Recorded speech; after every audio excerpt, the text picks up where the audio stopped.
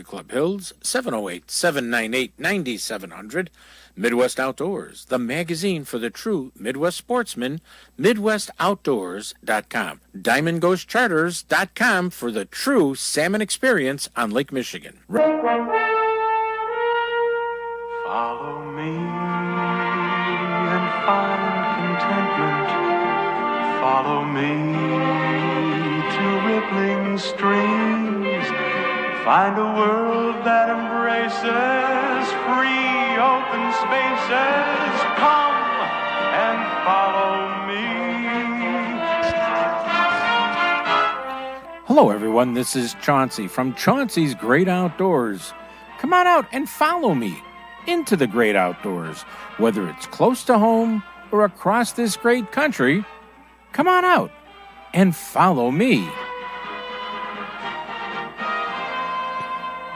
Well. Hey, everybody. Good morning. And this is Chauncey. Yep, it's the Chaunce Man on Chauncey's Great Outdoors, broadcasting to you from where else? The Owasso Scout Reservation in just east of Whitehall, Michigan. Having a great time with all the kids out here and the adults, and it's just a marvel. A little bit wet this week, but it was a lot of fun, you know? Hey, I mean, please, number one thing for this weekend going into next, be careful with this heat. I mean, I know, and I had a little bit of firsthand experience. I hate to tell you this. 2 weeks ago? I think it was roughly 2 weeks ago. Please be careful with this heat because you need to stay hydrated. And hydration doesn't mean soda, energy drinks, beer, wine. All this stuff that, you like to enjoy, but it means water. A couple of weeks ago, when I was doing the forest preserve thing in the Daily Center, I was a little dehydrated and I got a little bit of and I never had that in my life. And that's because of a little change up in some medications that I take on a daily basis. And it was like, hey, it's going to be a hot one this weekend. So please monitor yourself, monitor your friends. If you've got some older friends, neighbors, relatives, just, knock on the door and say, hey, you okay? If his air conditioning's not working, invite him over to your house and watch TV with him. But please be careful the next 4 days because it's going to be brutal. And if you have to do something outside, you know what? Why don't you do it, early in the morning, like right now. Put your headphones on so you can listen to me. But it's going to be a tough one out there. Oh, man, we got a lot of stuff to cover today. We've got couple of great guests. We've got to get and hopefully a few other things. We'll have fishing reports. We've got some DNR reports on different things. Hopefully I want to get to a little tidbit I picked up about a bear. How should I put this? In Michigan, I think it was Michigan. I don't have the note in front of me. Where they bait for bears, and they fill like big plastic drums with donuts. And they make a hole so the bear can kind of reach in there to get it out. Well, this young bear got his head stuck in the hole, and he couldn't get it out for 2 years. 2 years. This bear was running through the woods with the cover of a 55-gallon plastic drum on his head. They finally got the bear. They took it off. He had some cuts and marks on his neck, but otherwise he was okay. But please, if you're going to do that, definitely check out the rules and regulations for baiting bear in the areas that you're using. A lot of times it's calling for a 22-inch hole so the bear can get his head in and get his head out. But, just think of yourself walking around with a collar of shame like they put on dogs when you go to the vet and they do some, surgery or whatever to the dog, and they put that collar of shame. That bear's for 2 years been walking around with that in his head in the woods. So that be careful on there. But let's, I want to talk about a little bit of this week's show. First of all, I got to wake up. Well, he's awake. I know he's awake. The guy gets up at 4 a.m. Captain Tony. He's going to be sitting on the dock of the bay, or known as Winthrop Harbor, waiting for us to give him a call. Then we have Dave Dwey, guide service out of Wisconsin.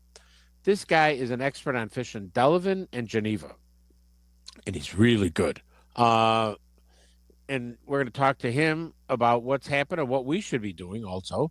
Then following that, we're going to have Brian Carr. He's the first-time high school bass fishing coach this year for his team in Wakanda.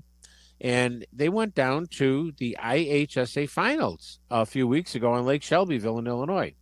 He'll tell us hear from what he did, how did the team do, and it was an interesting experience for him because, your first year and you get to go to the big dance. Oh, yeah, you can't go wrong with that. And then, last but not least, we have the Aiden fishing report from Western Michigan. Looking forward for that today. And we'll have some fun with that. So let's, not pass up all the other things that we got going on out there. And, I always, you need to tell all your friends. That's right. You need to tell all your friends about Chauncey's Great Outdoors. It's very important to do that. And tell them to listen to us because we have to spread the faith. We have to spread the gospel of the great outdoors. Oh, God, that's a good line. What was the other thing that somebody called me? Someone called me the concierge of the outdoors. I said, well, it's kind of put that on my business card now. But that'll be, I know I'm getting a little goofy here, but that's okay. But we're going to have that, and we're going to try to get so much going on in today's show. And really, it's all for you. That's right. You are our listeners. You're the people who enjoy the great outdoors. So I tell you what, let's get I hear the telephone. I can see the telephone on my screen here that says that somebody's waiting online. Let's hear from Captain Tony. I'm sitting on the dock of the bay, watching the tide roll away. Well, you must be sitting on the dock waiting for me or somebody else to show up. Captain Tony, what's up? Hey, good morning. Yeah, sitting on the dock of the bay right now, waiting for people to come down. Dock of the bay, waiting time, all the... Okay, stop singing. Yeah, we're wasting time fishing, but it's a good thing. It's a good thing. Cohos around. There's a lot of cohos around, chunky cohos. We did see a couple nice rainbows the other day. The water surface is warming up. I think it was like 60 degrees, but that's the surface. Below that, it's pretty cold. Mm-hmm. I'm moving out a little further, like 120 to 150. Seems like there's a little better action for me, at least out there. Mm-hmm. Everything from, I would say, 75 on up to the top has been working. Yellowbirds, kind of iffy right now. A lot of downriggers, dip sea action, and some coppers, 200 to 300. Some long cores, a 10 color, 8 color, 7 color seems to be producing some fish, mostly cohos. Kings very early in the morning. You'll see a few when the sun comes up. You got to find them, see where they went. Mm-hmm. But otherwise, all fishing is really decent right now. Good. We got to get out there and get them. And if somebody's looking to get a hold of Diamond Ghost Charters and Captain Tony and get out there and do a little bit of early morning king or whatever kind of coho fishing, what do they do, my friend? I would have them call me at area code 847-366-0741. If I don't answer, I'm probably netting the fish or doing something at the back of the boat. Please leave me a message, or you can even text me, and I'll get back to you as soon as I'm done. Okay, what was that number again? 847-366-0741. And always check out the great photos on diamondghostcharters.com and like him. Go to Facebook for Diamond Ghost Charters also, correct? Correct. All right, Tony, we'll see you in a couple of hours, okay? All right, good fishing, everybody, and be safe out there. All right. You're listening to Chauncey on Chauncey's Great Outdoors. You know us. Hey, we know the outdoors.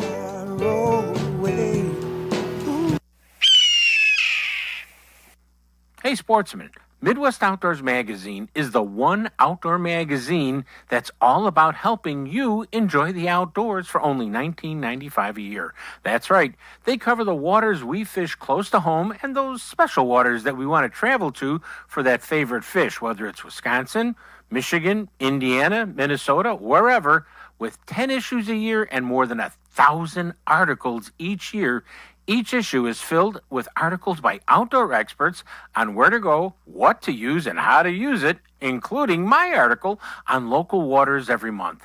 You also learn from local and regional experts with the monthly marked lake maps, full access to the Midwest Outdoors Digital Edition, Insider Weekly newsletter, and much more. So go to MidwestOutdoors.com and sign up today. You can't go wrong. Hey, sportsmen, boat prices have dropped at Waterworks Marine with Lund rebates as high as $5,000 on 2025s that are in stock.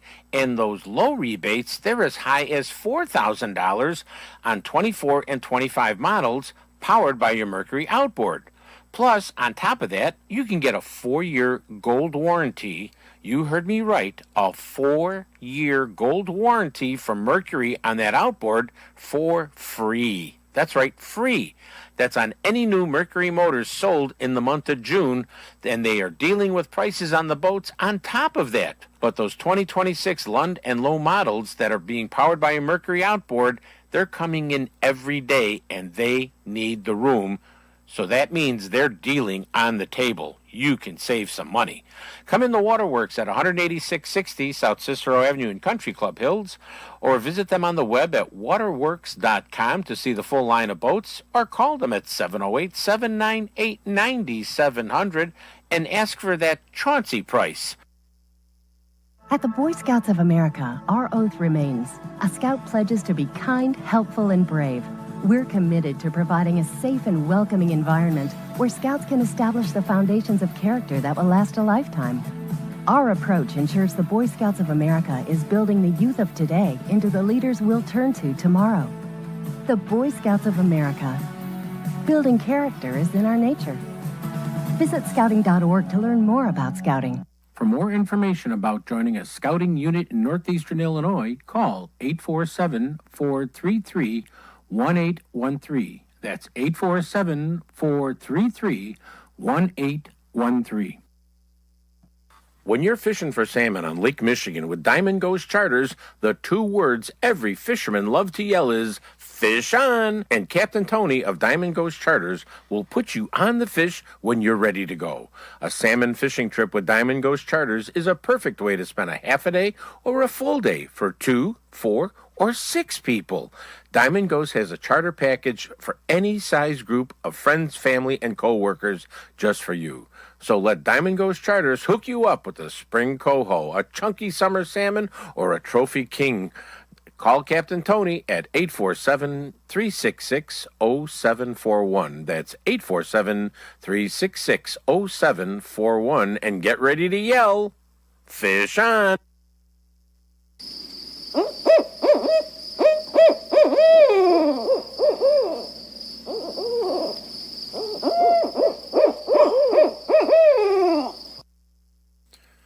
This segment is being brought to you by Diamond Ghost Charters. Give them a call at area code 847-366-0741 and get ready to yell, fish on! It started out just like any other. This is Kevin Van Dam, and you're listening to Chauncey on Chauncey's Great Outdoors. That sucker almost pulled me in. Monster Bass. The drag of my reel was smoking. Monster Bass. Please don't break my line. The sun was coming up over my favorite little bay. Hey everybody, welcome back to Chauncey's Great Outdoors, and on the phone with me, when, you hear me read his reports on the air every week, but when he says this is the best fishing on Delavan Lake in 30 years of him being a guide, you get my attention, Dave. You got my attention. What's going on? Well, we had a really cool spring, so the bluegills are just finishing spawning. They're about 2 weeks late. Mm-hmm. And honestly, last week I had a couple 11 inchers, and I've never seen 11-inch bluegills in southeastern Wisconsin. An 11 inchers? Oh yeah, I caught 2 last week, and all the fish are in the same depth range in the mid-range weeds, between 12 and 14 feet of water. The walleyes haven't been very big, though. There have been about 14 to 16. I haven't caught any really nice ones, the 18 pluses that are legal to keep. Mm-hmm. But there's been a lot of fish. The smallmouth bass have been biting, the largemouth bass. It's been great. And, it's... how many acres is Delvin, do you know? 2,200. 2,200? Okay. Yeah. So, I mean, it's roughly. it's a good size. the last time I went to Delavan, we were catching bass, we were catching bluegills, we were catching a couple of perch, we didn't catch walleye that day, but then we started fishing the outside weed lines. Oh, yes. Oh, baby. Though, and they weren't hammer handles. These were pike with space between their eyes. Oh, yeah. That's about a week away where the northern go out in the deep weed line. Yeah. I'm still catching them on slip bobbers in the same depth range, 12 to 14. Mm-hmm. I'm using medium suckers, and I'm using a big slip bobber. I'm either getting big bass or I'm going to get pike. That's good. That's good. I mean, and like I said, hey, either one is a good fish. Don't think that they're a bad fish. But, you said that, the bass numbers were so high. That intrigued me. They're done spawning. They're looking probably to eat up again. But, I mean, why do you think that they're doing so well this year on Delavan? I have no idea. I mean, the average size is substantially higher than last year. Mm-hmm. They aren't as schooled up yet. I don't know, because the water's not warm enough. Mm-hmm. Once later in the summer, the largemouth bass school up on hard bottom structure. Mm-hmm. They're not there yet, so it's like you fish a spot, but there's one or two fish, but then one or two fish fill in, and so you can pretty much sit in one spot, and you'll catch fish. It's not fast and furious like when they're schooled up, but it's constant action. Hey, if it's constant action, you're having a field day. Now, what's the forage? I mean, what are everybody eating? Is shiners? Are they eating perch? What seems to be on the bottom end of the table?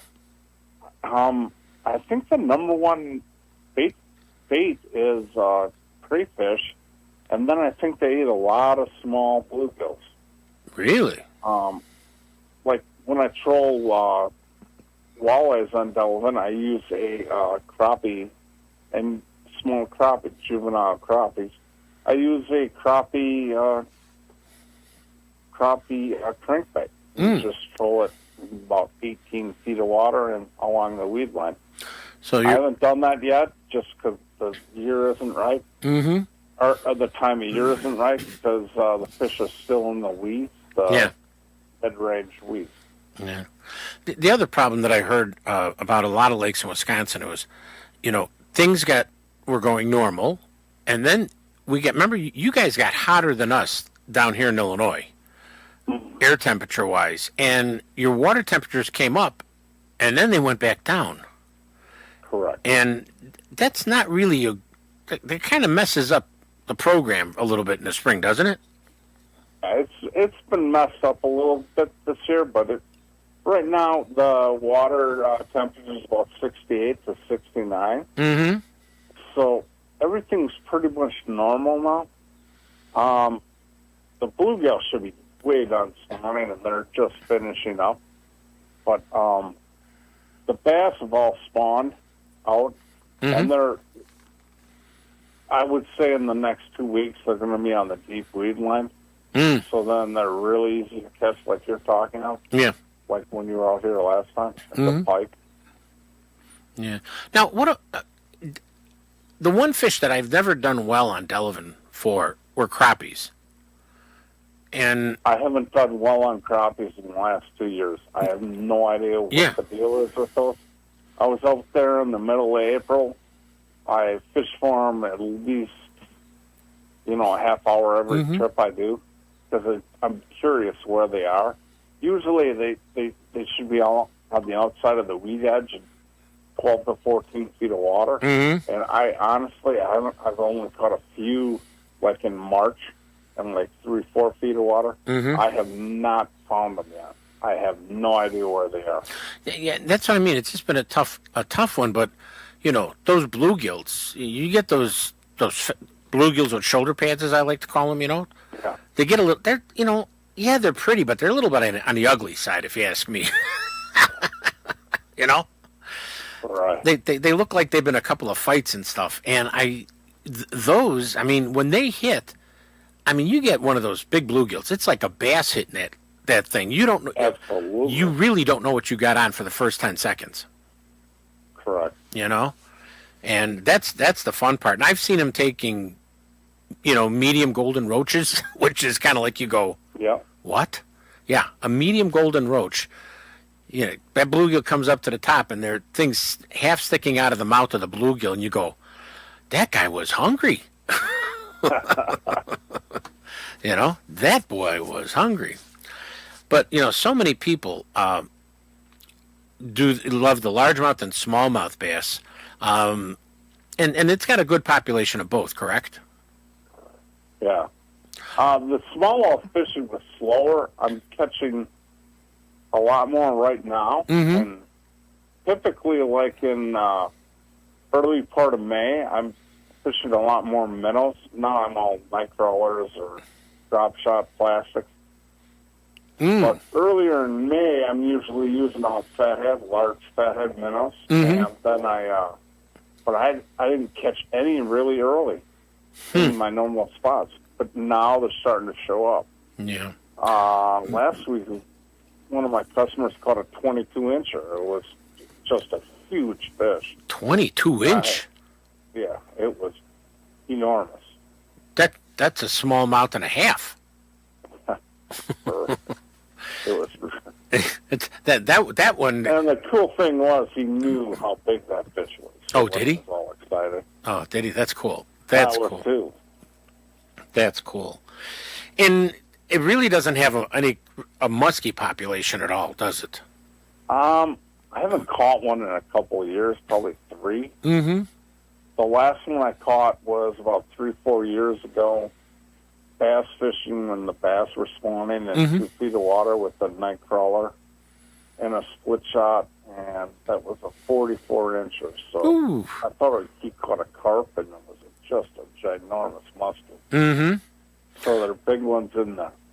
Oh, yeah. I mean, there are, but I mean, a lot of times when you're going to try that muskie fishing, you're going to wind up getting pike on Delavan. Correct. And there's nothing wrong with Nothing you can do. Nothing you can do, and it's okay to catch those pike. It's fun. Yeah. It's fun. It's a hoot. Whether you've got a large bait underneath a bobber, and then you're casting whether a crankbait or a spinner, or you're fishing for bluegills, one of the two. There's nothing wrong with that at all. And this, I think it's gonna hold pretty well for another month or two. I agree. Before it starts getting a little too warm. And once it gets warm, the fish just move deeper on the weed line. That's all they do? Yep. And then once you feed if you find a key location, the bass will school up. Mm-hmm. I mean, there's been many trips where I go to one spot for 4 hours and we catch bass every, all 4 hours. That's fun. And then the bluegills do the same. They just come off the weed line and 17 to 19 feet of water. Mm-hmm. Just go over the top of them. A leaf worm on a split shot or whatever, slip bobber. Oh, you can catch them. Now, everybody, we're talking. Very easy lake to fish once it gets warm. Yeah, everybody, we're talking with Dave Dwey from Dave Dewey's Fishing Guide Service. He's been around as long as I've been around. I outlasted Bill Bowman at the Sun Times. Yeah, you did. I've been writing fishing reports for 25 plus years, and he finally retired. Yeah, he finally retired. So Dave is now sending me his fishing reports, and I'm posting them on all of my sites that I have, so people can get out and enjoy it and see what's out there. The other thing I wanted to say is, when you go out, someone goes out with you. What is it? A 2 or 3 person can go out with you? It can be 2 or 3. 2 or 3. I have a 21-foot boat. Oh, okay. You got a good boat then. And if it's a husband and wife and 2 small kids, I can do that too. Mm-hmm. And I know you get the biggest kick out of fishing with people who aren't well-seasoned anglers because you see the excitement in them, Exactly. Exactly. And kids, you're a squish for kids. I know you are. You're such a squish. But it's so much easier for everybody when you go out with Dave. Leave your stuff. Unless you're going to fish another day by yourself somewhere, leave your stuff at home. Dave has everything set up the way the fish are biting, the lines, the leaders, the drags, everything is set up, right, Dave? Correct. So use his stuff. He wants you to use his stuff, okay? And you'll catch more fish using Dave's stuff. And really, you're just going to have way too much fun with Dave, Dewey. And, a lot of times little children don't know how to use spinning. I have the spin cast, the closed face reels. A lot of times I need to know if we have smaller children, like 6, 7, 8 years old, so I can get enough small life jackets for the people that come on board. Sure. I have all adult stuff, but if I know, then I make arrangements and get the right appropriate life jackets because that's very important. Everybody, that just shows you what kind of a conscientious guy Dave is, because, hey, you're going to have a couple little kids, he's going to make sure he's got those life jackets. He'll have them. If he knows that you're bringing the kids, that's all you need. Hey, Dave, if somebody wants to get a hold of you to say, hey, Dave, I want to go out with you and catch all of this great fishing, how do they do that? What's the best way?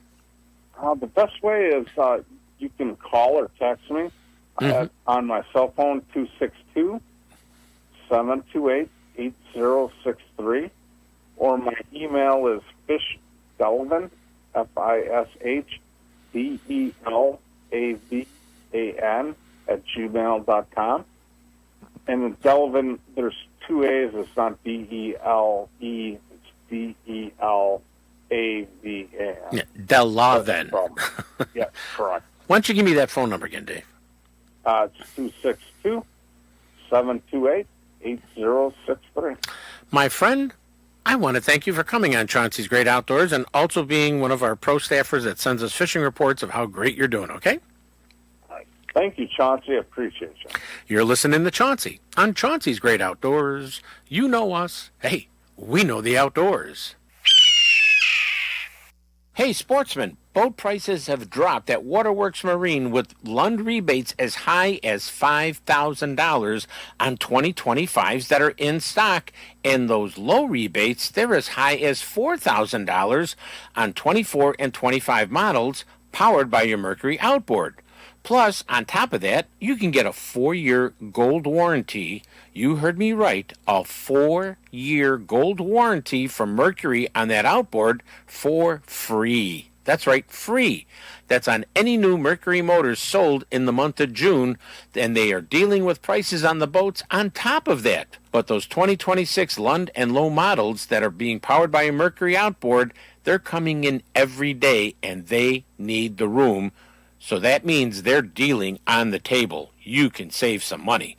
Come in the Waterworks at 18660 South Cicero Avenue in Country Club Hills, or visit them on the web at waterworks.com to see the full line of boats, or call them at 708-798-9700 and ask for that Chauncey price.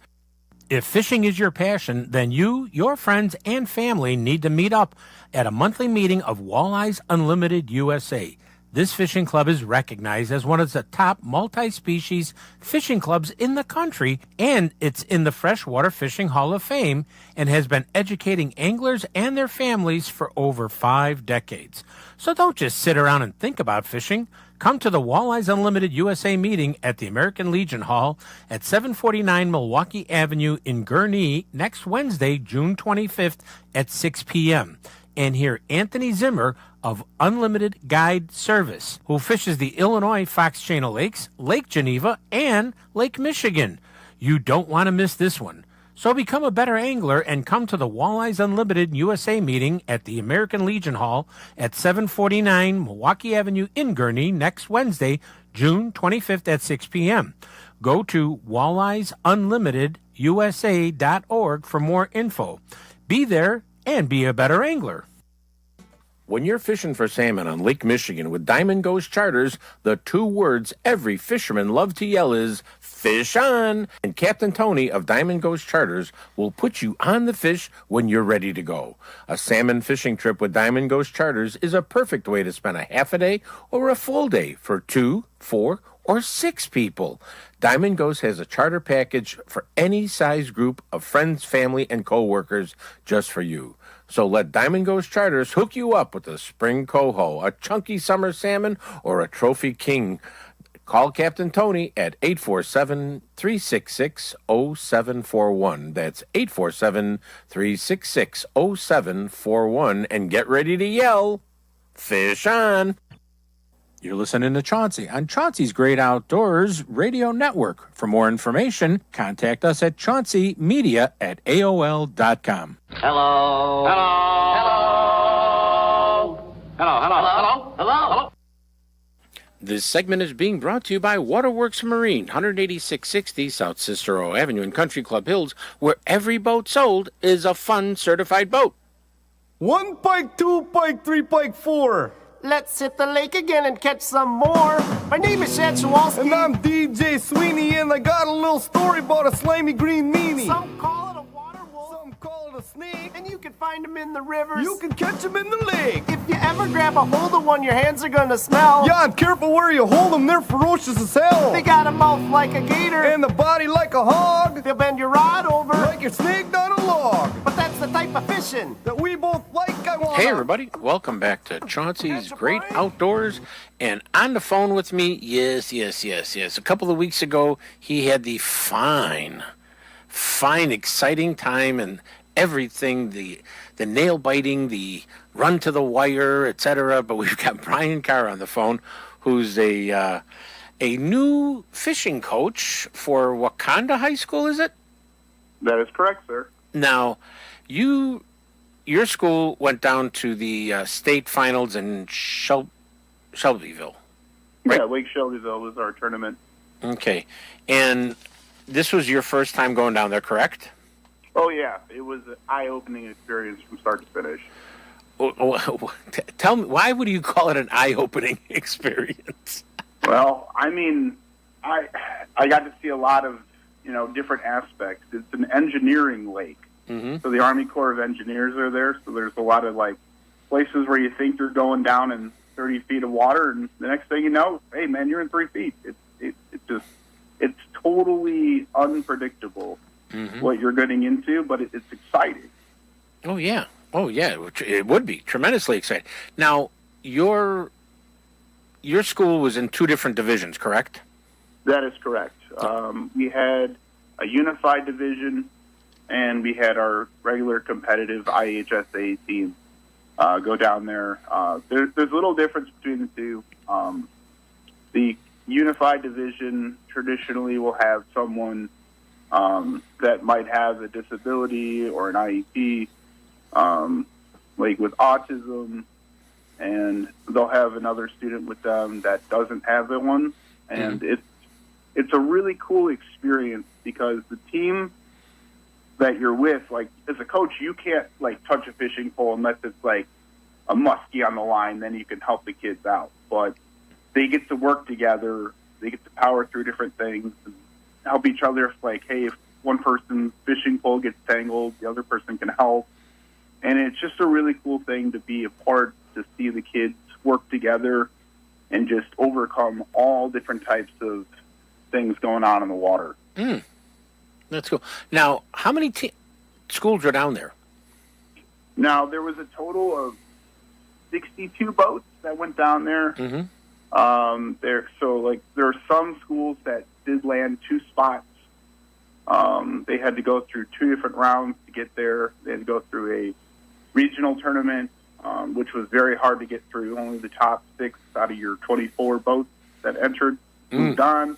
We got the 6th spot, believe it or not, for our competitive. For our sectional, it was out of the 30 boats that only the top 10 got to move on, and we got that 9th spot to go to send our 1 down for the competitive out of that 60. And then for unified, there was 8 slots available, and we filed the paperwork. We put it down there pretty early in the year to go down there. There were supposed to be 4 boats that were on the docket at the time, but it's a travel. It's just a few hours away.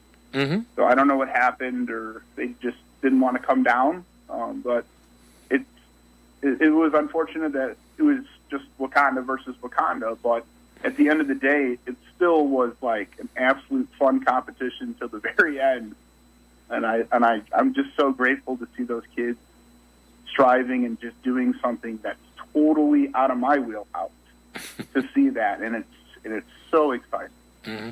Now, on the competitive side, team was in the, I don't know what they call it, the regional or sectional or whatever. There's a new name for it this year.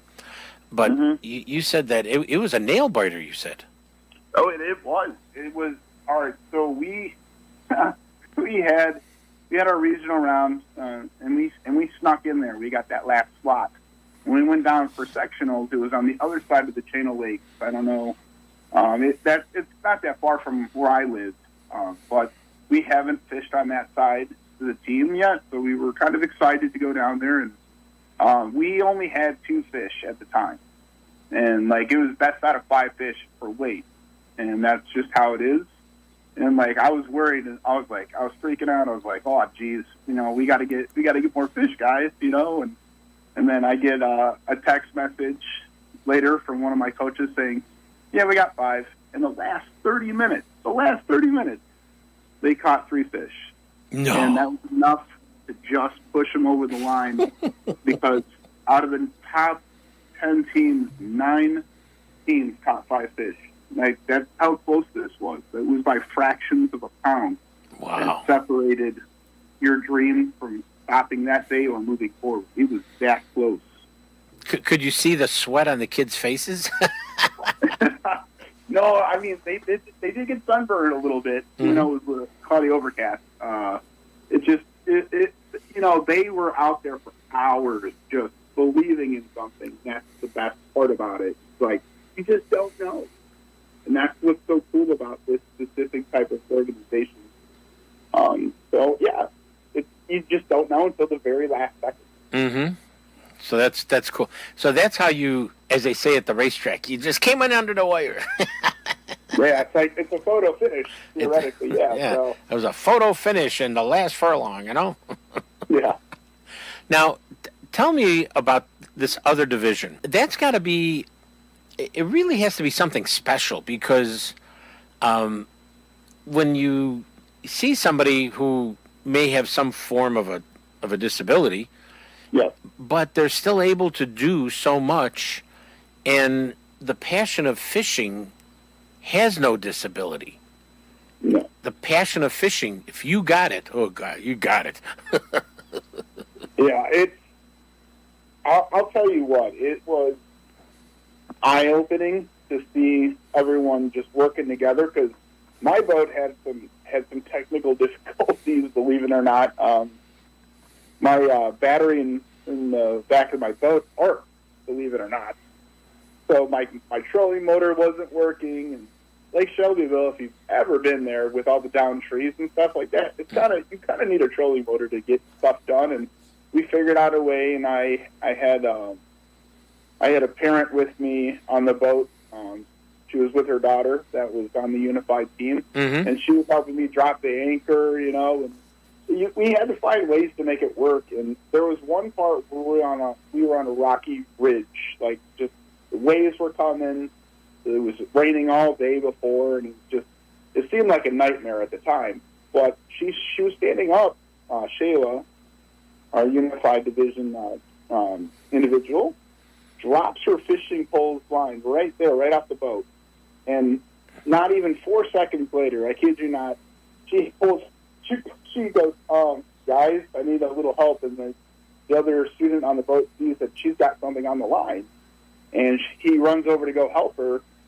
And it was like a 5-inch bluegill out of nowhere that she got. And we're all so excited that we finally caught a fish. We were so excited for her. And she got to hold it in a picture. She was so brave the whole time, getting to see her develop from start to finish when I joined onto the team up until the very end of the finale, in the award ceremony. It was so cool to see her just pull up a fish and just be so excited about it. And I asked her at the end of the tournament, I said, well, what was your favorite part? And she explained, my favorite part is when she goes the boat really fast.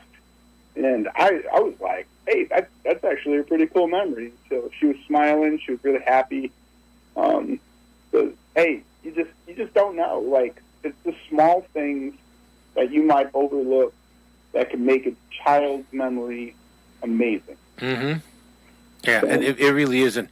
People don't realize, and I'm getting a little verklempt here, because you do it because you like to do it, okay? You're having fun. You're teaching somebody. You don't think what you are doing. And I, and I'm not trying to, I am not tooting my horn, please people. But I mean, people come up to me and says, you showed me this, or you taught my kid this, or you spent time with my child and did this, or, you came and talked to my child when, he was not doing well physically and he was going to die. And you gave him time and stuff. And it's the little things that you do as a coach that, and a volunteer that just is going to, just for years, it's going to down the road, And that's really a great feeling you should have as a coach, volunteer, or et cetera, for the school. I mean, that is so fantastic. Really, I mean, I'm so proud of you guys and all the coaches that were part of this whole tournament throughout the state of Illinois. Because, I remember when that we first started this, because all of this started in Illinois, X years ago, and we had the people from IHSA come up to Chicago. And they were like, well, we're here because we don't think there's enough lakes for the schools to fish in. And I go, what? Oh, yeah, there's a ton of water with fish. I can promise you that. Yeah, and we took them out all day, the Forest Preserve District, and we showed them all the Forest Preserve lakes. We showed them other lakes, and we showed them a map and everything else. And the guy goes, man, I just thought this was concrete and street lights. And we're like, no, come on, this is great. And so it's just a great item that we're able to show people, and from that it has from Illinois, it just spread across the country to the like a wild, I don't even like a bad cold. It just went across the country, and because now they have a high school tournament, and there's 400 boats in it. In a national tournament, the colleges are giving the scholarships to fish on a team, and the greatest thing about that is, as you well know, is that you don't have to be that 6'8" basketball player. You don't have to be that 300-pound lineman. And Brian, this that here was a kid. It's him or her. And notice how I said her against that fish. And, it's such a great feeling. It really is. I mean, I can't even tell you. It's pretty incredible. I do have to agree. Just it's anyone's game when you really go out there, because you just, we caught a 9-inch largemouth bass later that day. It just wasn't long enough for the tournament, to keep, and put it on record. And when we were weighing in both boats, you still had to go through the whole process of going through the, getting your boat out, going there anyway, regardless if you caught nothing or if you caught everything. And they brought us on stage. And I think the guy from Major League Fishing, that was really cool. He said the one adage, I think, about fishing, it goes, that's why it's called fishing and not catching sometimes. Oh yeah. And I think that part, like, I'm going to remember that exact moment forever. I kind of started smiling and laughing a little bit when I was on stage, because I was like, yeah, it's true. He's not wrong. And like the kids, our kids went through the whole process. We walked off stage, and then they weighed the other unified boat in for Wakanda, which was Robbie and Michael. And they brought us back on stage, and like we went through like a lot of trials and tribulations just to be a part of it. This lake was something else. You know, I'm never going to forget it, but hopefully next year I'll be down there again and representing the unified division, and hopefully our competitive team makes it all the way down there again. That's cool. And they gave us this runner-up trophy, and I thought, oh my God, this is so cool. These kids are going to remember this moment. Like, they handed me the trophy, and I was like, I don't want to hold the trophy. You guys did this. You know, I was here to help you guys live your dream. Yeah. You know, one other thing, Brian, I want to mention before I have to let you go, is that, you know, there's hundreds of high school teams across the state of Illinois. A lot of these schools, and I'm not saying Wakanda, not Waukegan, I apologize, Wakanda. Oh, it's all good. Yeah, but, you know, it's like if you've got time, you know, they're always needing, you know, people to drive a boat. Kids can't drive a boat, you know, and you don't. Oh, yeah, that's true. You know, and if there's fishing gear you have, or maybe you want to, you know, be nice at Christmas time and, you know, go out and spend a couple $100 in lures, topwaters, and line and different things, and give it to the fishing club of a high school near you. You're giving, you know, you're giving a kid a pair of Nikes. Okay. You know, that's what you're doing. And they can use the help, you know, because we all know, I just looked at a surface lure and I almost had a heart attack. It was $17. I'm like, Jesus, you know. But I mean, here's a way you can help a local high school team fish a kid's dream down the road. And don't be afraid to call the local high school and say, hey, do you got a bass fishing coach? I'm sure somebody in the office will give the right number out, right? Yeah. Yeah. Well, my friend, I have to say thank you and congratulations on your, you know, trip down to Shelbyville and all the great times that you had with the kids. And once again, everybody, we're talking with Brian Carr, the new bass fishing coach this past year, and went to the big dance down in for the IHSA bass fishing tournament down in Shelbyville. So once again, my friend, congratulations. You, your team, everybody there, both divisions. I can only say we are all proud of you. Well, thank you very much. Thank you for your time. Okay. You're listening to Chauncey on Chauncey's Great Outdoors. You know us. Hey, we know the outdoors. Hey, sportsmen, boat prices have dropped at Waterworks Marine with Lund rebates as high as $5,000 on 2025s that are in stock. And those low rebates, they're as high as $4,000 on 24 and 25 models powered by your Mercury outboard. Plus, on top of that, you can get a 4-year gold warranty. You heard me right, a 4-year gold warranty from Mercury on that outboard for free. That's right, free. That's on any new Mercury motors sold in the month of June, and they are dealing with prices on the boats on top of that. But those 2026 Lund and low models that are being powered by a Mercury outboard, they're coming in every day, and they need the room. So that means they're dealing on the table. You can save some money. Come in the Waterworks at 18660 South Cicero Avenue in Country Club Hills, or visit them on the web at waterworks.com to see the full line of boats, or call them at 708-798-9700 and ask for that Chauncey price. At the Boy Scouts of America, our oath remains. A scout pledges to be kind, helpful, and brave.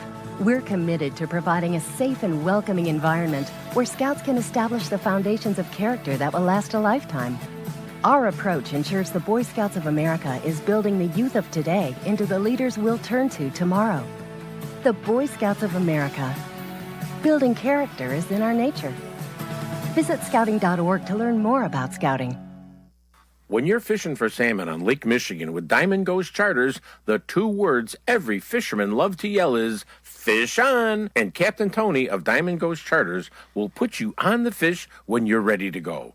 A salmon fishing trip with Diamond Ghost Charters is a perfect way to spend a half a day or a full day for 2, 4, or 6 people. Diamond Ghost has a charter package for any size group of friends, family, and co-workers just for you. So let Diamond Ghost Charters hook you up with a spring coho, a chunky summer salmon, or a trophy king Call Captain Tony at 847-366-0741. That's 847-366-0741. And get ready to yell, fish on. If fishing is your passion, then you, your friends, and family need to meet up at a monthly meeting of Walleyes Unlimited USA. This fishing club is recognized as one of the top multi-species fishing clubs in the country, and it's in the Freshwater Fishing Hall of Fame and has been educating anglers and their families for over 5 decades. So don't just sit around and think about fishing. Come to the Walleyes Unlimited USA meeting at the American Legion Hall at 749 Milwaukee Avenue in Gurnee next Wednesday, June 25th at 6 p.m. And hear Anthony Zimmer of Unlimited Guide Service, who fishes the Illinois Fox Channel Lakes, Lake Geneva, and Lake Michigan. You don't want to miss this one. So become a better angler and come to the Walleyes Unlimited USA meeting at the American Legion Hall at 749 Milwaukee Avenue in Gurnee next Wednesday, June 25th at 6 p.m. Go to walleyesunlimitedusa.org for more info. Be there and be a better angler.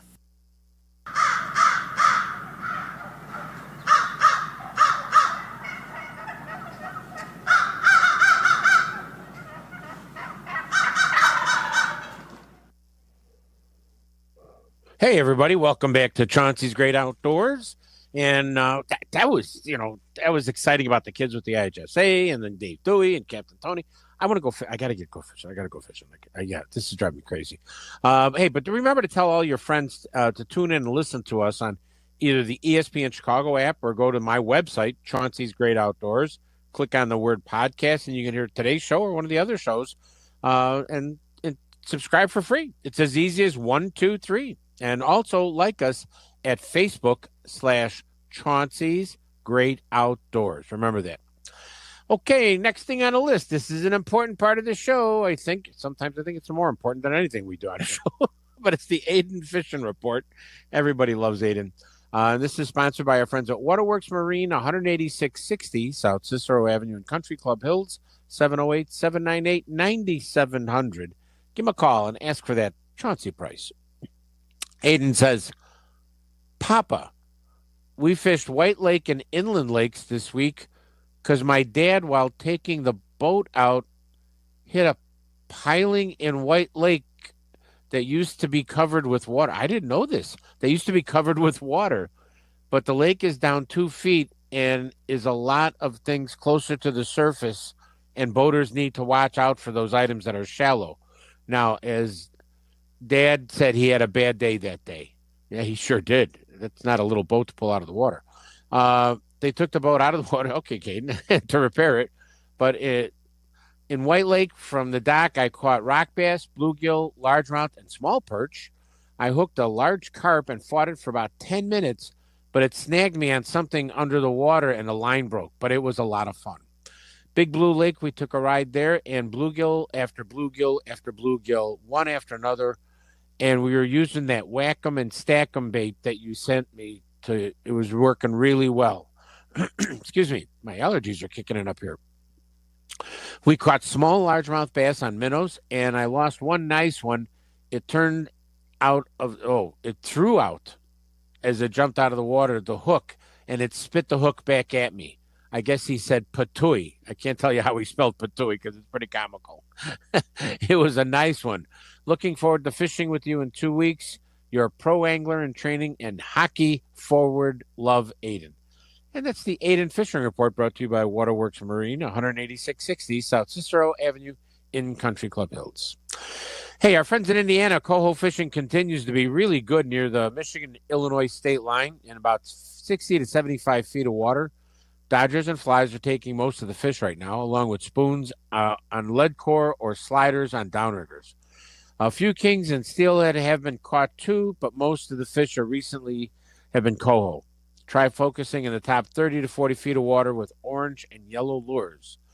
Perch are wrapping up their spawn, and a few anglers are trying for them and have not seen a whole lot of success, but have caught few. Those little tributaries, Trail Creek, Calumet River, Salt Creek that are in Indiana? Anglers have been catching a decent number of steelhead That's the summer run Scamanium. Ooh, these guys fight. They fight. Oh, my God, I love them. And so, check that out. Many steelhead die after being released when the water temperature is 70 degrees or above. So please respect that. And, be nice to your fellow anglers. Don't trespass on somebody else's property because there is large sections of that are private property shoreline. Okay? Up in Hayward, Michigan, yeah, hey there, my friends. Muskie fishing is fair, but improving. Fishing in and around the rocks, reefs, and bays. Walleye fishing is fair to good. Fish the shallow weed lines and weed edges, 4 to 12 feet of water. Late into the evening, that means dark for everybody. Pike fishing is really good to very good around shallow to mid-depth weeds. I love pike fishing. Oh, my God. Give me a sucker, a big old bobber, and just hold on to the rod. Oh, let's go. Largemouth bass, excuse me, they're fair to good. They're pretty much done spawning. So they're kind of coming back around and thinking. Smallmouth bass fishing is also fair to good because of them being on the nest. Crappie, I don't want to call it good, but less than good. The water temperature and rain and a mayfly hatch. When the mayflies hatch in Wisconsin, the fish are full of something else than your bait. I can tell you that. Bluegills are in a lot of different places right now along the shoreline. Just check it out. Waxy worms, crawlers, plastic chunks, things like that. My friends at MLF said after day one of fishing the Tackle Warehouse Invitational, this is amazing. They're on the St. James River out east. 5 pros cracked the 19-pound, 5-pound and 15-pound mark all the way down to 17th place. Wow. Keith Poche got a 23.15 limit. Cal Lane got a 20.1. Mitch Crane got a 20. Chad Mrazek got a 19. This is the top 5, people. Bank Shaw from Tennessee got a 5 fish, 19.2. You get fish like that, that's going to be a tough. Oh, we're coming to the end of the show, and I still got 3 pages. But I like to leave you with a Native American proverb, and this is from the Seneca Nation. And it says, the more you ask how far you need to go, the longer your journey seems. The more you ask how far you need to go, the longer your journey seems. Remember that when the kids are in the back seat yelling, how far is it, Mom? How far is it, Dad? Please remember, we don't own the woods, the rain, the storm, and the fish we catch. We borrowed all from our children's children. I want to thank Justin Pottinger for being the board op and making it all work well as he does every week that he works the board for us. Take care, everybody. We'll see you next week right here. Where? On Chauncey's Great Outdoors. Take care.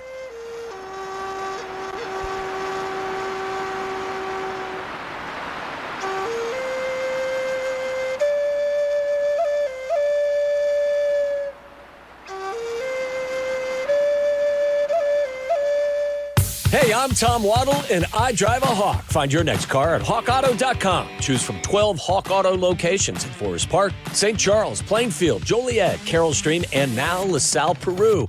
Shop thousands of vehicles from 13 big brands. Right now, save with 0% financing for 72 months or make no payments for 90 days. Find your next car at hawkauto.com and drive what I drive. Drive a Hawk. HawkAuto.com. $13.89 per month per 1,000. Finance on select models with approved credit. White Sox fans, we want to reward you with incredible experiences all season long. Enter the Ultimate Fan Sweepstakes for a chance to win the new White Sox City Connect swag package. This month's winner will receive a collection of exclusive City Connect merchandise, including a custom jersey, hat, and more. To enter, visit whitesox.com/sweepstakes. Every 40 seconds, a child is reported missing. That's 2,000 children every single day. It's a heart-wrenching reality that we can no longer ignore. Find the Children is a non-profit organization dedicated to helping find missing kids. You can be a part of their mission by donating your unwanted vehicle, running or not. Call 1-800-294-0222. We guarantee that you will receive the maximum tax deduction. We provide fast, free pickup with 24-hour response. Call 1-800-294-0222. 0222. Find the Children provides crucial resources to help find missing children and educational materials to teach kids how to recognize and avoid predators. Our recovery programs have a proven track record of reuniting kids with their families. It's time to act. Donate your unwanted or unused car. Help us build a world where every child is safe. Pick up the phone and call 1. This is ESPN Chicago, WNVP, WTBC, HD2 Chicago, a Good Karma Brands radio station. You mean to tell me that you went home and swiped the ball that was signed by Babe Ruth, and you brought it out here and actually played with it? Yeah! Are you one of those people that has to know how much the Babe Ruth ball is actually worth? I was going to bring it back, but it was signed by Babe Ruth! Yeah, you keep telling me that. Who is she? We'll keep it right here because today is your lucky day. The Sultan of What? King of Crack. The Colossus of Clout. The Colossus of Clout. Babe Ruth! It's time for Sports Collecting with Tom Morgan, sponsored by ERC Delivery and Huggins and Scott Auctions. The Great Bambino! Happy Saturday morning. I'm Tom Morgan with Robert Edward Auctions President Brian Dwyer. Vince Clementi from ERC Delivery. Our producer this week is Justin Pottinger, and we'll be joined around 7:25 by the Bulldog Chicago Journalism Hall of Famer John Bulldog Drummond. And our super sub is in for Nancy Huggins this week. Mark Potash will also be joining us for Which Ended Higher. And Justin, I'll tell you, the producers are on a roll. I don't know if you know this, but they're tied for first. 3 wins. 3 for Nancy, 3 for the producers, and 2 for Vince and the Bulldogs. So it's a battle. Good to be back, Tom. Good to be back. Now, it's been lucky for the producers. Justin, you sent me a picture of Shay Norling, was it, who pulled at the Cubs game a Paul Skeens all-star jersey card out of a pack? Yeah, super cool. At Wrigley? Yeah, I sent you that video, and the funniest part, Shay opens the he opens the pack, goes through them, sees the Skeens card, immediately just says, I need to go home. I need to leave. I need to go home. That's pretty cool. If the Cubs are giving those out, I think that's a good idea to give out some packs, maybe certain days during the year or whatever, but that's a good idea, and throw some inserts in like that. The White Sox should do that too. All baseball teams should do that. Sure. That's a good idea. I'm on my way. Yeah. Vince will be like, how many tickets can I buy? Can I buy this row and get a pack for every... Okay, well, now back to the basics. We've got, if you go to collectrea.com, the REA June auction bidding ends tomorrow. Robert Edward Auctions. There's some big cards, Brian. Things, I'll tell you, when I write down prices like Friday night, I have to check them Saturday morning because a lot of times there's a jump, especially when they're ending on Sunday. But Brian, now I'm going to read off some of the current prices, or the prices as of about an hour ago, but people can still get in to bid on cards if they go to collectrea.com and they see something they want to bid on, correct? That's right. Yep. You can go to the website. You can sign up all weekend and still place your bids. All right. Very good. There's the highest price card, I believe, right now, a Babe Ruth 1933 Sport Kings card number 2 in a PSA 7. A high grade for that card is at $30,000. That I imagine there's not a lot of higher than PSA 7s around there, Brian. There's a couple, but you're right. I mean, a 7 for that card is very high grade. Old card of Babe Ruth, popular card of Babe Ruth. We sold an 8.5 a couple auctions ago, but 7 certainly pretty high. Oh, do you remember how high the 8.5 went? I don't. I think it might have been in the $80,000-$90,000 range. It was an SGC card. Wow. But I don't remember off the top of my head. Okay. Another card, I think this is a really great looking card. Gordie Howe signed 1954-55 Topps card number 8, graded PSA 3 with a 10 auto. That was at 2,200 last night, 2,700 this morning. Who knows where that'll end by tomorrow night. Pete Rose, 1964 Topps card number 125. That's his second year card, but to me, a cool looking card. I like those Topps trophy cards. In a 7, that's a pretty good grade for that card, 1,150. Now, it's not just 60 years old and older cards that are in the Robert Edward auctions and the Huggins auctions. There's a Aaron Judge 2013 Bowman Chrome Draft autograph card, and that's graded, that's a refractor too, graded PSA 9 Auto 10. That's at $3,100. So make sure you can search for some of the current hot guys, and you're going to find some of them in there in the Robert Edward auction. Otto Graham, 1950 Bowman rookie, SGC 8, card number 45 is at $3,100.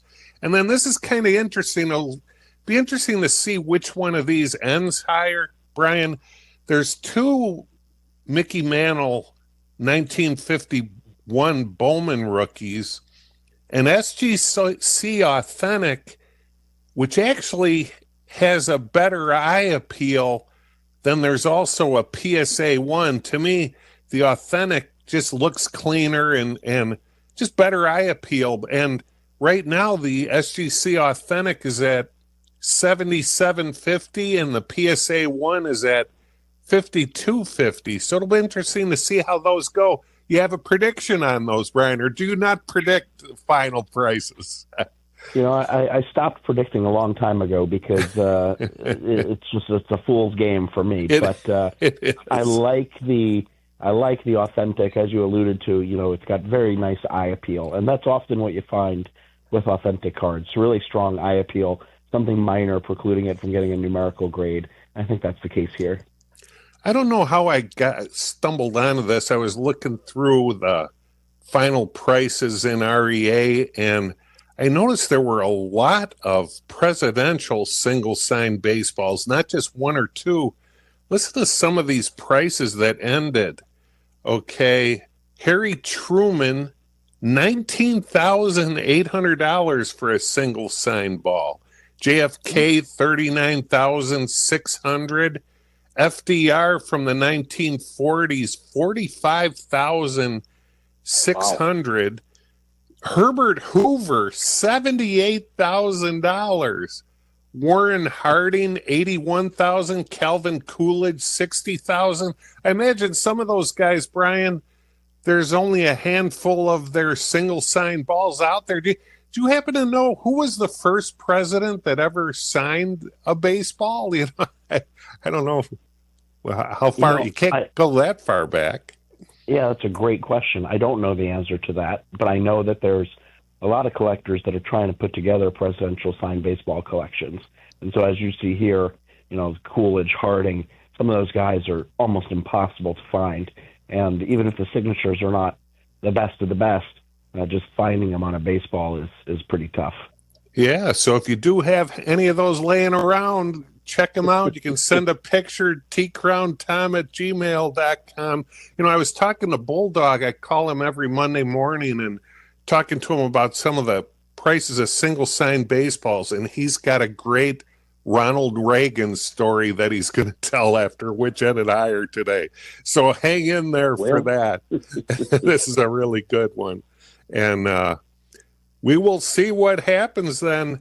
You know, speaking of people that have things that and sending emails, I've been getting, I got in a nice collection from a listener. It was a small collection, sent it to Huggins and Scott for the summer auction. It did have 3 Mantle cards, including, I really love the look of this card, a 57 Yankees slugger card with Mickey Mantle and Berra both on it, and a 1961 MVP card. It had rookie cards, Billy Williams, Lou Brock, Gaylord Perry. So I don't know if any of those will be worth getting graded, but We send them in and have Randy at Huggins look them over, and then he contacts the listener, and they talk it over whether it would pay to have anything graded. So we'll see what happens with that. And I'm picking up a couple. I'm not going to mention what these are. I've got a couple really nice collections on the line that I'm going to be sending in. And after they're in, I'll talk a lot about them. But here's another one that I got a question from a listener on. And we'll just say it's from CK. And he clearly is an attentive listener because he says he wanted to get my opinion advice on the best way to go about selling his dad's cards. He took a bunch of pictures. He goes, on your ESPN radio show, I heard you discussing selling these in big groups raw as opposed to getting everything graded. With that said, there might still be a few worth getting graded, for example, the Mickey Mantles. And I said to him, man, you've been paying attention during these shows, which is awesome. But he has complete sets, and he had stuff. He showed me pictures, which they didn't all come through if you sent too many, but you could see he had 56 through 61 in binders. I don't know if they were complete sets. But, Brian, let's say those aren't complete sets, but they have mantles and some of the other stars, then we go through those. The guys at Huggins would go through them, and anything that pays to get graded, they contact the listener and work that out with them. That happens. Go ahead. That happens all the time. Yeah.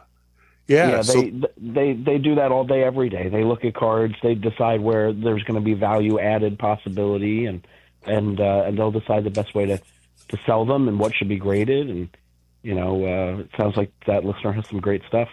Yeah. Now, when I meet with people, I'll write on the order form, that I'll suggest getting this or that graded. But I see a lot of cards, but nothing like what they see. I mean, they see these things all the time, and they have a much better idea what will pay. You don't want to pay to get something graded and it sells for the same or less than if it had been not graded. So there's a little bit of the experience really helps in picking what to get graded. So I always tell people, I'm going to recommend this, but whatever Huggins recommends, unless you're really anti what they're saying, go with it because they're so experienced in it. That's the way to do it. Use that experience to your advantage. That's the way I look at it. And people seem to be really happy with it. And also, what I told them, you don't have to send your entire collection in. One of those years, with even if it's partial and you have Mantle and a bunch of Hall of Famers from 56 to 61, you can send in 1 year, check it out, see how the whole system works. I had one guy, great guy, went to Notre Dame. I'd meet him before every auction until he ran out of stuff. But he ended up, he and his wife had a trip to Paris to see the Olympics. And the way I knew he was in Paris, he sent me an email. He goes, "It's great listening to your show in the afternoon in Paris." That's cool. That is really cool. Isn't that something, Vince? We're universal, Tom. One day we'll be on the moon, on Mars. Who knows? Maybe we are. There's the spaceships circling the Earth. Maybe there's somebody up there. You never know if they get radio or get those things in there. Justin, in addition to just where our radio signal goes a long way on Saturday morning, there's not a lot of interference. And I know, like Iowa, Wisconsin, Indiana, Michigan, Illinois, all get it. But there's other ways that people can listen both live and during the week. Can you let people know, Justin, a couple ways they can listen if they don't live in the Chicago area? Yeah, of course. Yeah, if you're not listening to us on the air, you can always check us out on YouTube, Twitch, or X/Twitter, whatever you're calling it these days. We're always on the live stream, of course. And then my recommendation would just be to download the ESPN Chicago 1000 app, because that is by far the best. You can listen wherever, whenever you can. So I would download the app. That's my suggestion. If not, YouTube, Twitch, and X, we're there too. Okay, very good. Now, some other items that are in the Robert Edward auction, when I was talking about some of the newer cards, and here's one that made a jump yesterday. Jalen Hurts, 2020 Prism Football rookie, number 343. This is a gold vinyl version, which means it's serial numbered to 5, and it's number 1 of 5, got a PSA 9 grade. I looked at it yesterday, 1,350. This morning, it's up to 2,400. So, Brian, how often do you usually get like a handful in a monthly auction of the modern day, this century cards, or how many do you usually get? It totally varies. I mean, we can't go down to Walmart and buy any of this material, so we're always at the mercy of what people are bringing to us. Some auctions have hundreds, some auctions have a handful. We usually have 1 or 2 kind of big cards like the Judge and the Hertz that are in this auction, each monthly auction. But yeah, totally varies. Yeah, some nice cards are getting good bids too. So if you do have something typically on a modern day card from this century, if it's a high-end rookie like somebody like a LeBron or a Steph Curry or a Judge, it's better if you have them already graded, and then we know what it's going to go for if you want to run it in a Huggins auction or an REA auction. So, but a lot of things still. There's also some unopened items. 1977 Topps Football unopened 36-pack wax box, BBCE wrap. That's at $3,300. There's a lot of rookies in there in his second year. Walter Payton. But guys like Steve Largent, Harry Carson, Dave Casper, Mike Haynes, Mike Webster, rookies. That's some kind of under the radar, but big Hall of Fame rookies. So that's those packs, obviously 36 packs at $3,300. That's a good box. And then if you have any single packs from the 70s of baseball or basketball or football, here's cello packs. Here's a 1970 Topps Baseball unopened 6th series PSA 9 cello pack is at $825 for 1970, and then a 73 Topps that includes a chance for any series in the cello pack, which means it has a possibility for a Mike Schmidt rookie. That's at $800 in a PSA 9 grade. So you can always search unopened, and that you always have quite a few unopened items in your auctions, Brian. Yeah, we've kind of carved out a specialty in that area, and it's a lot of fun.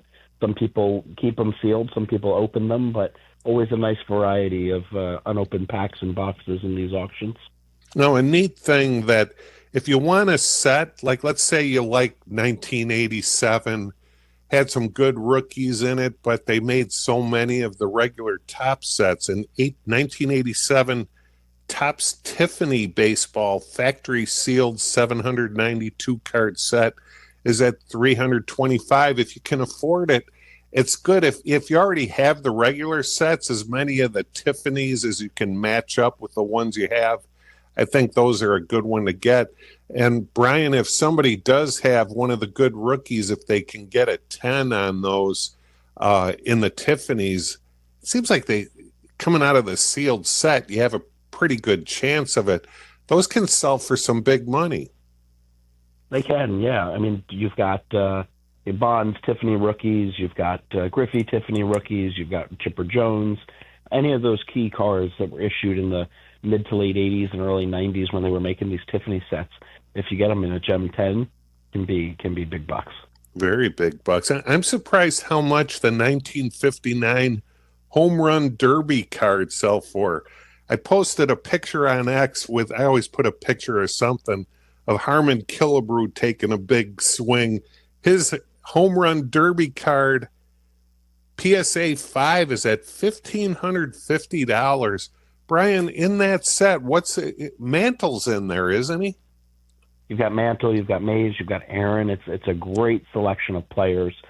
Underrated set, but starting to get a lot of respect lately, and the prices that are being turned in are pretty cool, pretty high. Then here's a Willie Mays 1953 Topps PSA 7. Real good grade for that card. That's up to $11,500. So big money on some of this stuff. It's always good to find out what different eras are going for, but it seems like there's hot cards in any era if you have the right stuff. A lot of guys collecting Pete Crow Armstrong, who became the youngest player ever for the Cubs to hit 2020. He did it in 73 games, 20 homers, 20 steals. Amazing. Vince, who's your guess? Who is the fastest ever? He's the fourth fastest ever. Wow. Fastest Willie Mays? It was Eric Davis in 1987. He did it in 46 games. Wow. Can you imagine how hot he was at the start of that year to have 2020 by that? Oh, wow. What a great center fielder he was, too, defensively. Yeah, I think he just, he had some injuries, and that happens in sports where all of a sudden you're just not quite as good. But he had a really good career. Now, Brian, we're already at the end of another segment for you. Good luck with your auction ending tomorrow night. Go to collectrea.com, and we will talk to you next Saturday. All right, sounds good. Enjoy your week. All right, very good. Now, we have a break coming up. After the break, we'll be joined by the Bulldog, John Bulldog Drummond, and in for Nancy Huggins, we have Mark Potash to play this week's episode of Which Ended Higher, and the Bulldog's got a great Ronald Reagan story. So hang in there. We'll be right back. Got a shipment that needs to get out the door today and overnight delivery is just too slow? Then call ERC Delivery Service. 24/7, 365 days a year. ERC will get your document, package, or truckload of merchandise where you need it, when you need it delivered, guaranteed. And it's not just Chicagoland. ERC has dedicated daily routes that include Milwaukee, Rockford, and Indiana. Call ERC Delivery Service. 630-516-1199. That's 630-516-1199. Thinking about buying your first home? Neighborhood Lending Services from NHS Chicago makes it possible. We offer affordable home loans, home improvement financing, and expert support, all from a trusted nonprofit with deep roots in your community. Let NLS take you to the next level in your journey to home ownership. Call us today at 773-329-4111 or visit our website at nhschicago.org. Click on NLS Connect. Neighborhood Housing Services of Chicago is an equal housing opportunity lender. Everyone loves a fresh haircut for summer, but with the weather warming up and the kids out of school, this season is the time for making memories, not appointments. That's why I go to Great Clips. I can use convenient online check-in to get in for a cooler, shorter haircut whenever I have time. They even send me a ready next text when it's time to come into the salon. The skilled salon stylists at Great Clips save my haircut details in clip notes so I can get the same cut next time, no matter who I see. And the best part, Great Clips haircut prices are so affordable, I can look and feel great while still having money left over for all of those fun summer adventures. So what are you waiting for? Stop wasting time and money on appointments at overpriced salons. Get in, get out, and get back to enjoying the season with cool summer haircuts at Great Clips. Download the app today. Great Clips, it's gonna be great. At your Chicago area IKEA store, they believe everyone deserves a beautiful and affordable living experience. Transform your home with stylish furniture and home accessories without breaking the bank. From comfortable and fashionable sofas and sectionals to kitchens full of inspiration to bedrooms designed to help you find your best sleep and relaxation. IKEA's home furnishings combine form and function to fit your lifestyle and budget. Visit IKEA in Schaumburg or Bolingbrook today or shop online at ikea.com/US and check out their new local pickup points in your neighborhood. It doesn't matter if you're running drills at the park, playing pickup on a Saturday, or sinking the final putt. When you compete with your friends with Michelob Ultra on the line, competition isn't that friendly. The trash talk, next level. And the steaks, oh, those are crystal clear. With only 95 calories and superior smooth taste, it's the ultimate trophy. Superior is worth playing for. Michelob Ultra, superior light beer. Enjoy responsibly. Copyright 2025, Anheuser-Busch Michelob Ultra Light Beer, St. Louis, Missouri. Lanny went to college and racked up huge debt. A little bit over $100,000. For a degree he couldn't use? Now what? I had a friend that went to my computer career. They even helped him get hired immediately after graduation. One of the things I love about IT is that you can work from anywhere you want. You could become an IT pro in just months, including cybersecurity and the basics of AI with zero experience at mycomputercareer.edu. It worked for me, and I know it can work for you. This is one student's experience. Individual results vary. Progressive knows when you're in your RV, you're already on vacation. That's when you become Vacation You, who just camped where there's absolutely no shade. Even though regular you burns easily. In fact, Vacation You burns too, but is too stubborn to admit it, which is why regular you gets in trouble at the dermatologist because Vacation You doesn't do doctors. So bundle your RV with your home or auto policy and earn an automatic discount from Progressive. And spend the savings on the both of you. Progressive Casualty Insurance Company affiliates and other insurers. Not available in all states or situations. Looking to cash in on all those years of collecting? Do you have a sports item that's been passed down through your family and you want to find out what it's worth? Call the experts at Huggins & Scott Auctions, the fastest growing auction company in the sports collectibles industry. At Huggins & Scott, they're set up to maximize the value of your items. Whether you have sports cards, autographs, or other sports memorabilia, partner with the team at Huggins & Scott to get top dollar for your sports collectibles. Go to hugginsandscott.com. Jeff Dunham, artificial intelligence, his all new tour. Just don't have. You're the other white meat. RJ, how can you be so smart on one hand and so stupid on the other? Well, you're half of it. I realize I could have avoided all this years ago with one simple word. I do not. Silence! Friday, July 25th, the venue at Horseshoe Casino. Tickets on sale now at jeffdunham.com. Play smart, must be 21 or older to gamble or attend events. Thinking about buying your first home? Neighborhood Lending Services from NHS Chicago makes it possible. We offer affordable home loans, home improvement financing, and expert support, all from a trusted nonprofit with deep roots in your community. Let NLS take you to the next level in your journey to home ownership. Call us today at 773-329-4111 or visit our website at nhschicago.org. Select NLS Connect. Neighborhood Housing Services of Chicago is an equal housing opportunity lender. NMLS number 276722. Now back to Sports Collecting with Tom Morgan. Sponsored by ERCDelivery.com and Huggins & Scott Auctions on ESPN 1000 and ESPNChicago.com. Welcome back. I'm Tom Morgan, joined now by Vince Clementi from ERC Delivery, our producer Justin Pottinger, Chicago Journalism Hall of Famer John Bulldog Drummond, and in for Nancy Huggins, our super sub, Mark Potash, he of markpotash.net, that great new website, formerly longtime writer for the Sun-Times. And Mark Potash, how things going with markpotash.net? It's looking good. Yeah, thanks, Tom. I can't tell you how much I'm enjoying just doing the website and just writing, like I mentioned last week, just writing, what I want, when I want, putting together something on Sammy Sosa, something comes up that strikes me, I do it, do a lot of collectibles, and I'm really trying, I think that's something that I'm really trying to do more of, is just because I've been going through all my, with all the time I have, I've been going through a lot of my collection, a 50-year collection.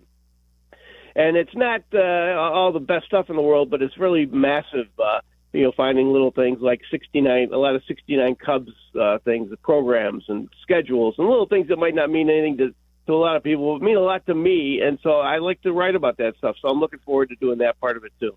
Fun going through that stuff. And then you're always writing about the Bears. I'm telling you right now, last year, me and the Bulldog went crazy with 11 wins. I'm not going to go crazy this year. I want to have them have a year that I see them win before I go double figures. I'm going to be in the 8 to 9 range, and I'm making a vow to not go higher. I don't care if they score 50 points a game in the preseason. I'm not going crazy this year. Well, that's really a smart move, just historically, Tom. But just based on that, I'm going on the over because I think everybody's going to be trying to be just too conservative based on all the previous failures, and this will be the year to go over. I thought that last year. I've thought that probably the last 5 years. I will not do it again.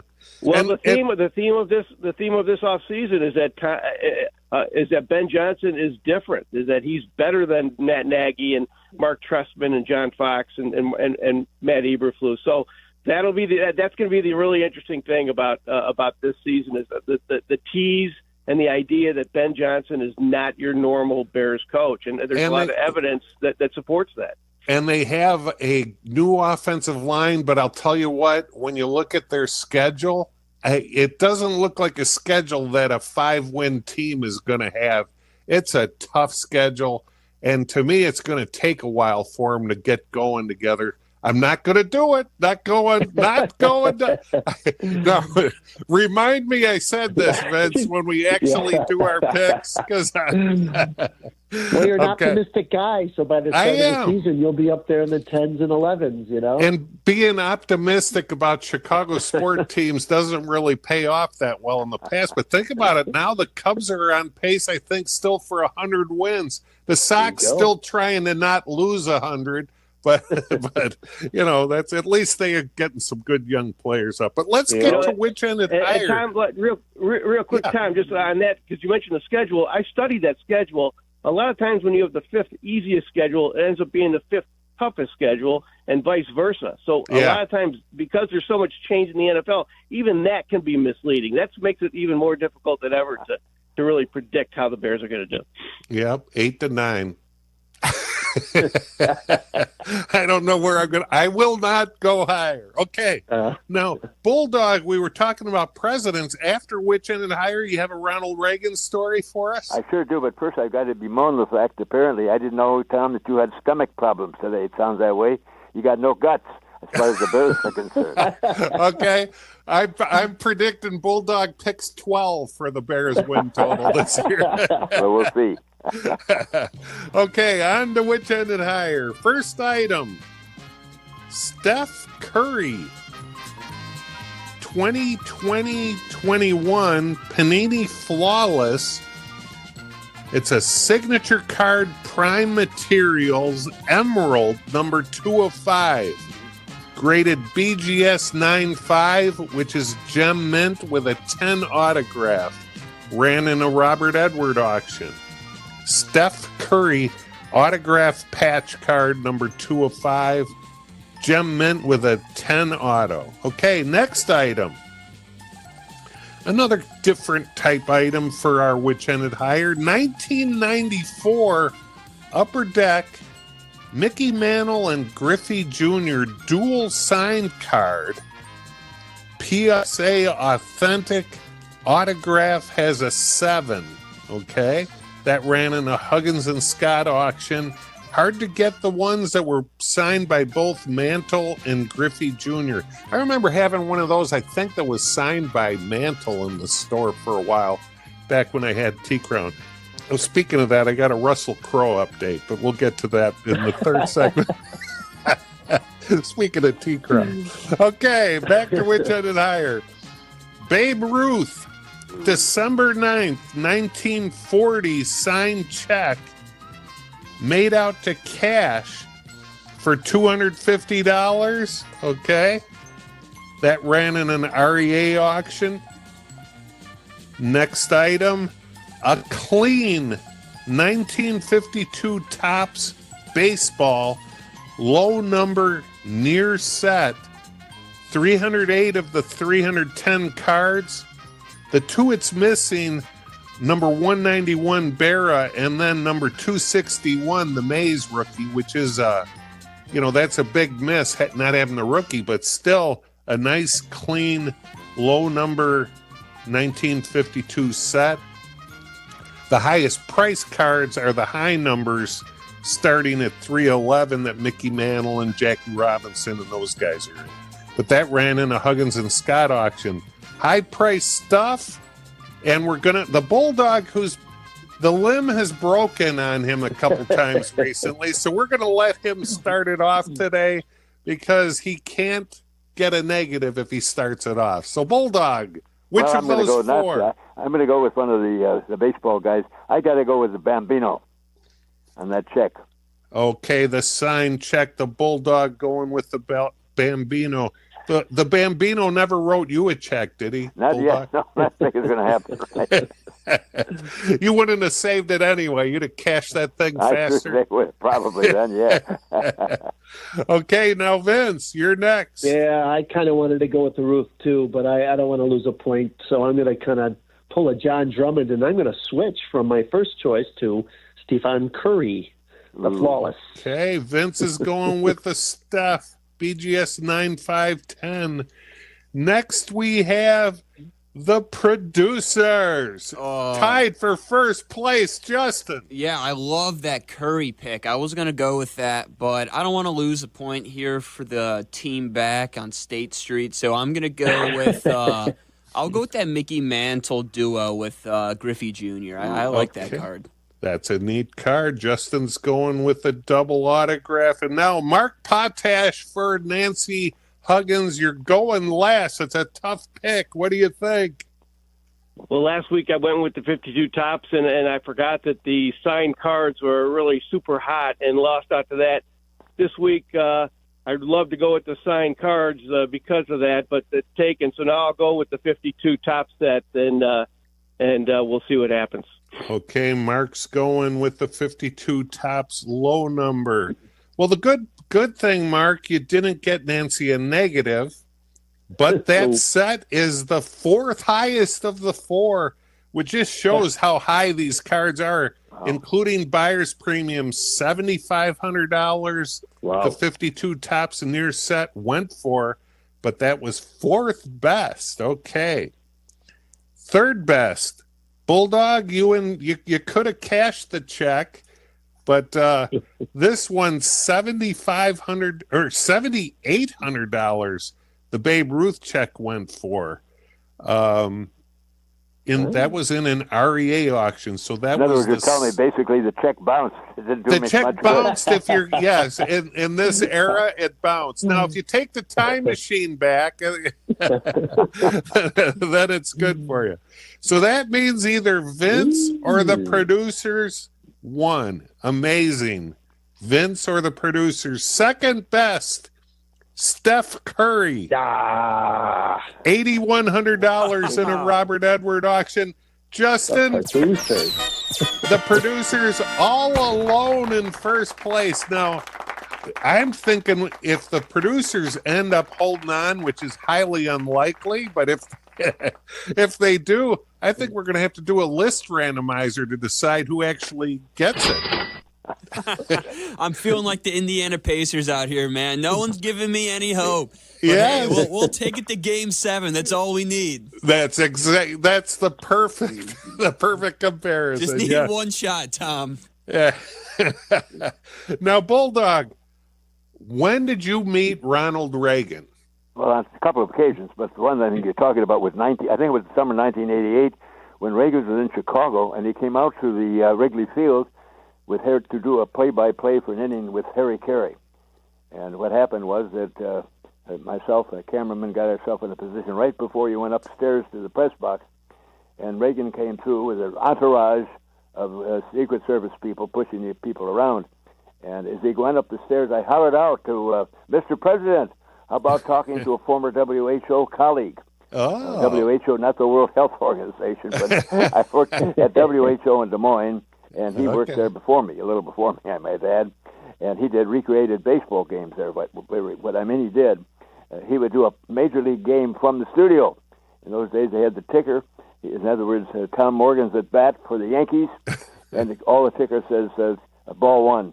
And Tom, that's why he was the Reagan deal, would say, that was really high and inside. And then next was a strike, but the guy didn't even swing, but he swung viciously for that, but hit nothing but air. That was a tough job to do, by the way, and he wasn't the only one, Reagan, but that was done at many stations around the country. And you had to be able to dramatize things a bit, be a very good ad-libber, and Reagan was that. Now, going back to 1988, he was going up to see Harry. I hollered at him. He actually came down the stairs, a couple of stairs down. And that's a fact, and I don't think the Secret Service, I know they didn't like it because I got a couple of rib shots as I talking there.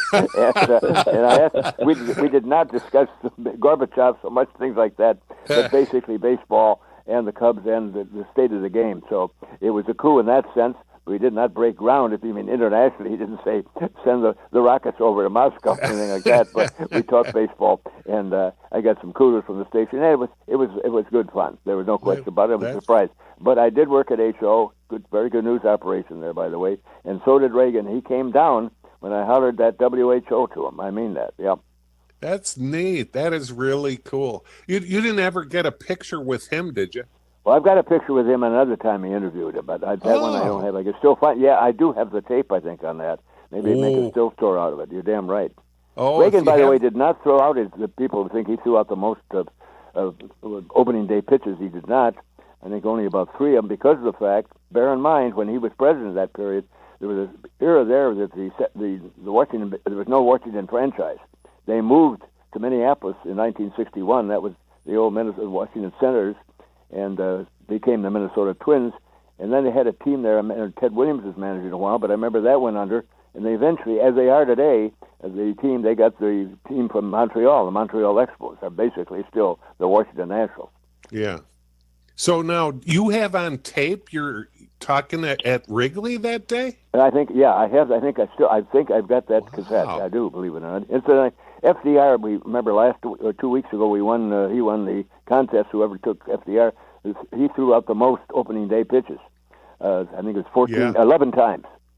FDR did that, and the 2 Bushes were right behind. Combine them, they did more. 14. That is, the elder Bush played baseball at Yale, and the younger Bush, as you know, does have a piece of Texas Rangers. Yeah. I think the elder Bush was pretty good at Yale, actually. Yeah, I think he was a third baseman. And by the way, I think you asked earlier, it was William Howard Taft threw out the first pitch. That was when he was president. And he was the first, including Harding and Hoover, and those guys also did as well. Look at the Bulldog. He's got the details. Very good. There you go. The inside story today. Okay. Right. That's why you got to watch your show. You got dynamite coming out of here, Alton. And after the break now, we're going to have Vince giving the year that we're going to look some items up. So hang in there. We'll be right back. 10-4.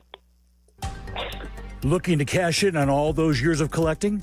Do you have a sports item that's been passed down through your family and you want to find out what it's worth? Call the experts at Huggins & Scott Auctions, the fastest growing auction company in the sports collectibles industry. At Huggins & Scott, they're set up to maximize the value of your items. Whether you have sports cards, autographs, or other sports memorabilia, partner with the team at Huggins & Scott to get top dollar for your sports collectibles. Go to hugginsandscott.com.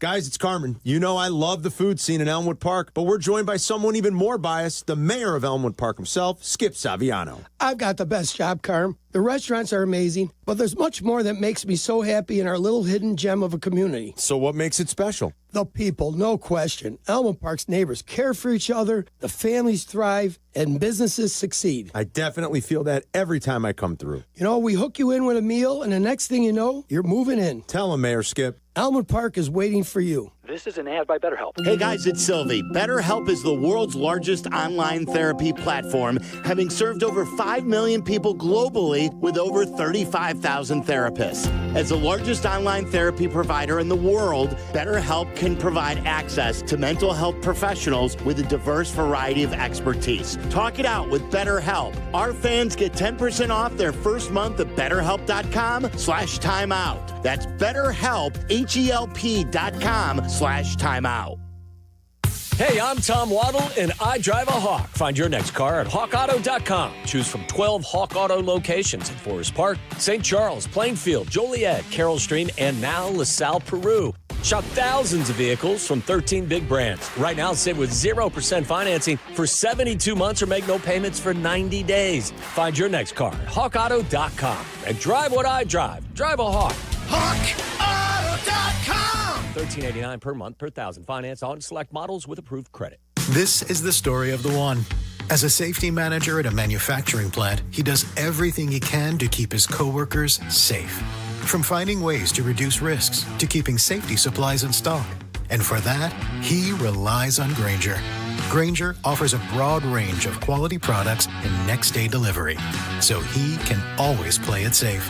Call 1-800-GRAINGER, click Grainger.com, or just stop by. Grainger, for the ones who get it done. Sometimes I struggle to get to sleep. My body stopped for the day, but my mind is still running. So I take ZzzQuil. ZzzQuil, the world's #1 sleep aid brand, has a range of non-habit-forming products to fit you and your family's needs. Invest in a great night's sleep for the best you tomorrow. I'm awake and ready to take on anything.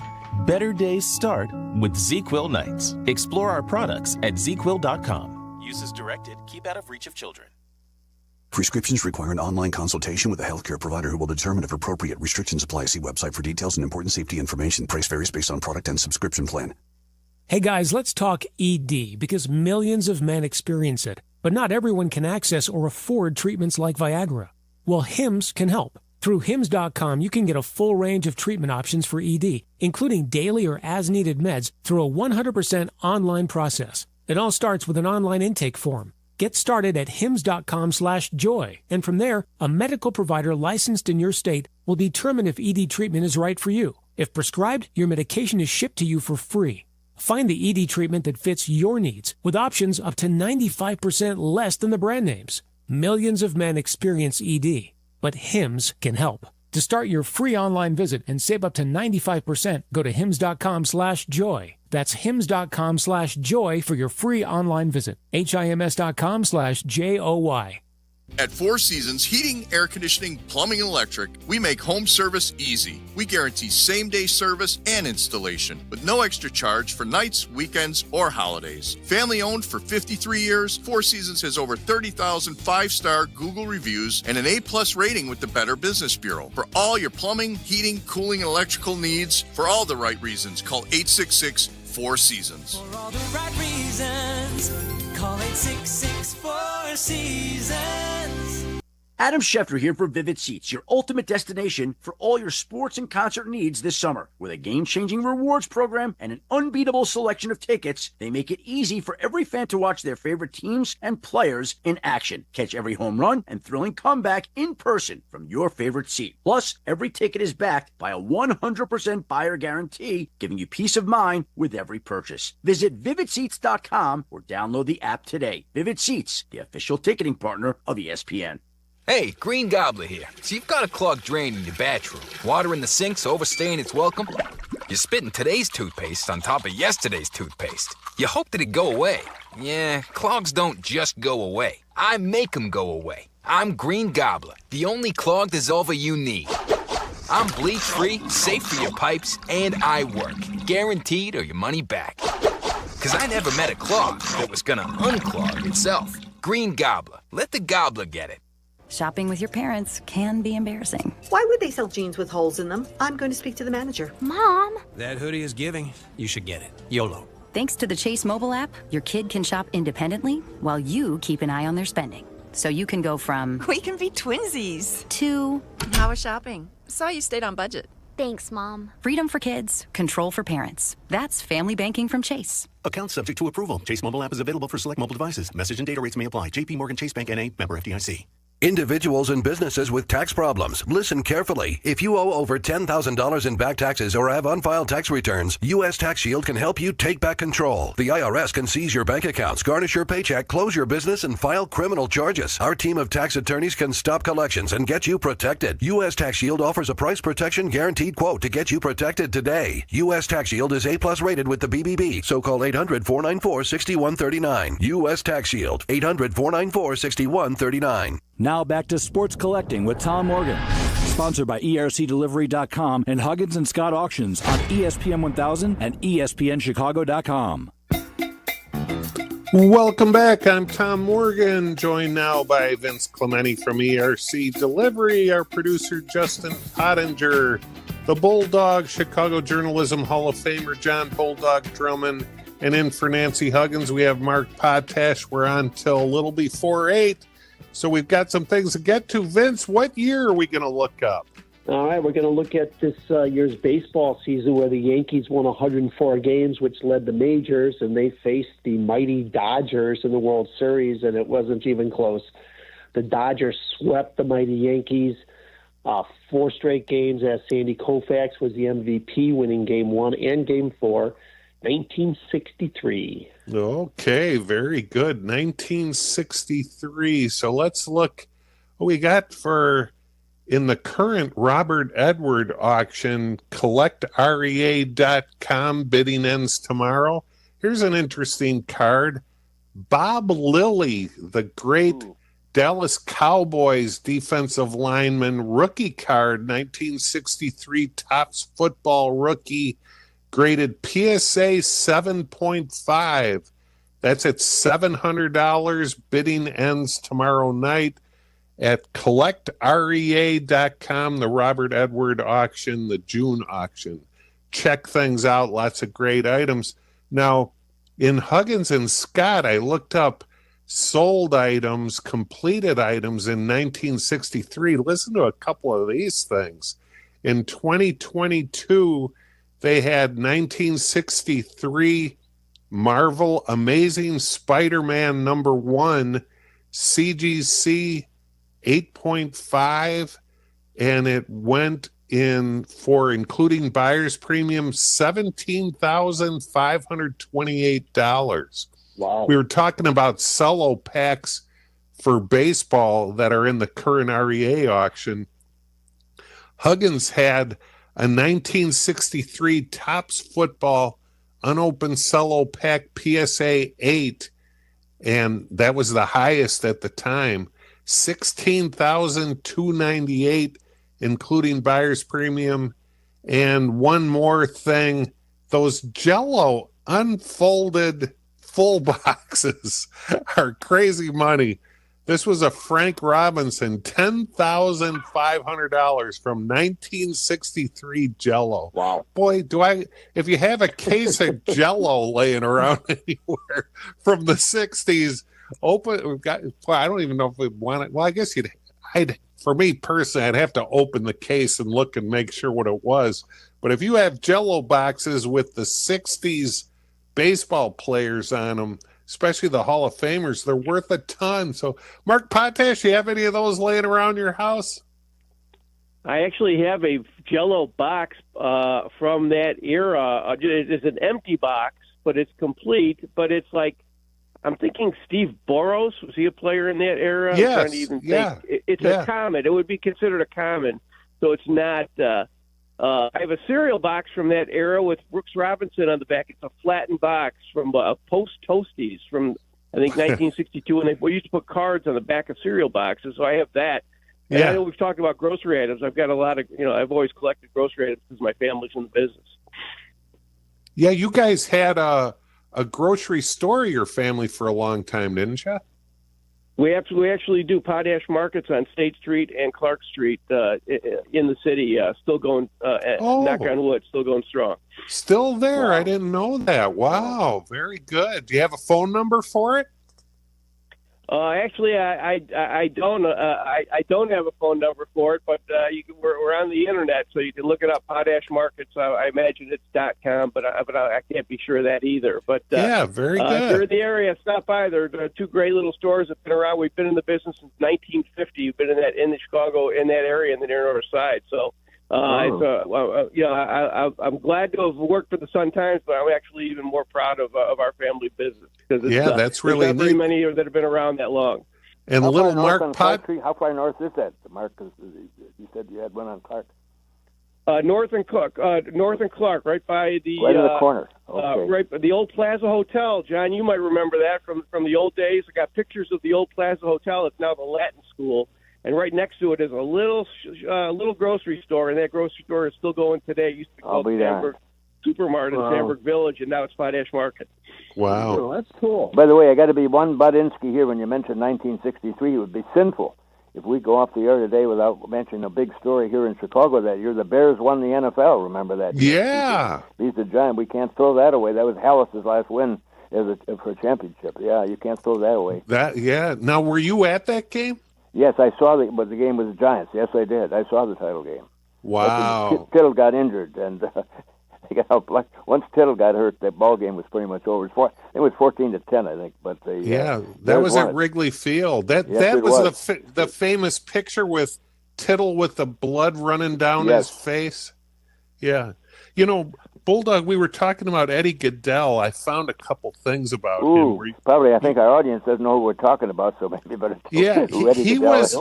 Eddie Goodell was only 3 feet 7 inches tall and 65 pounds, and Bill Vecht hired him as a publicity stunt. He walked in his only at bat. He actually died at the age of 36 in 1961. I was going to ask Brian about this, but I did see a couple things in older REA auctions. Let's see, the game where a program from August 19th, 1951. This was like 15 years ago. Oh, no, this was back in 2018, sold for $1,300 if you have that program. And then a signed postcard sold for $5,288 in 2011. I wanted to ask Brian if his autographs are still.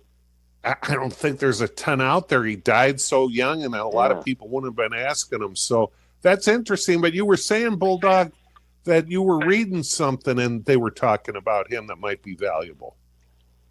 First of all, I got to mention, too, we should tell the audience that Goodell, that was Bill Vecht, of course, pulled that stunt. He was with the St. Louis Browns at that time.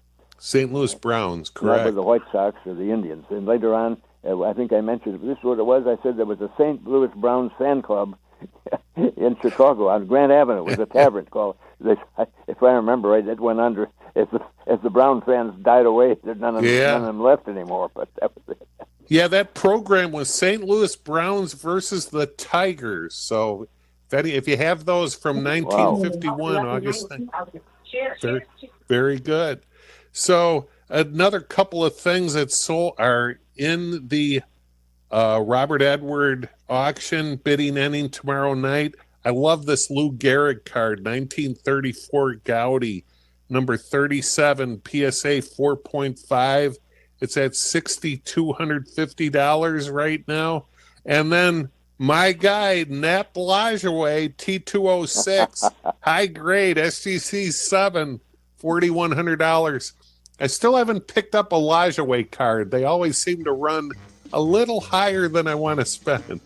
By the way, Tom, we should mention that Goodell only batted one time, and he got a walk. Yes, he's got a 1,000 on base percentage. That's right. Not many guys can say that. So. All right, well, we're at the end of another show. Great job today, everybody. Mark Potash, thanks for coming in. For Nancy, another great job as the super sub. John Bulldog Drummond on every week. And Vince, he took ahead of you the lead in the Iron Man Award after last week. He's got a 1-game lead on you. Great job by producer Justin Pottinger, who, of course, has moved the producers into first place. Vince Clementi, ERC Delivery, 24/7. And thanks once again to Brian Dwyer, who's on with us every first segment, the first 20 minutes. Have a great week, everybody. We hope to be back next Saturday morning.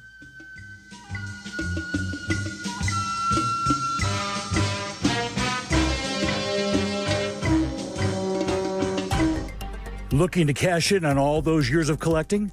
Do you have a sports item that's been passed down through your family and you want to find out what it's worth? Call the experts at Huggins & Scott Auctions, the fastest growing auction company in the sports collectibles industry. At Huggins & Scott, they're set up to maximize the value of your items. Whether you have sports cards, autographs, or other sports memorabilia, partner with the team at Huggins & Scott to get top dollar for your sports collectibles. Go to hugginsandscott.com.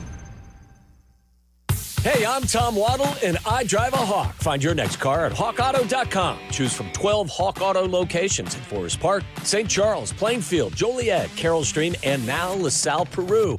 Shop thousands of vehicles from 13 big brands. Right now, save with 0% financing for 72 months or make no payments for 90 days. Find your next car at hawkauto.com. And drive what I drive. Drive a Hawk. hawkauto.com. $13.89 per month per thousand. Finance on select models with approved credit. Progressive knows when you're on your boat, you're already on vacation. And Vacation You forgets all your worries. Vacation You doesn't even keep track of time and knows that time is a meaningless construct designed to control us, man. But Regular You knows you don't want to be too far out in the water after the sun goes down because Vacation You doesn't know how to navigate in the dark yet. Vacation You and Regular You really need to get on the same page. So bundle your boat with your home or auto policy and earn an automatic discount from Progressive. And spend the savings on the both of you. Progressive Casualty Insurance Company affiliates and other insurers. Not available in all states or situations. Purple Wave Auction remains the trusted leader in online equipment auctions. What makes the difference is you. You are part of our growing global community that continues to trust Purple Wave with the equipment that builds and feeds America. This trust placed in us by our community, from construction to ag producers and fleet drivers, brings great equipment opportunities to their next owners. Join the Purple Wave community today. purplewave.com. This is ESPN Chicago, WNVP, WTBC, HD2 Chicago, a Good Karma Brands radio station. This is Tyler and Shay. Tyler and Shay. I know you're gonna dig this. On Chicago's home for sports, ESPN Chicago. Always streaming on the ESPN Chicago app. Check this out. Good morning on a Saturday. It's just Shay today. No Tyler Aki, which means I can really sprawl out. It is hotter than hell outside. Got a lot to do. We're going to talk some Cubs. We might talk the weather. It seems like people are pleased that we finally have hot weather. I am decidedly not pleased. We'll get to it. Potsy tells me he has an opinion. He also tells me he has an NFL game that he wants to play, so we'll do that at 8:30. But I want to start Cubs because a couple interesting things. And I want to put them all together and then ask you, the listener, a question. 312-332-3776 if you want to weigh in. The Athletic put out a piece this week. 5 teams that can win the World Series. The only one you give a rip about is the Cubs. They were one of the 5. The Athletic broke down factors, all the champions, with the exception of the real weirdos, like the St. Louis Cardinals that beat the Rangers.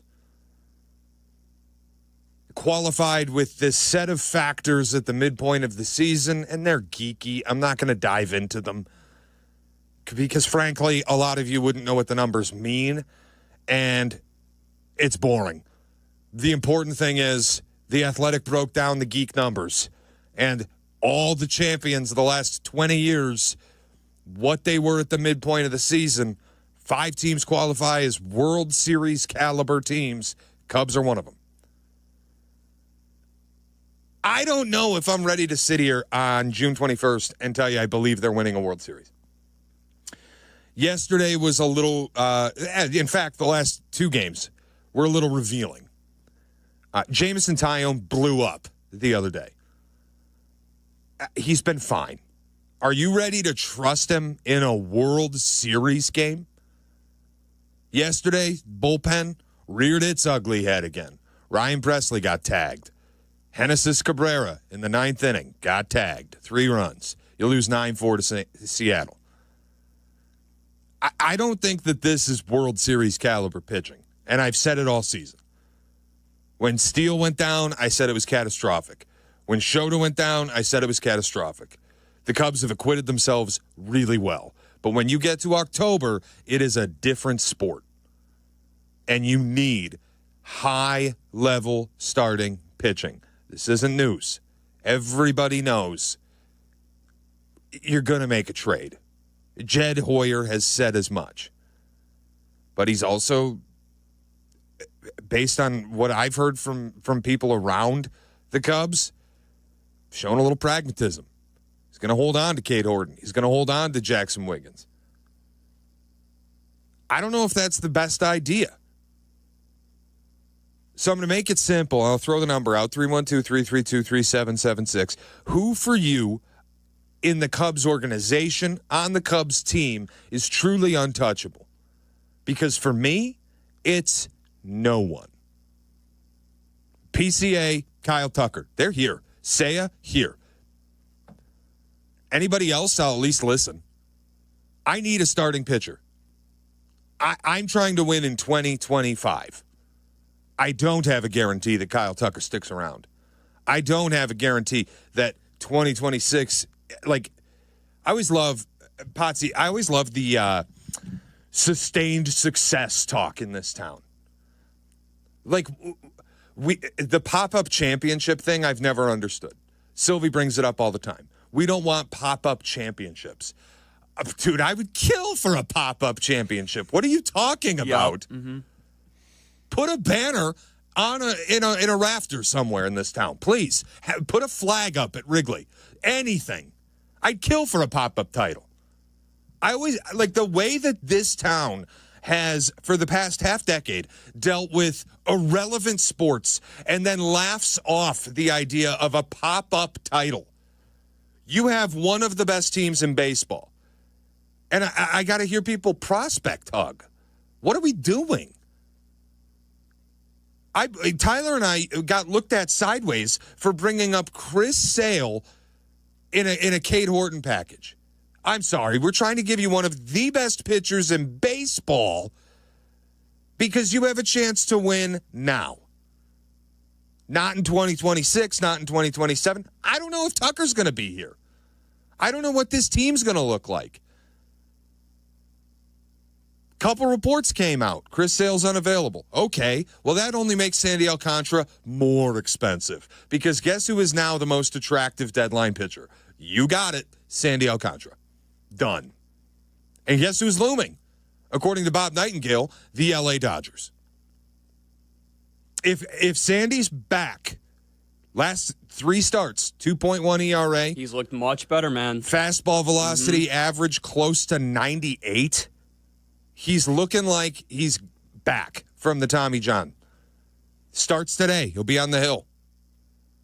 People want to watch that. Keep an eye on it. If he's got another good outing, you can bet it's time to start knocking on the door. Because one thing I don't want to see if I'm a Cub fan is Sandy Alcantara pitching against me in an NLDS or an NLCS. You can't let the Dodgers win this race. And if I'm Jed Hoyer, F pragmatism, I'm on a lame duck deal.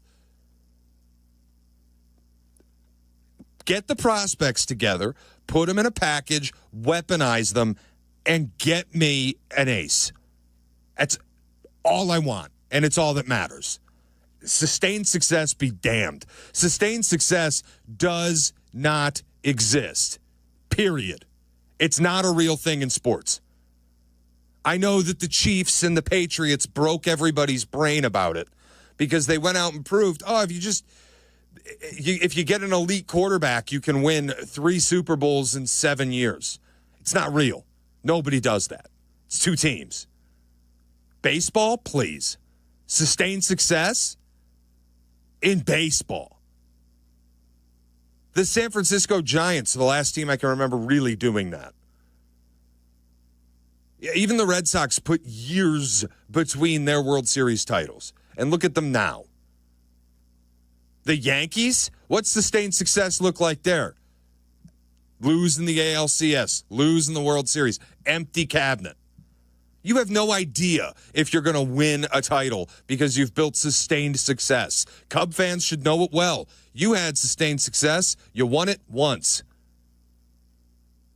It's a randomizer. You get into the postseason, it's a different sport. Baseball in the regular season, you play every day.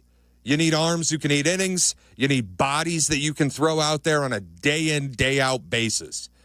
And you have to grind through 162 games. But once you get to October, the sport changes. And starting pitching becomes the most valuable thing on your roster, especially with scheduling now. You've got off days between every game.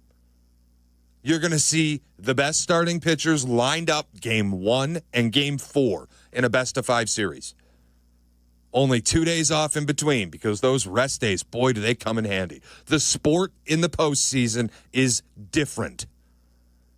Right now, you go up against the Mets, assuming they get Kodai Senga healthy. assuming they get their pitching right, you go up against the Dodgers with, God forbid, Ohtani starting. I don't buy that you will ever have the best pitcher in any given playoff matchup. I don't.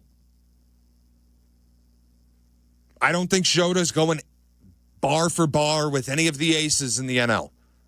I don't. And you get past Shota. Look, if you want to put your faith in Cade Horton and Jameson Taillon to carry you through a best-of-5 playoff series, God bless. I don't. I would take every one of these prospects, weaponize them, and turn them into a Sandy Alcantara, a Zach Gallen, a Merrill Kelly, a Tyler Mahle. I'm doing it ASAP.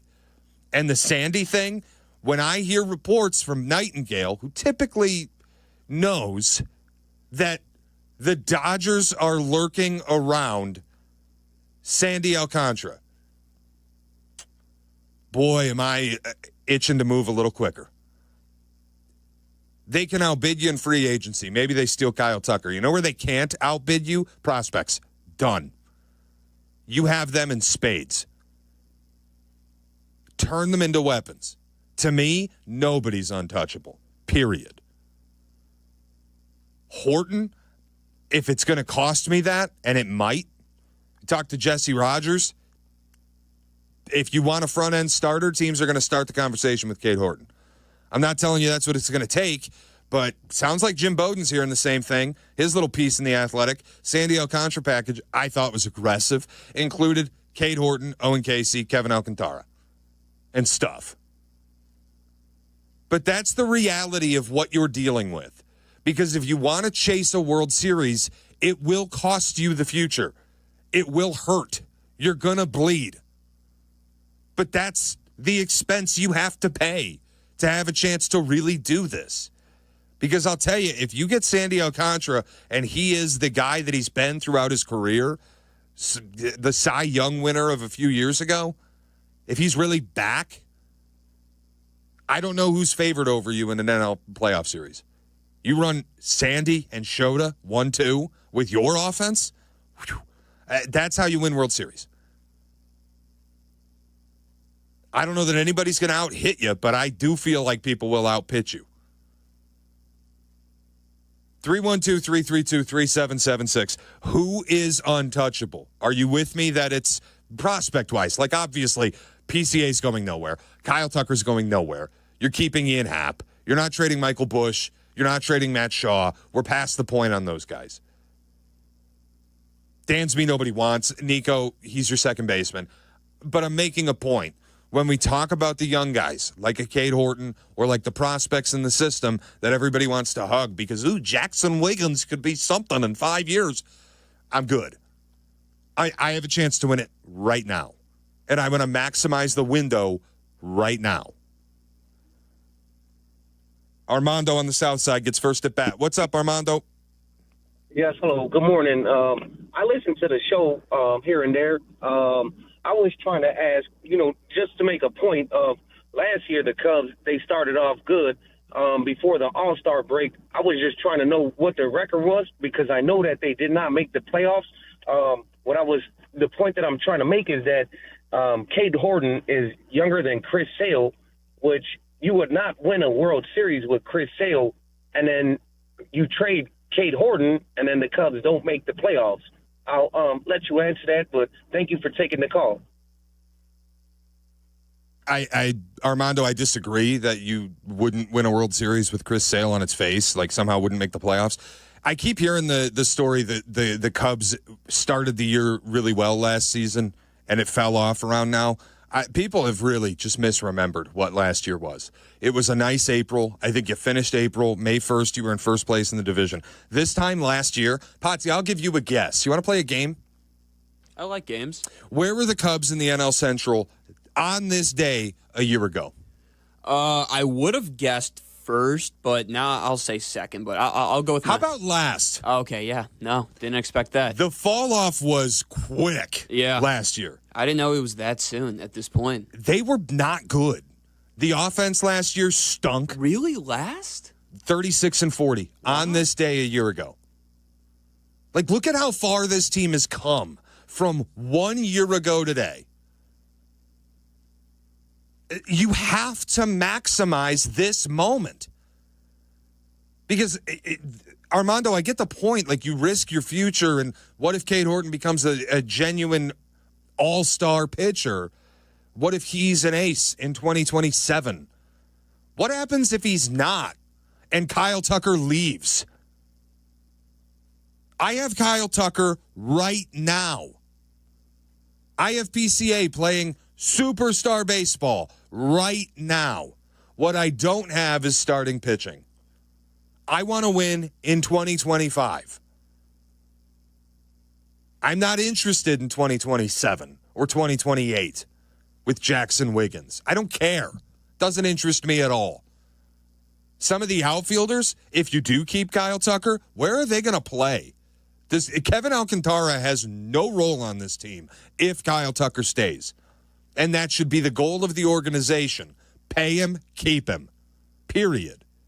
I don't get the hesitancy to pull the trigger and make a big move. You have a chance to chase a ring.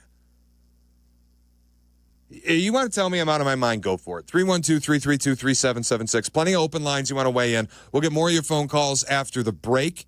But for me, there's nobody in this organization outside of the stars on the MLB roster that I would consider untouchable.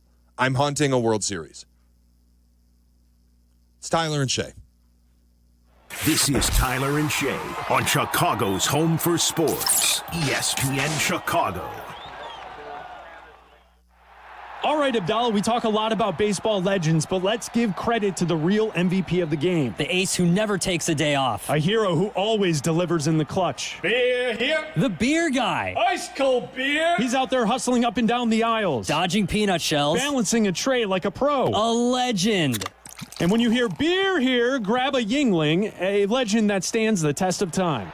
Tip your beer guy, drink a Yingling, and let's play ball. DG Yingling & Son, Pottsville, PA.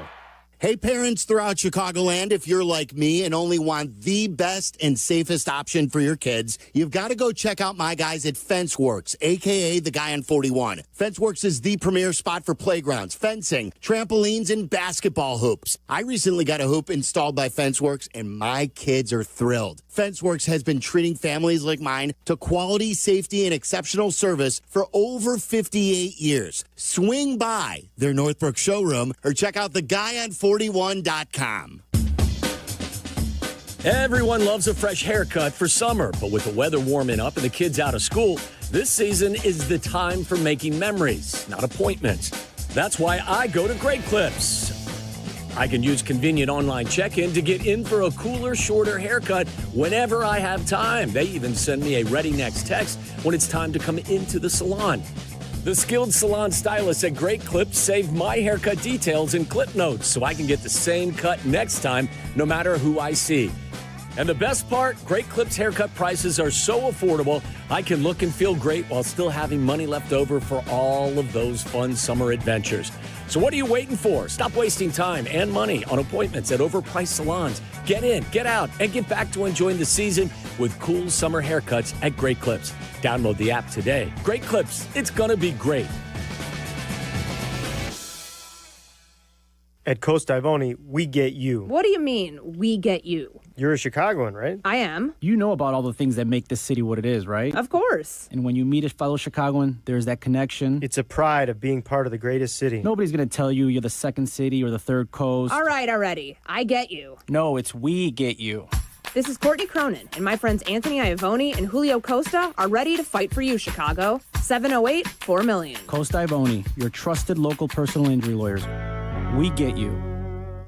Hey Chicago, IKEA is making it easier than ever to give your home a stylish, functional, and comfortable makeover with new local pickup points around the Chicago area. Just order online at IKEA.com and select the local pickup point near you, including Loyola University, University of Chicago, University of Illinois Chicago, and now Gurney Mills. Get fast, free local pickup available as soon as the next day. So whether you're looking to create your dream bedroom escape or making that perfect space to relax after work, shop IKEA.com and let IKEA bring it to you.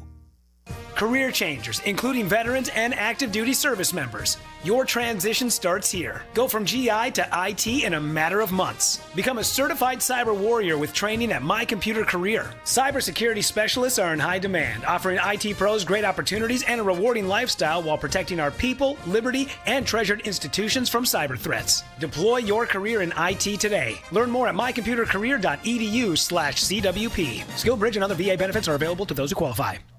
With Progressive's collision coverage, my family gets up to $1,000 for vet bills if I'm injured in a car accident. And that makes this Chihuahua really feel like part of the family. What's that? I don't sound like a Chihuahua? Oh, I'm sorry. What exactly am I supposed to sound like? I guess all Chihuahuas are high-strung, riding around in expensive designer purses. Actually, I prefer riding in cars. So I appreciate that my family protects me with Progressive's pet collision coverage. Okay, maybe I am a little high-strung. Progressive Casualty Insurance Company and affiliates. Not available in all states. Coverage for dogs and cats is included with the purchase of collision coverage and is subject to policy terms. The CDGA Golf Show. It's your source for golf news local and golf news from around the world. Hosts Tyler Rocky and Mike Gilligan are linked up with golfing knowledge to help us all. Today, 9 to 11 on all the ESPN Chicago channels. Brought to you by Glenview Park Golf Club. Welcome back to Tyler Rocky and Shane Orling. We're back on ESPN Chicago.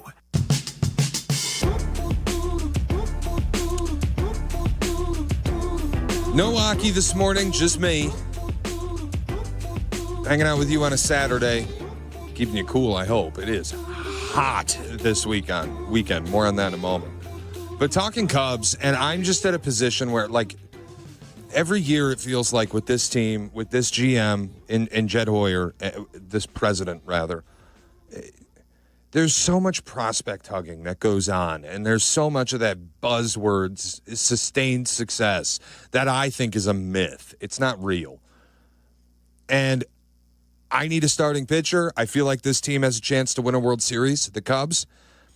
I'm making a move. I'm weaponizing everything I got. And if it costs me pieces that hurt, newsflash, it's going to. You're going to bleed. But I would go and get Sandy Alcantara, because the last thing I need is to find out he really is back and the Dodgers get him. I don't want to face him. I want to have him. That's my biggest fear right now if I'm a Cub fan. And that's why I think, look, it's going to hurt whatever the cost is. The Marlins aren't going to just give him to you. So if you want to go get him, you have to be prepared to give stuff up. And it might cost you more than you're willing to bargain for. But I would still make that deal. That nothing's promised beyond this season. 312-332-3776. Go to downtown Dean. What's up, Dean? Hey, good morning, Shay, and shout out to Justin Pottinger. I loved him and also Bevins. I was just curious before I get to my Cubs point, have you ever experienced the Bevins-Pottinger combination? I'd imagine it's kind of like fire and ice. I'm actually not sure if they've both produced any show I've hosted at the same time. Well, what about out in the social setting? Yeah, absolutely. Oh, yeah, big time, Dino. Very nice. Yes, that's what I was mostly referring to. I would like to be a part of that someday, even though I don't really party anymore. I'd like to experience it and see it. So anyways, I was telling Justin Shea that the only way I would be willing to part with Cade Horton is in a Chris Sale trade. I agree with you 100% that they need to make a move. So if you're going to make a move, I don't care what you give away. I'm almost hoping, I was telling Justin, that Alcantara looks terrible, but doesn't have a great start so that the Dodgers don't up the price or pursue him, because I'm willing to get Alcantara for anything but Horton. I'm willing to deal Sale for Horton. I don't want any of those guys from the Padres or any of the guys from Arizona in exchange for Horton. And for anyone thinking it's not worth it, to me, in my eyes, Shay, let's not talk about whether or not the Cubs only win one World Series. Like, if they win one, that's worth it. But if they get to the postseason and have success and Sale pitches well, or as long as he doesn't really get injured, then it's worth it. If Sale gets terribly injured, then you're like, okay, crap, we got screwed. and this was a terrible decision. But I don't care what happens to Cade Horton in the future. He could end up being great. As long as we get Sale and he's Chris Sale, it's worth it to me. Dean, you're not going to get Sale. Anthopoulos came out, said they're not moving him, which is why I went to the point of Sandy Alcantara. And I thought the Jim Bowden mock trade that included Cade Horton for Alcantara was absurd on its face. Let's hope today that Alcantara has a decent start, but doesn't, do you really want to play that game? If he is just decent or like gets tagged a little bit and the price goes down, there's also a much lesser certainty that you're getting a quality starter if you do trade for him. Just get someone. If you can't get Sale, which is what you're saying to me, Shay, then you have to make a trade for someone that doesn't include Cade Horton. Then we have to be out of the Alcantara. It doesn't really matter how we pitch it today. That's just how I feel. Yeah, I get it. It's just where I'm sitting, you look at the Jim Bowden piece where he included Horton in an Alcantara package, and I thought it was ridiculous. But now Sale's totally off the market, and Sandy becomes the most expensive starting pitcher ostensibly available at the deadline. And you wonder what the Marlins will ask for. And it's a conversation I have with Jesse Rogers where I said, look, what's a front-end starter going to cost me? And he said, do you want to give up Cade Horton? Because the reality is everybody wants and needs young pitching. Every trade you look at the last few years, a young arm's getting moved.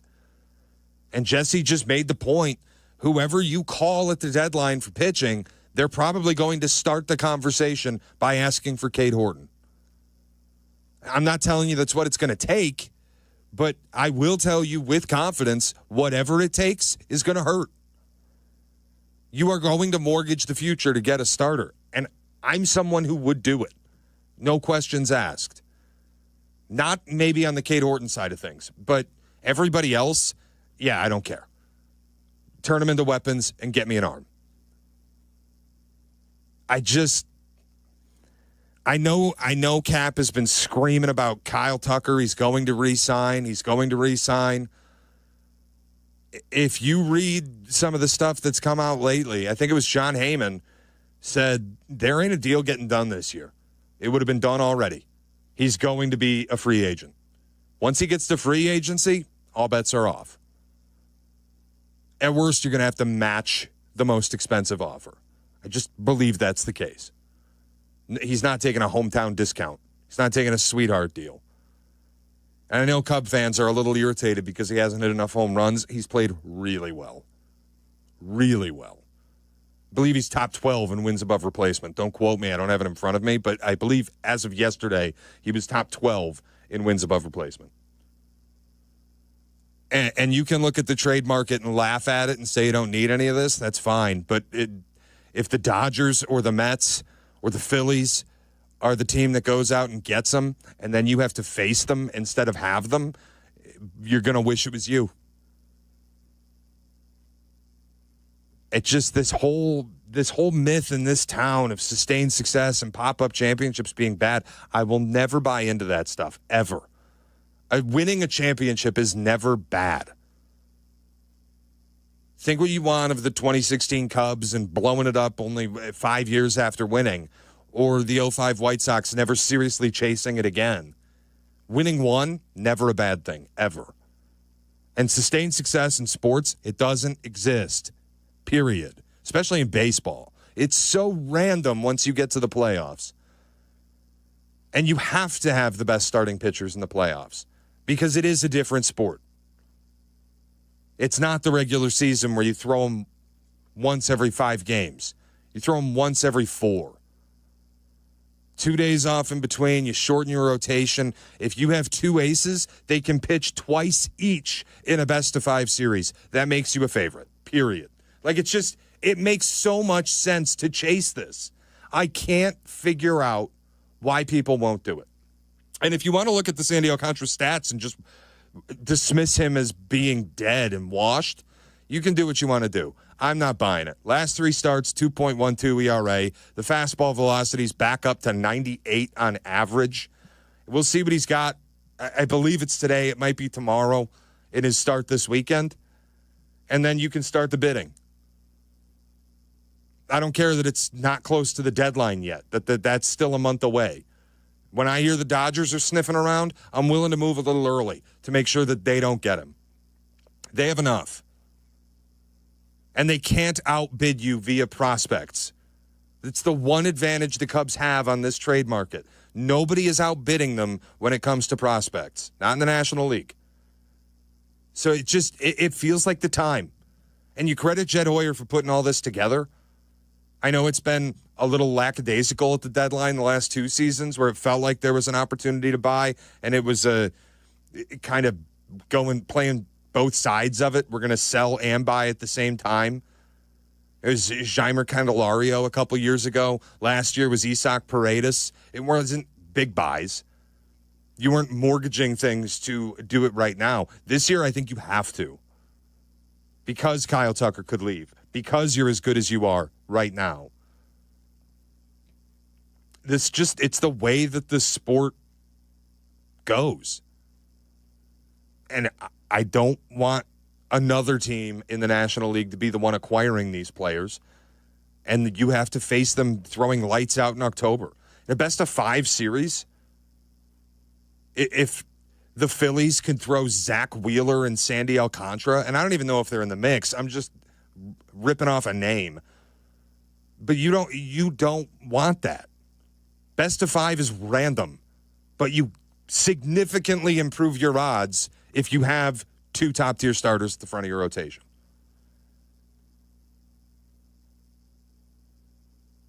Just the way I feel about it. 312-332-3776 if you want to weigh in. Pottinger's got a football game we'll get to next. And we got to talk about this Heat NBA Finals. A lot left to do in the next half hour on Tyler and Shay.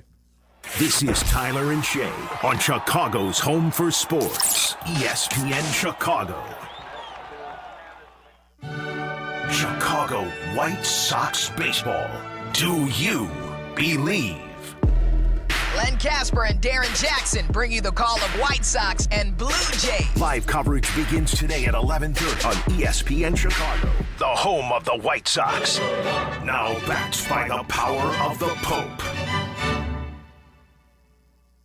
Hey, I'm Tom Waddle, and I drive a Hawk. Find your next car at hawkauto.com. Choose from 12 Hawk Auto locations in Forest Park, St. Charles, Plainfield, Joliet, Carroll Stream, and now LaSalle, Peru. Shop thousands of vehicles from 13 big brands. Right now, save with 0% financing for 72 months or make no payments for 90 days. Find your next car at hawkauto.com. And drive what I drive. Drive a Hawk. HawkAuto.com. $13.89 per month per thousand. Finance on select models with approved credit. Thinking about buying a home? Want to improve your credit or learn how to budget smarter? NHS Chicago is here to help with free expert-led classes that guide you every step of the way. Whether you're a first-time home buyer or just want to take control of your finances, NHS has the tools and support you need. Classes are offered online and in person. Sign up today at nhschicago.org/education or call us at 773-329-4111. NHS Chicago, rooted in neighborhoods, investing in people. Hi, I'm Dave Musial, owner of Four Seasons Heating, Air Conditioning, Plumbing, and Electric. And this is our biggest sale ever. Buy a new air conditioner or furnace and get 72 months interest-free financing and up to a $4,000 system rebate. Plus, Four Seasons guarantees to beat any competitor's price by up to $1,000, guaranteed. Call today for your free in-home estimate and same-day installation. For all the right reasons, call 866-4Seasons. Jeff Dunham, artificial intelligence, his all new tour. Just don't have. You're the other white meat. Papa J, how can you be so smart on one hand and so stupid on the other? Well, you're half of it. I realize I could have avoided all this years ago with one simple word. I do not. Silence! Friday, July 25th, the venue at Horseshoe Casino. Tickets on sale now at jeffdunham.com. Play smart, must be 21 or older to gamble or attend events. These days, we're all thinking more about our health. And if you're living with joint pain, I get it. You want real relief, but without the surgery, pills, or endless steroid shots that only cover up the pain. If that sounds like you or someone you care about, don't give up.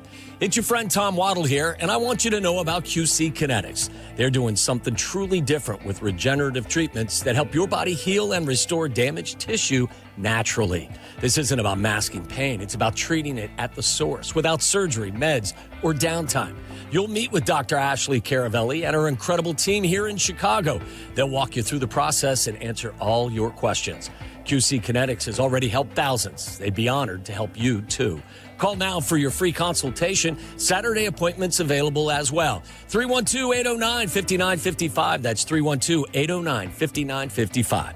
QC Kinetics. Take the first step toward living pain-free.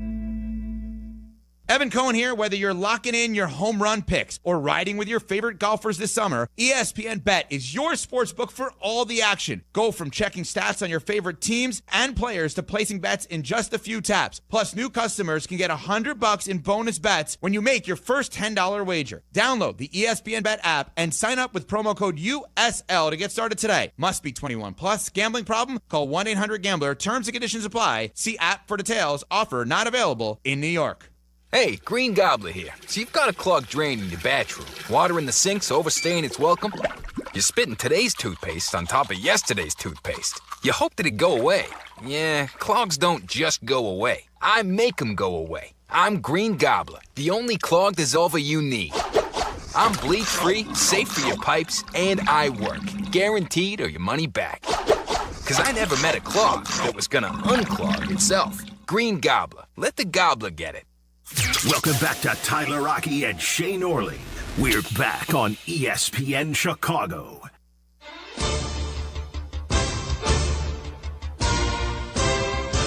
I love that music. Tyler's got the day off. Shane Orling's sitting in with you. Justin Pottinger wanted to play an NFL game. And if you've been listening to the morning show long enough, you know me. I love the NFL. So what do we got? Potsy, is this division? What is this? Yeah, so first of all, it's never too early for a little bit of football discussion here on the air, especially with you, Shay. Today, I'm going to ask you a few questions. This is all going to be NFC North related. Okay. And simple. Your point, you're just going to tell me if that's an overreaction or if I'm on point with what I'm saying. Okay, are these all your opinions? Do they come from somewhere? Just questions I built up. A little bit my opinion base, I'd say. Let's do it. All right, let's do it. Number one, we'll start off with the Chicago Bears. Now, Shay, let me know, am I on point here or is this an overreaction? If the Bears don't make the playoffs this season, is a failure. I think it's an overreaction because I've said it all offseason. I don't think making the playoffs is necessarily controllable. Mike McDonald won 10 games with the Seahawks last year, his first season as the head coach of the team. Went 10-7, did not make the playoffs. Was it a failure of a season there? No, you can't say that. Like, there are certain times where it's just actually getting in is out of your control. Yeah. If you go 9-7 and Caleb looks great, that nobody's going to look at this season and go, what a failure under Ben Johnson in year one, because they didn't get in by a game. I don't think people look at it that way. My measuring stick for success has been all offseason and will be all season. Do we know at the end of the year that Caleb is a quarterback who can win a Super Bowl? Yes or no? If the answer's no, then we can talk about failure. That makes sense. That makes sense to me. So you said 9-7 real quick. 9-7. Caleb has a good season. Bears are third in the division. Success? No success. Success. Yeah. If Caleb, the wins and losses thing, it doesn't mean as much to me as it seems to a lot of people. Mm-hmm. And I get it. Like, you haven't made the playoffs in a long time. The drought is becoming one of the longest in the NFL. I think it's at 12 years. No, not sorry. Since a playoff win. 2010. We're at 12 years. Yeah, something like that. Yeah. Yeah, I think 9-7, Caleb looks good as a success. The wins and losses just all right. They'll be what they'll be. If Caleb looks good, then we had a good season. Awesome. All right, moving on. The Detroit Lions, Shay, your Lions, they peaked last year and will miss the playoffs this year. Miss the playoffs, I maybe want to say overreaction. I'm low on them. I am. Admittedly, you lose both your coordinators. You lose your best guard in Kevin Zeitler. You lose your best center, all-pro center. in Frank Ragnow to retirement in June. You're going to move the corpse of Graham Glasgow into playing center. He's not the guy who made himself a big name in Denver anymore. Otherwise, it's the rookie Tate Ratledge. I have a hard time believing there's still going to be a top 5 offense without Ben Johnson, without the big key pieces on their O-line, sans Penei Sewell. I have a hard time buying it. But falling off to the extent they don't make the playoffs also feels a little aggressive. I'd say you're closer to on point than overreacting. And there's a world where they win 7 games and don't make it. And then the Bears would have to take advantage of that. But I don't think they're going to be anywhere close to as good as last year. I don't think I'm going out on a limb saying that. They won 15 games. Their win total this season's 10.5. Yep. I would go under. But I would go under because I feel like they're in the 9 or 10 range, and that probably gets them in. They're probably second place in the division to me. Could be first. I don't think you're going to see some juggernaut NFC North like you did a year ago.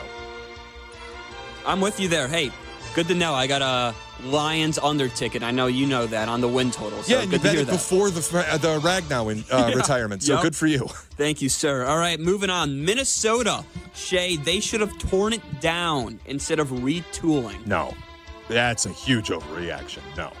Dude, they have a Super Bowl caliber roster.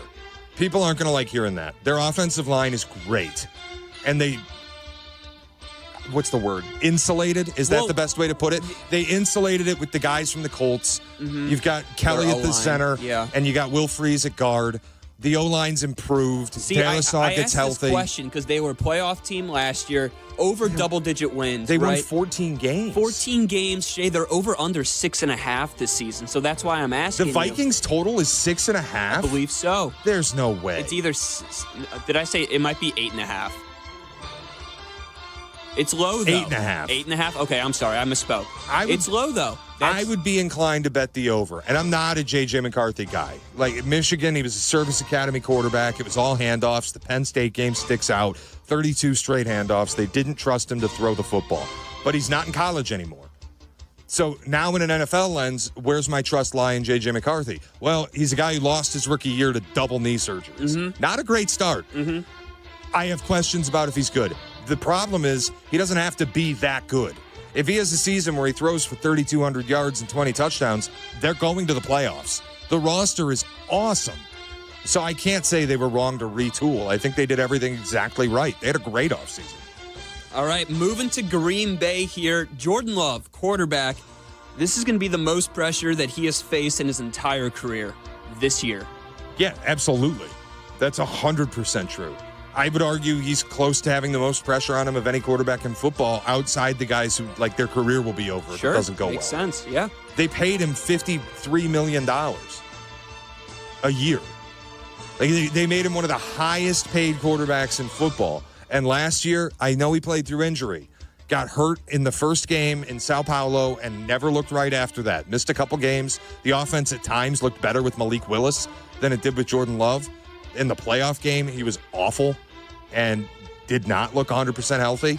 So it's on him. Have an offseason where you get healthy, you get right, you come out, and you prove that 2 years ago wasn't a fluke. Because if it's bad this year, boy, are the questions going to get big in Green Bay. A lot of questions. All right, here, moving on to Caleb Williams. I had to ask this question eventually, Shay, but this year, Caleb will throw for 4,000 yards and 30 touchdowns. Yeah, I saw that NFL.com guy wrote, I think it was 4,500 yards and 35 touchdowns for Caleb, which is like insane. Yeah, that was, 4,000, I don't care. The yardage stuff doesn't matter to me. The MVP of the league threw for 3,700 yards last year. The Super Bowl champion threw for 2,900. Like, the 4,000 yard thing, you're going to see less and less of it, I think, the next couple of seasons. This too high safety thing, not to geek out, it's not going anywhere. And everybody's running the football more than they have basically since 2005. Like, last year was an all-time high running the football in this quarter century.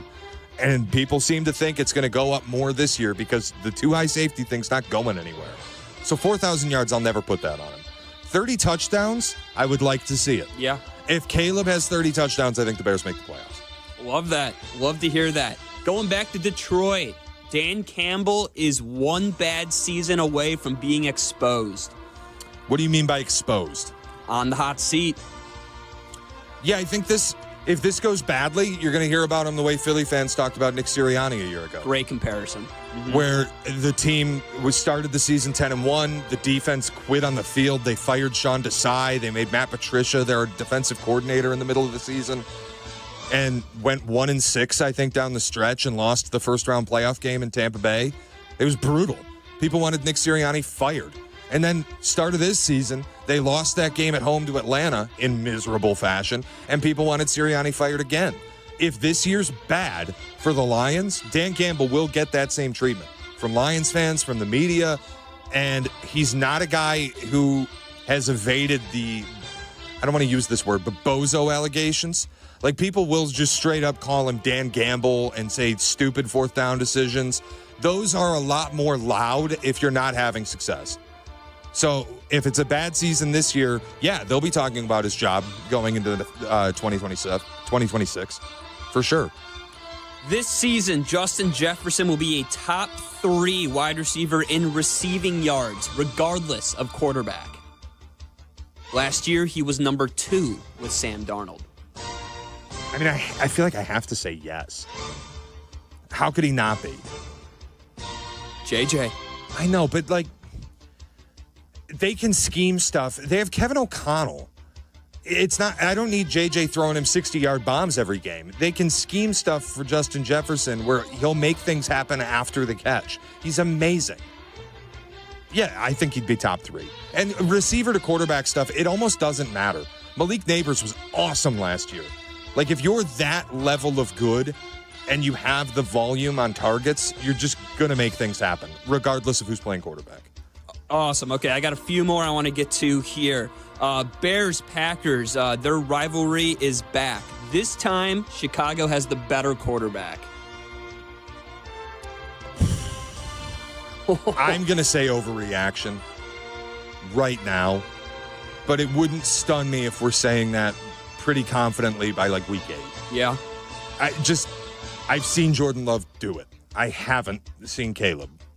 And the red flags for me on Caleb, the pressure to sack stuff, he's not great at getting out of the way of sacks to the extent a guy taken behind him, Jaden Daniels, was.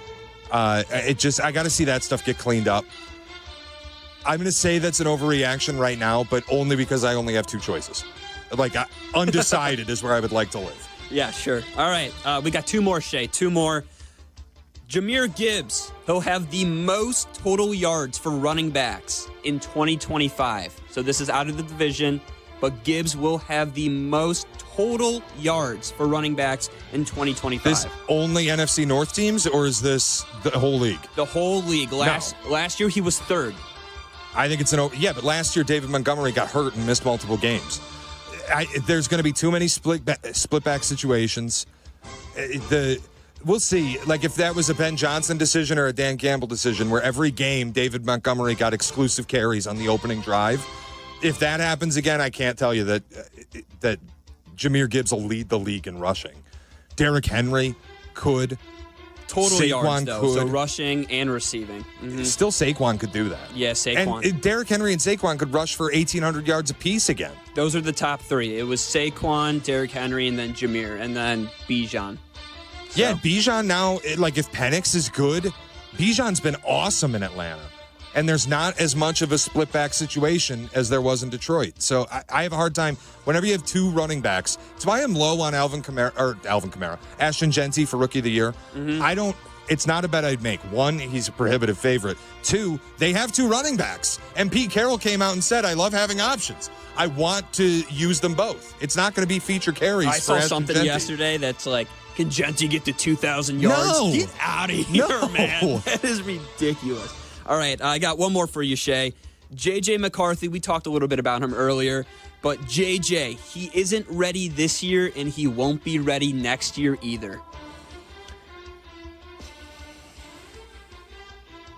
I only have 2 options. You do? Tell me I'm overreacting on this. I would like to say I don't know, but I just have to tell you how I feel today. I think it's on point. You have a rookie quarterback who missed his rookie year for 2 knee surgeries, who didn't throw what the type ball of a quarterback ton. is he? Well, he's not a rookie anymore, but No, he's a service academy quarterback. Yeah. No, it reminds me a little bit of Trey Lance, where you loved what you saw on tape when he was at North Dakota State. Wherever Trey Lance was in FCS, you loved what you saw on tape, but he didn't throw the ball really. I think he had like 400 pass attempts since high school going into his second year in the NFL. JJ's obviously outpacing that, but not by a ton. Like, I get Trey Lance vibes. You lose your rookie year to injury. You haven't thrown the ball a bunch. You haven't seen NFL action at full speed in a game. It's year 2. I'm kind of thinking it's on point. I don't know that JJ's ready, and it's the one thing that will hold the Vikings back. Mm-hmm. Definitely. All right, that's it, Shay. All right, that's Pottinger's NFL game. When we come back, a little bit on the NBA Finals and this weather. I mean, Pottinger tells me he has an opinion. I don't know what it is, but we'll get to it. It's Tyler and Shay. This is Tyler and Shay on Chicago's Home for Sports, ESPN Chicago.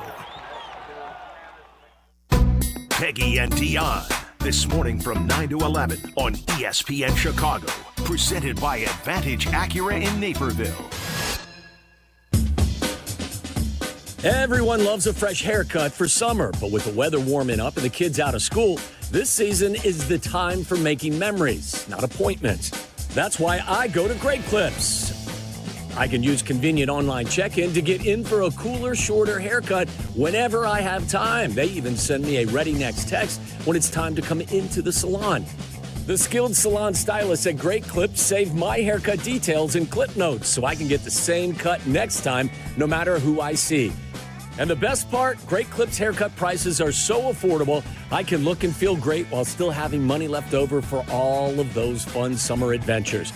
So what are you waiting for? Stop wasting time and money on appointments at overpriced salons. Get in, get out, and get back to enjoying the season with cool summer haircuts at Great Clips. Download the app today. Great Clips, it's gonna be great.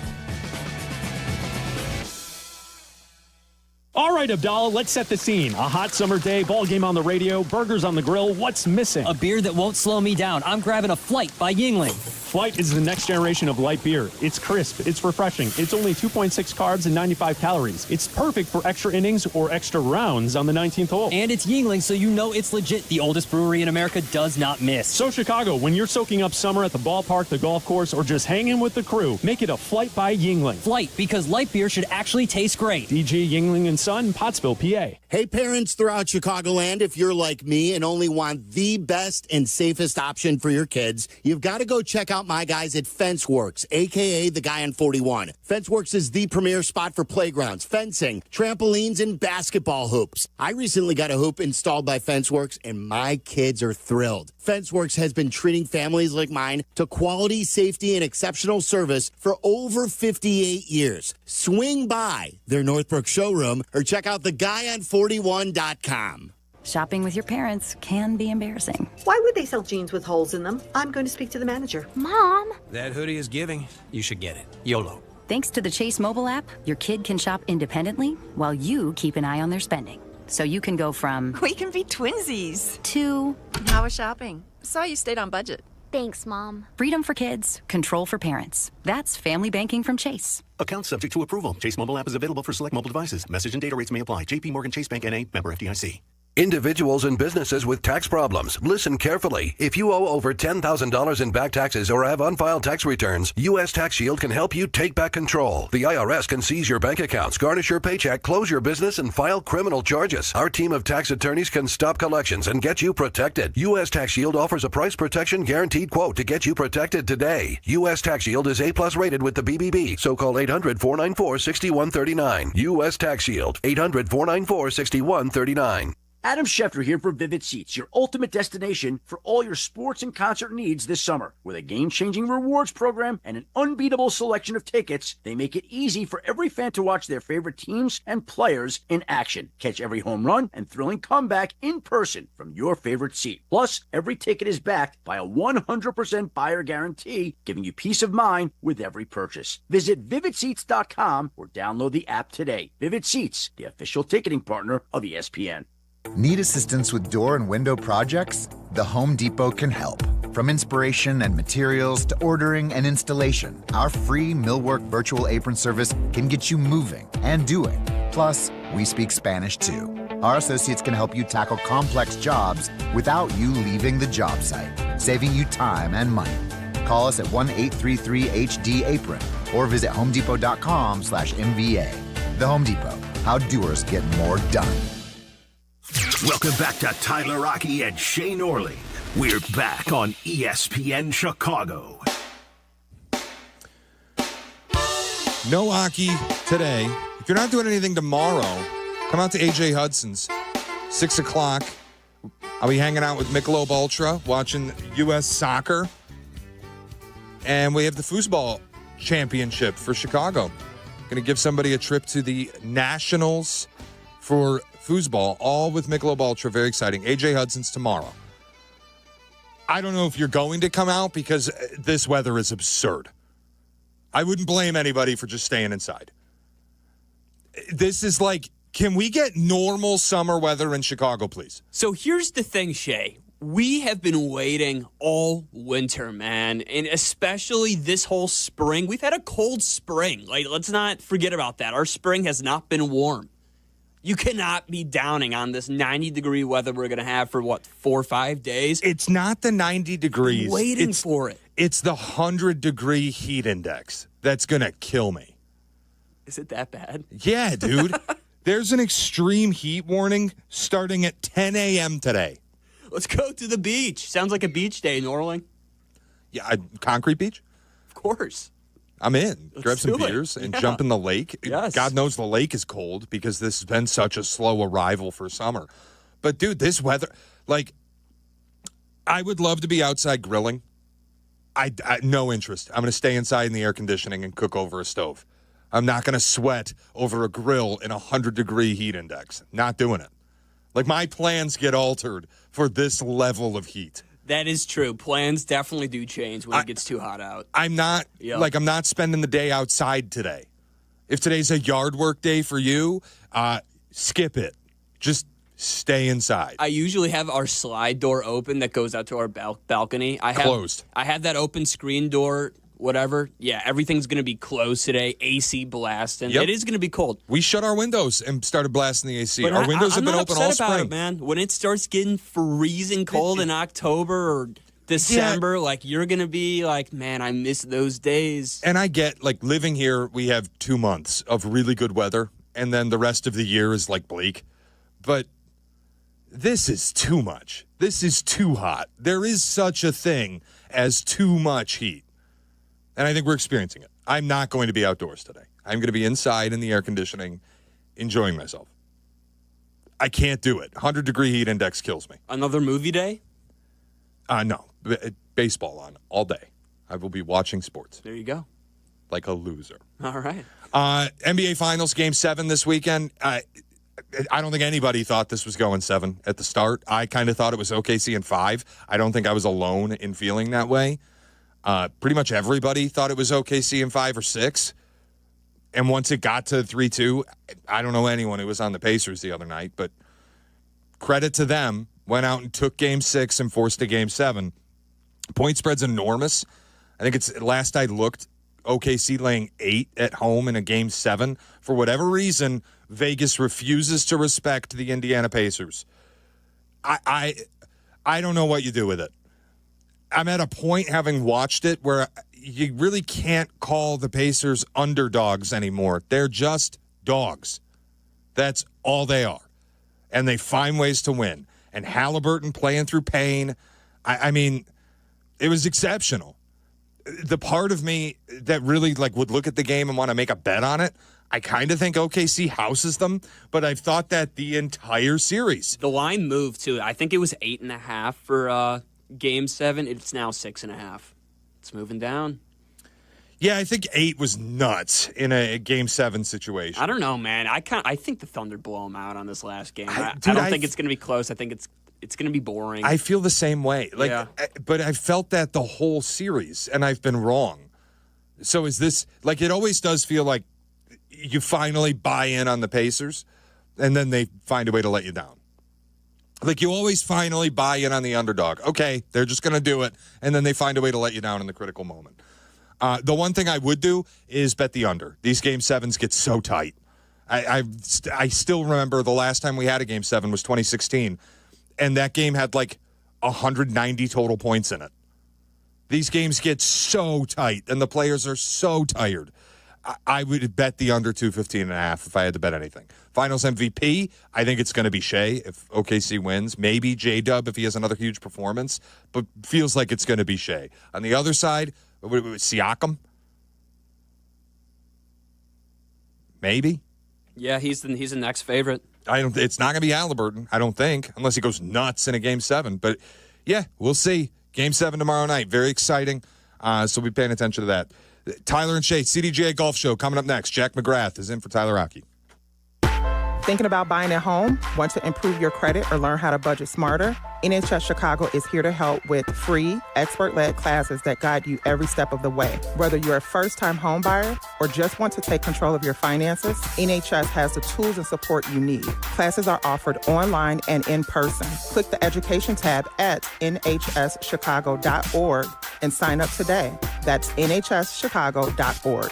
NHS Chicago, rooted in neighborhoods, investing in people.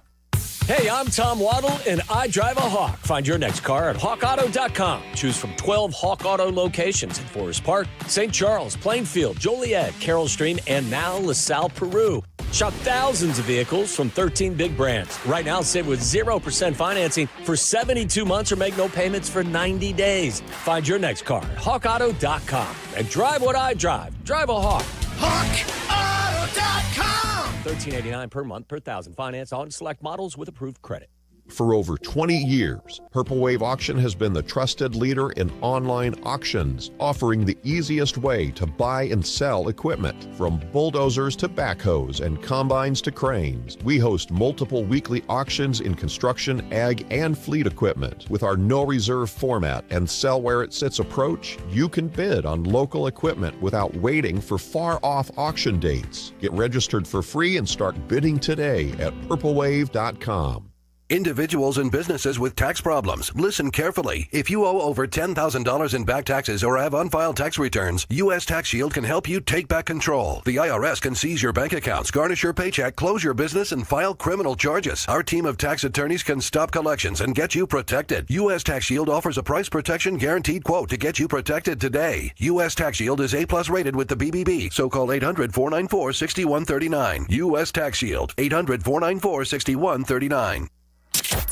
This is ESPN Chicago, WNVP, WTBC, HD2 Chicago, a Good Karma Brands radio station. Drive, chip, and putt. Golf is so easy. 4? Okay, maybe the occasional wedge. Let's talk golf. It's the CDGA Golf Show on ESPN Chicago. Presented by the Glenview Park Golf Club. Now here are your hosts, Mike Gilligan and Tyler Rocky. Happy Saturday and welcome into the CDGA Golf Show, brought to you by Fox Bend Golf Course. Jack McGrath in for Tyler Rocky today with Mike Gilligan. And Mike, I'm in for Tyler today because Tyler's out on site with you for a very special event at Fox Bend Golf Course. Jack, it's good to have you in the booth there, my friend. Glad that we can work together this Saturday because, yes, we are out at Fox Bend, and I'm going to tell you, if you want to be somewhere today where the people are happy, grateful, appreciative, patient, kind-hearted, and just simply nice, then you want to come out to Fox Bend and watch the most inspiring athletes compete in the Chicago Adaptive Open for the $30,000 cash purse. And we have got 15 different classifications. We've got 80 competitors, a full field, and we have got some amazing, inspiring stories that just prove how resilient and how tenacious the human body can be to overcome disasters, tragedies, or, unfortunate happenings in one's life that turn their life upside down. I've had people here approach me to tell me, Mike, you have no idea. I had thoughts about putting a gun to my head and ending things, but golf saved my life. golf gave me a whole new outlook, and we are seeing it here. We've had people fly in from different states. We have 26 states, 4 countries. People have come from France, Cameroon, Africa, Puerto Rico, Mexico, and as I say, 26 states, all the way from California to New York, Florida to Arizona, and it has been one heck of an event. We had a Pro-Am yesterday, and it was just an unbelievable experience out here. Each group had one of the top adaptive athletes, and they impressed without failure. I'm looking at Issa Nayab, who is from Cameroon. He calls Paris, France, his new home, and he is the favorite. Now, let me tell you a little story about Issa. Issa has no knees all the way down, so he has got stumps for thighs, so he wears 2 prosthetics. He has no left hand, none, a wrist, that's what he has. And then on his right hand, he has a thumb, and then he has a pinky, and he wears a special device, and he can play golf, and he'll shoot under par, and he's the favorite. So he shot in an event down in Florida 2 weeks ago, 36 holes, 9 under par, and won by 9. So he has flown out here because he said, hey, as he texts me, you have a lucrative purse. So I come from Africa. So we are excited to see him. He goes off at 9:40. We are streaming this live. If anyone wants to see what's going on, we are streaming from, right now it's live. If you go to our website, you can click on the link. We'll be streaming live. We have Dan Roan, the legendary WGN sports commentator, will be in the main booth. And as you said, we'll have Tyler and Tim Merrick and other people from CDGA TV bringing this broadcast live today. Today, we're going to specifically talk about their stories, get every athlete going off either 1 or 10 for the next couple of hours.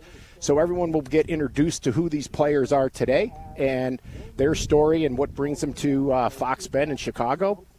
And then tomorrow at noon, we will be back live again to really bring you the finals, the back 9. And we will be following with a couple of camera crews. So it's going to be really neat. And we're going to award an overall men's, women's, and senior champion. And then we have the 15 different classifications. And each classification for amateurs are playing for $1,000 for first, $600 for second, and $400 for third. So a podium finish gets you some money back, and it keeps your amateur status intact.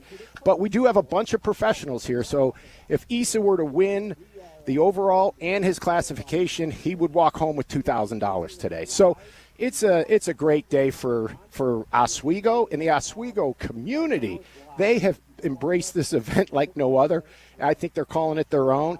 And believe it or not, at the ribbon-cutting ceremony yesterday, we were asked already to come back. So we think that is the ultimate compliment when you are a guest at a golf course and they're asking you to come back and you haven't even struck the first tee shot in competition. So we are grateful, we are appreciative, and we are changing a lot of lives out here in Oswego. Mike, you talked about how players are coming from all over different countries across the United States. What's the makeup of the players like? Because I was watching an interview last night on Fox 32 with Owen Wills, who's 14 years old and playing in the event. What's the age range look like? Where do all these different players kind of come from?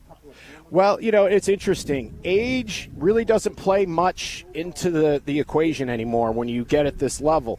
It's all about your classification. So they have classifications where, you know, an individual may have one amputation on the lower level, like meaning knee down, or it could be the whole leg, and that's a different classification. Then they have the doubles, and then they go to the one arm and one hand. And with the one arm, it's interesting because they have a category where you play exclusively with one arm, but then there's a second category of one arm where you can actually put your other, you know, stump, hand, whatever you have left on that side.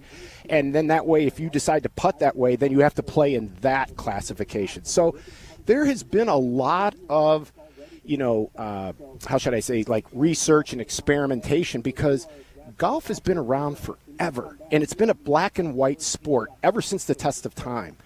But the greatest thing about this community is that it's a gray community, and we're trying to figure out, is it black or is it white? Because different levels of adaptation carry, you know, different limitations. So not everything is easy, clean, and fits in its own little compartment. So this is an evolution, and as the USGA said a couple years ago, this adaptive golf is a tsunami coming. And the CDGA, we're very much ahead of it, and we want to be the pioneers and leading where this could be in 5 to 10 years from now, because the community is waking up. When you figure golf is the only sport where if you have an adaptation of sort, you can play and you can enjoy it and you can play competitively. But if you tried to play, let's say, football, basketball, tennis with these people, you couldn't do it. That's the beauty of this sport. And much what our foundation has been doing for 80-plus years is using golf as a therapeutic tool for our soldiers who return from World War I. Well, we use the same logic with people that have faced various tragedies, whether it was in war, car accident, or a birth defect. And golf has been their saving grace, and it has done so much for their attitudes, personalities, and their way of life. And they feel, once again, normal. And that is the best thing about this. Everybody's here, and everybody's embracing one another. It's a community that comes together, and everybody knows everybody, and the community just keeps expanding. So this is much like the rest of the industry of golf and how it's increasing and getting bigger and expanding. So is this. And I think this has the biggest upside of any growth opportunity in the game. So you guys are at Fox Bend Golf Course today. Why is that a good location for the event today? Well, it's funny you asked that, Jack. Leon McNair was a legendary golf professional in the Illinois section, and Leon built this golf course in conjunction with Brent Wadsworth. The Wadsworth Construction Company, based here in Illinois, designed and built this golf course for this community when all that was out here were farms. And you now have a community. When it was first built, I think they had 4,000 or 5,000 people. They have over 30,000 people now out here in Oswego. And it is an amazing, amazing community. So I play my golf here on Sunday mornings quite often. And early on when I was playing, I went to the 10th tee, and they have this big memorial rock that sits there on the tee, and it tells the whole story of Brent Wadsworth and Leon McNair. And in fact, this section of Ogden Avenue is known as Leon McNair Highway. They thought so highly of him. And Leon's story, he started the Fox Valley First Tee, and his main mission was to bring golf to individuals with disability. And I started to read this, and it just dawned on me. It was like one of those light bulb, the light got lighter or brighter in the room. And I was like, this is where it needs to go. So I finished the back nine, promptly walked into Lou Ramadani's office and said, Lou, I've got an idea. And we started chatting about it, and his eyes got big. He goes, I'm all in. And then we went and talked to the superintendent, Bob Koldstad. He's all in. And the rest is history. This community embraced it. Let me tell you what they did here, Jack. And this is very, very odd. We have this golf course yesterday, today, and tomorrow. My tee time has been displaced by this, as many have been today. But all of the people are volunteering to help. So this isn't like, oh, my God, they took our golf course away. This community has come in and embraced it in a way that literally will almost bring a tear to your eye, because they're so into this. And it's just been a great marriage for all of us. And the idea started small, and it has expanded to something that I thought it would be great, but I didn't have any idea it would be this good. CDGA Golf Show. Mike Gilligan is on site at Fox Bend Golf Course for the Chicago Adaptive Open, the second ever Chicago Adaptive Open. And Mike, can people come and watch this event? They sure can, Jack. They just come on out. We have plenty of parking here on site. There will be an overflow over to the Home Depot, which is right on the 13th hole. They can walk right on. Admission is free. You can come on out and walk the fairways with them. And, unlike when you go to a PGA Tour event, where the guys won't give you the time of day, especially afterwards and all this, not here. You're going to make a lot of friends. So if you want some new friends, come on out to Fox Bend. Players are teeing off right now. We have a packed-in show for you today. At 9:30, we're going to talk to Andy North, two-time U.S. Open champion and ESPN golf analyst. We'll break down what happened at the U.S. Open last weekend with him, including some of the little controversies that were there. We'll talk to Andre Blom as well, the CEO of the Illinois Bone and Joint Institute. And Mike, next, you told me yesterday that there was a Pro-Am at Fox Bend as part of the Chicago Adaptive Open, and you said you had some great stories coming from that. I want to hear those stories from you. Coming up next is the CDGA Golf Show on ESPN 1000. This is the CDGA Golf Show on ESPN 1000, 100.3 HD2, and the ESPN Chicago app.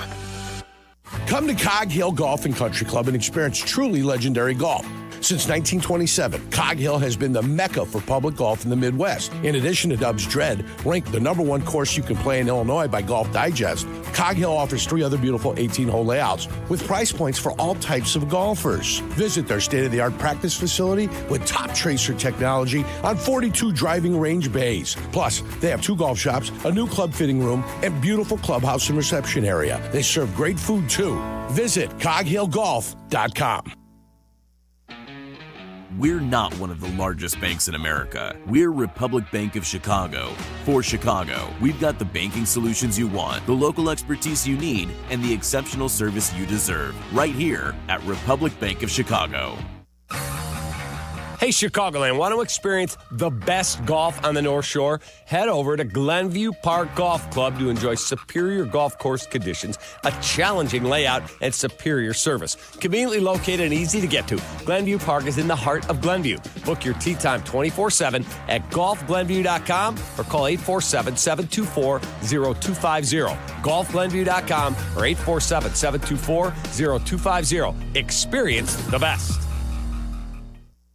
Play their gear, dress the part, and shop like the pros at the PGA Tour Superstore. Now's the time to upgrade your game with new apparel and footwear to keep you looking fresh, and the hottest clubs from all your favorite brands. Plus, dial in your game with the latest technology like rangefinders and launch monitors. Shop with the pros at one of PGA Tour Superstore's 5 Chicagoland locations: Downers Grove, Schaumburg, Orland Park, Vernon Hills, and Lincoln Park.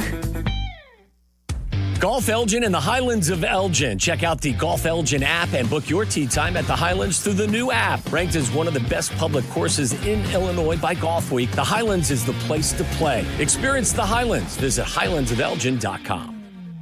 Chicagoland's very own Tour Edge Golf is celebrating 20 years of exotics with their brand new Exotic 725 series. The 10K MOI E725 driver provides the ultimate in forgiveness and stability off the tee, while the rest of the 725 series is packed with innovation specifically designed to cover every player type looking to level up their game. It's time to see for yourself why over 200 PGA Tour professionals have chosen to put exotics in their bags. For more on the new Tour Edge Exotic 725 series, visit touredge.com.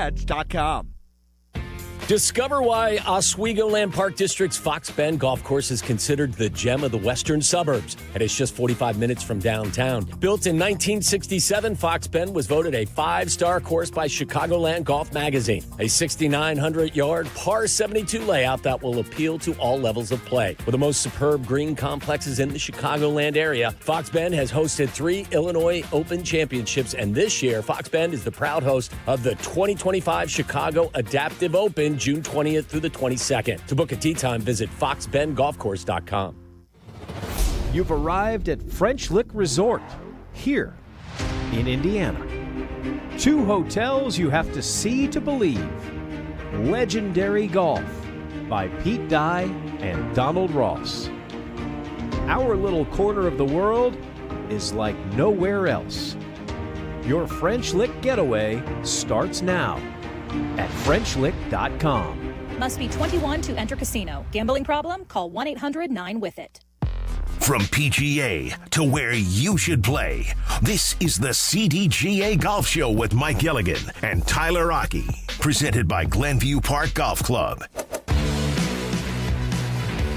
It's the CDGA Golf Show brought to you by Golf Elgin. Jack McGrath in for Tyler Aki today. Tyler's on site at Fox Bend Golf Course for the Chicago Adaptive Open. Mike Gilligan's out there as well. And Mike, yesterday, You told me that you had a Pro-Am and you had some spectacular stories, and it was a spectacular night out at Fox Bend Golf Course.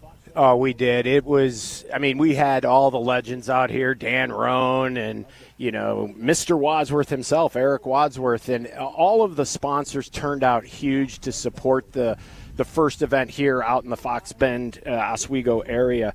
And I was totally caught off guard when Jake Olson, who, for those who don't know who Jake Olson, ESPN did a story on him about a year and a half or two ago. He played football at the University of Southern Cal, and he is blind. And when I tell you he's blind, he lost his eyes at the age of 10 due to cancer. So when I tell you he's blind, it's 100%. He has no eyes. So they basically put him as a long snapper at USC, and he was on the scout team. He practiced religiously for 4 years with that program, but never got into a game until the final game against UCLA his senior year, and they brought him in, and he snapped it. They kicked the field goal, and so they officially put a blind football player in the Division I NCAA game, and he executed a play flawlessly. So last year I'm looking at the list of people coming in, and sure enough, Jake Olson, Huntington Beach, California. And he came in and played Cog Hill number 3 with his dad just giving him general direction, what the wind's doing, just painting a picture every time, even on the putting green. And for 36 holes, playing from the regular white tees at Cog Hill number 3. So for any of those who know Cog Hill number 3, you know what I'm talking about. He shot 80, 82, completely blind. I challenge you to close your eyes and see if you can score less than 10 on a golf hole. If you can even find your ball, let's say, and find it, I'm meaning find it with the club head down to where it is stationed in front of you. It's just an unbelievable thing to watch. Well, anyway, Chris, his dad, shows up, and he's so excited because he said, hey, if Chicago's going to treat people like this, you can count on us coming every year from Huntington Beach, California, and sure enough, he shows up. Little did I know, his father grew up across the street from Fox Bend, and he used to cut the fairways here. So Jake's got a little bit of an advantage over everyone else. His dad's been cutting green since he was in high school. He apparently went to Oswego High School, class of 1981. So it was wild. He came to the party last night and reconnected with old high school buddies and people that were all here in town and playing in the event. So just goes to show you sometimes when you're trying to do something kind for the world that other things happen just because they need to and they should, and the world is right. And it was just a wild story to see somebody from that far away come to little old Oswego, Illinois, and he grew up here. So that was one of the feel-good stories.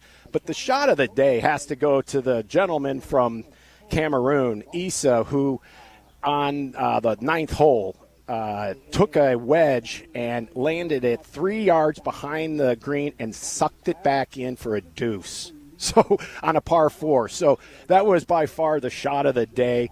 And overall, everyone just had a wild, wild time. And I can't tell you how many people who are single-digit handicaps that I know played yesterday were just amazed that their pro or their amateur who is in the adaptive event was substantially longer than they were. And they can't figure it out. But it is so impressive. And it just makes everybody, I think, take a step back and, become grateful for what you have today, because you're not sure what tomorrow's going to bring. And I think that's the big lesson that everybody got yesterday. And everybody left here in a mood that was electric, up, happy, and really better off for just spending the day here yesterday, quite honestly. And back to your story about Jake Olson and his dad, I think that just shows how the reach the Chicago Adaptive Open has with players from 26 states. You mentioned earlier 5 different countries, including the United States, represented at the Chicago Adaptive Open. What do you think makes the CDGA Chicago Adaptive Open so attractive to players from across the country and across the world? Well, without question, it comes down to our staff and the ability to put an event that is by far, I think, among the best run out in their community. And we've had many of the players come up and say, the USGA, who they have their Adaptive Open in Maryland in just a couple of weeks, could take a lesson from us. And really what it is, it comes down to showing off the hospitality that we can show people. And I've always said this, having in a previous career put on golf tournaments from, Boston to LA and everywhere in between. And I have to tell you, the Midwest people, the culture, the act of volunteering and getting involved is vibrant, it's alive, and it's well. You go out to the far coast, and it's not necessarily always that way. And I think the key has been just the way we treated everybody. And the word got out last year from the 50 that played. Now, having a purse certainly doesn't hurt, but I think the date, and when you consider what Fox Bend has done for us, they've given us the golf course this weekend. And it's June, and we have a short season.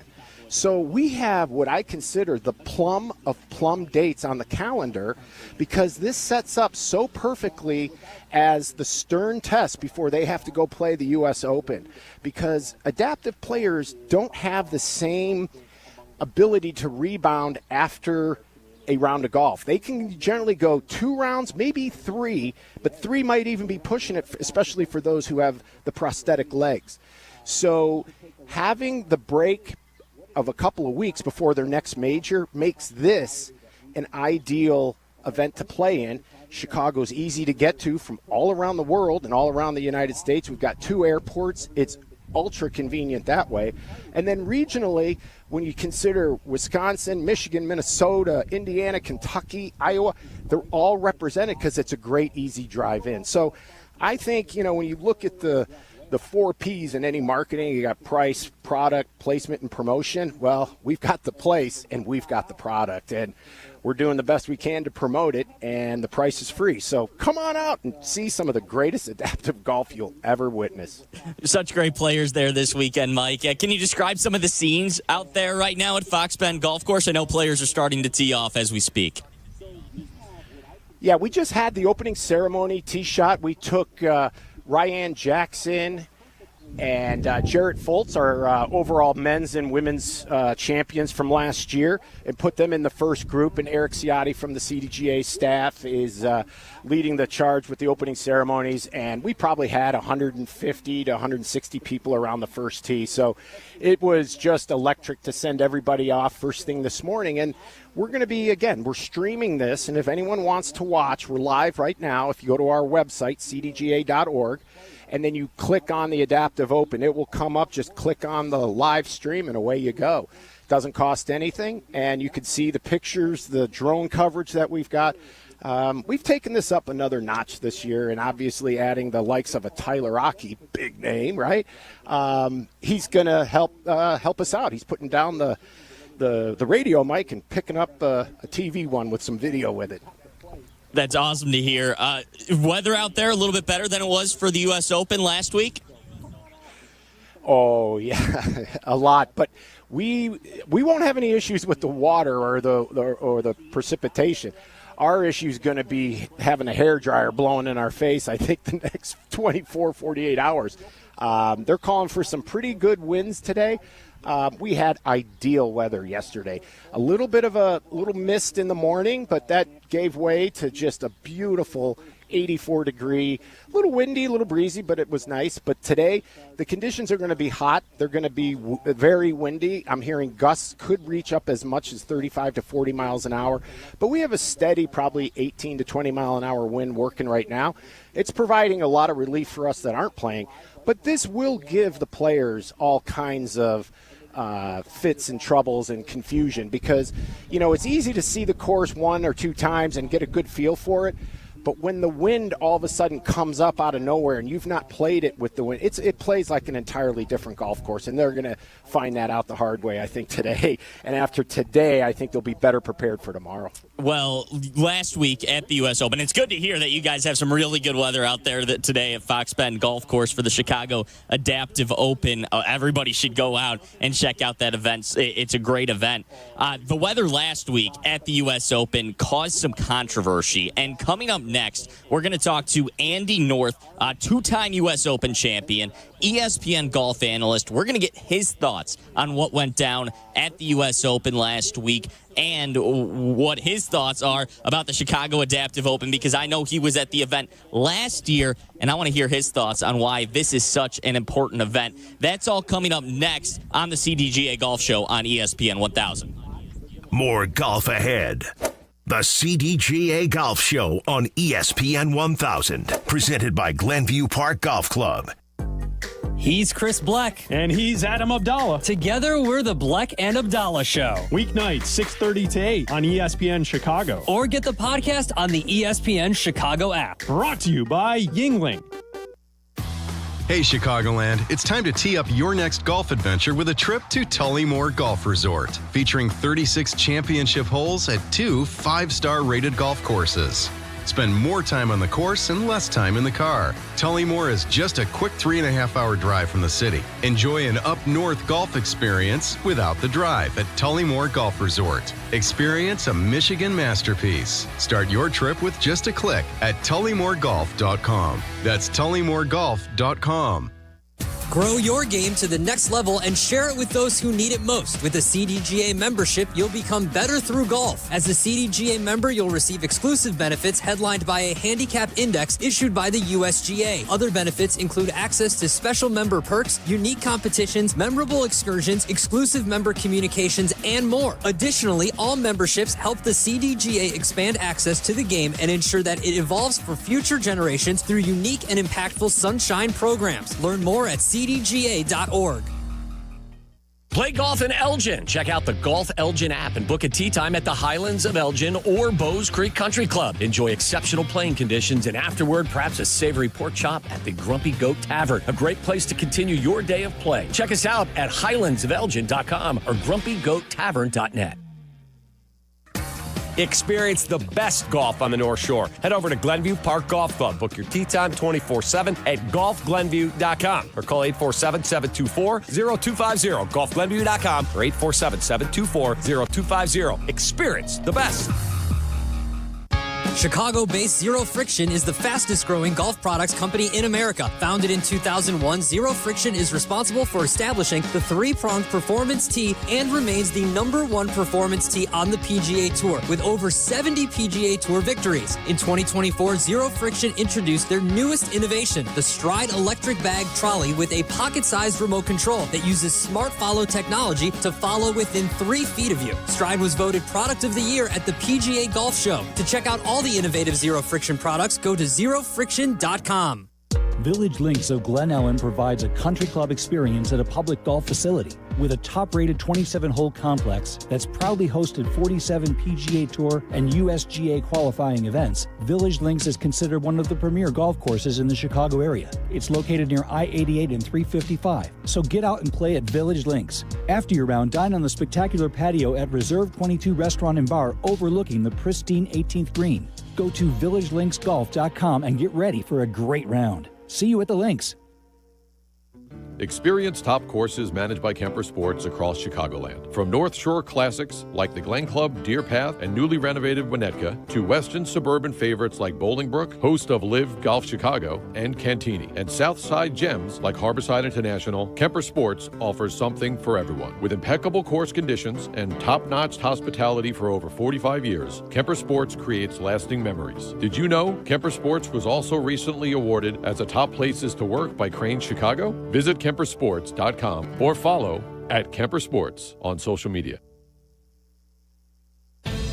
Golf with the legends at Destination Geneva National in Lake Geneva, Wisconsin. Enjoy 54 holes designed by Arnold Palmer, Gary Player, and Lee Trevino. Stay right on the course in luxurious suites, group cottages, or the newly renovated and reimagined Lakeview rooms at the Lodge. Between rounds, savor on-site dining at the Hunt Club Steakhouse, Crafted Italia, and Turf Kitchen and Tap. Or unwind at Paloma Cantina, overlooking the dance floor, the entertainment-style putting course. Visit DestinationGN.com for details on Wisconsin's closest multi-course golf resort to the greater Chicagoland area. Golf is on your mind and on the air. Right now, this is the CDGA Golf Show on ESPN 1000, 100.3 HD2, and the ESPN Chicago app. Presented by Glenview Park Golf Club.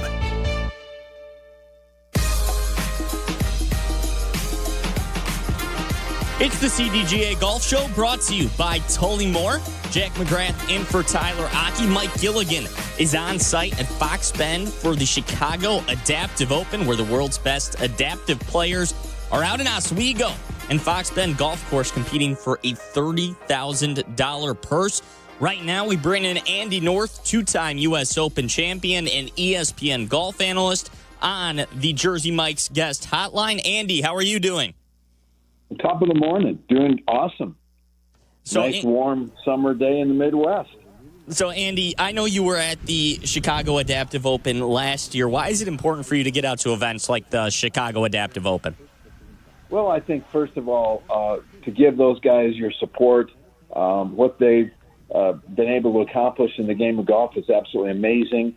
Every time I go watch these guys hit it, it's incredible to me. I mean, the scores that some of these guys can shoot, the quality of shots they can hit while overcoming unbelievable tragedies in their life. It's been truly amazing, and one of the hottest events in the country right now is that USGA has created this Adaptive Open on the national scene that, and so many of the guys that are playing there this weekend will be playing that, and it's the fastest growing event the USGA has. Andy, no doubt, good to have you on again, and happy Saturday to you. And let me tell you, everybody here is asking, is Andy North here again? Is Andy North here? I said he couldn't make it this year, but hopefully he'll be here next year. But you had a great influence on a lot of people here last year, and there's a lot of people who wanted to just simply say hello to you today. But we want to talk to you a little bit about the U.S. Open. I mean, what an event we had. It never seems to disappoint. J.J. Spawn, he clinches his first major by holing out that dramatic 64-foot putt on the 72nd hole at Oakmont. As someone who's handled U.S. Open pressure, what does it take mentally to deliver in such a moment like that? Well, I think before we get into that, it was such a great Open, even though the weather was not cooperating as like we would have liked it to be. But you saw one of the hardest golf courses in the country play very difficult. I thought the setup was really great. It made the players put the ball in the fairway. If you put it in the rough, you're probably going to make a bogey. And that's a different kind of golf than they're used to playing. So at times, a lot of the players struggled. But at the end, what JJ did, I thought he looked, from the eye test, I thought he looked like he was playing the best of anybody all week long. Sunday morning on our Sports Center shows, I actually thought he would be our winner. I didn't expect it to happen like it happened. The horrible breaks he got early on. I mean, the shot at the second hole was absolutely perfect. It's going to be a tap-in birdie, and who knows what's going to happen from there. And he hits the pin and comes back off the green 60 yards, and he end up making a bogey and then hit a rake on another hole. All of a sudden, he's 5 over after 6 holes. You're thinking, what? This guy's got no chance. Then the rain delay came, and he was able to sort of reset. And when he came out, the rest of the golf he played was absolutely spectacular. He had a lot of good shots. He made 2 or 3 bombs. And, everybody talks about the putt on the last hole. The tee shot he had at 17 was just absolutely perfect. It's a hole that a lot of guys are driving it on. But when you're in the last group, you're tied for the lead in the U.S. Open, you can pull off a shot like that. Give yourself a nice, easy 2-putt birdie. Boy, that's really nice to get that lead back. And then got a great break on the last hole. His playing partner hit it literally a foot outside him before he had the putt. So he got a nice read on the break and the speed. And you don't expect him to make it, but it was really a perfect. If it doesn't go in, it's a foot to 18 inches from the hole, which is exactly what he wanted. But he really got it back together. I thought he kept his calm really, really well during the course of the event. As we talk at majors, and particularly U.S. Open, you better have some patience or you're going to have a lot of problems that week. And he did, and just really proud of how he handled himself, particularly coming down the stretch. Andy, there were a lot of questions after the rain delay, after play stopped, of whether the event should have continued that day. What do you think? Because I know there were some very tough shots for a lot of these players that on very wet conditions in the middle of the fairway. Do you think the event should have continued that day? Yeah, I do. The guys don't want to. If you can go out there and play, you want to play. And the golf course was in pretty great shape. So what standing water you had were in the low areas, and you can take relief from those areas if it's deemed to be in casual water. We play in those kind of conditions all the time. And, some guys came back and played great. Some guys struggled. But all in all, I thought the setup for the Open at Oakmont was absolutely terrific. And I think you saw the struggle the players went through. You're trying to define the guy who's playing the best that week, and I think that JJ probably was that guy. Andy, if you went to Pittsburgh a week before the U.S. Open and said, do you know a JJ? They might say, we know a TJ Watt. We might know an A.J. Brown. We might even know an R.J. Reynolds who played for the Pirates. But JJ, the Yinzers of Pittsburgh now know who he is. And the 72nd and 71st holes, like you said, were pivotal for Spaun.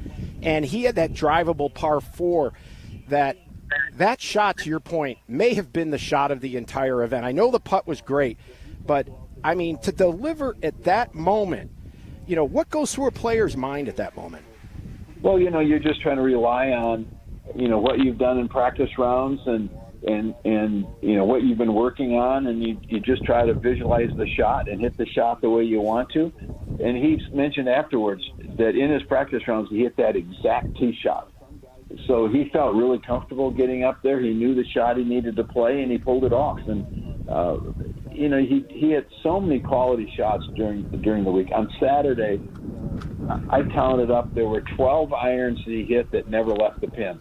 Now, they might not have been the perfect distance. It might have been 15 feet short or 10 feet long or whatever, but they never left the pin. And, boy, that's hard to do under that kind of pressure. Off of Mike's question there, Andy, when you see great shots like that in a U.S. Open, does it ever take you back to your U.S. Open wins, thinking about some of the great shots that you yourself hit? Well, unfortunately, I didn't hit any great shots like that one. Obviously, every time I go to the Open, you have great memories. You understand that it's such a difficult golf tournament to win. And I personally just loved it when it was set up really difficult, as we saw Oakmont. Par was a heck of a score. And, you saw the players struggle all week long. It didn't matter who they were. The best player in the world, Scotty Scheffler, probably had a great chance to win. He missed a bunch of putts. I think he had 7 3-putts for the week. That's given away a lot of shots that he would probably not been very happy Sunday night, I would suspect. But, he's bounced back. He's tied for the lead up at Hartford. He's the best player in the world for a reason. And that he is. Andy, Robert McIntyre finished second, and several others made a late charge on Sunday. Who impressed you most outside the winner, and why? Well, I really thought that, the guys that were near the lead played so well all week long, and it just, it's unfortunate and disappointing that you have a stretch of bad holes at the end of the tournament, and that's what makes our sport so hard. You can play great for 3.5 days, and you have a 45-minute period that you don't do what you want to do, and all of a sudden all that hard work is out the window. But I thought that, there were so many guys. I thought that, watching Scotty play, he wasn't at his absolute best, but, boy, he was right in the middle of it the whole time. And if he doesn't miss 2 or 3 short putts on Sunday, he had a really good chance. But, I think the winner last week and the star of the show was Oakmont. We've had a lot of great Open championships there over the years, going back to the Nicholas Palmer, 1962, the Johnny Miller. We've had some really, really terrific winners there. And the golf course never disappoints. Even if under soft conditions, it's still a super difficult golf course. What did you think of Scotty Scheffler's performance? I know he's putting on a show at the Travelers Championship this weekend. What did you think of Scotty Scheffler's performance last weekend? I think he played pretty well. I don't think that there's anything to be to totally be disappointed about. I mean, I think that he would like to have made a few more putts on Sunday, and hit a couple more fairways. You go back over a tournament like that, we finished 5 shots back.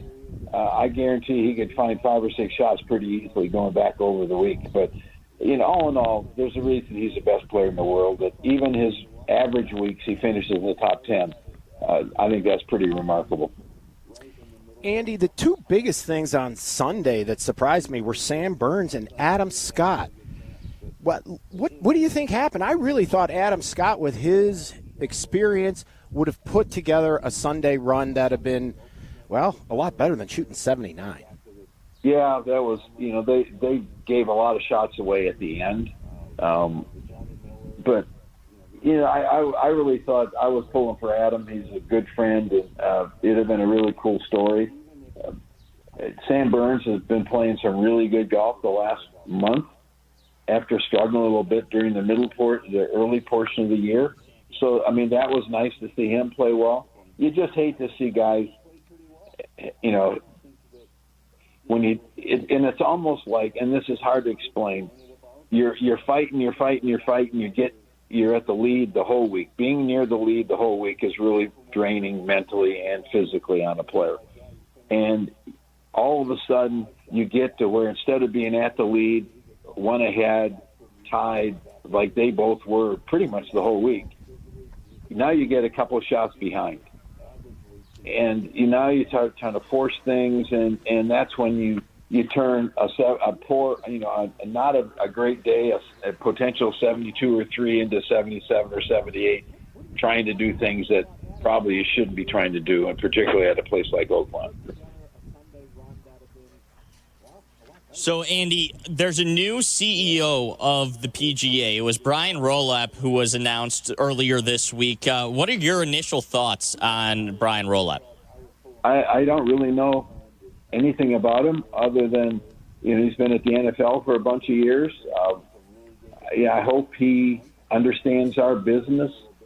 It's one thing to be a CEO of something, but you really have to understand the behind the scenes, how things work, how things usually operate.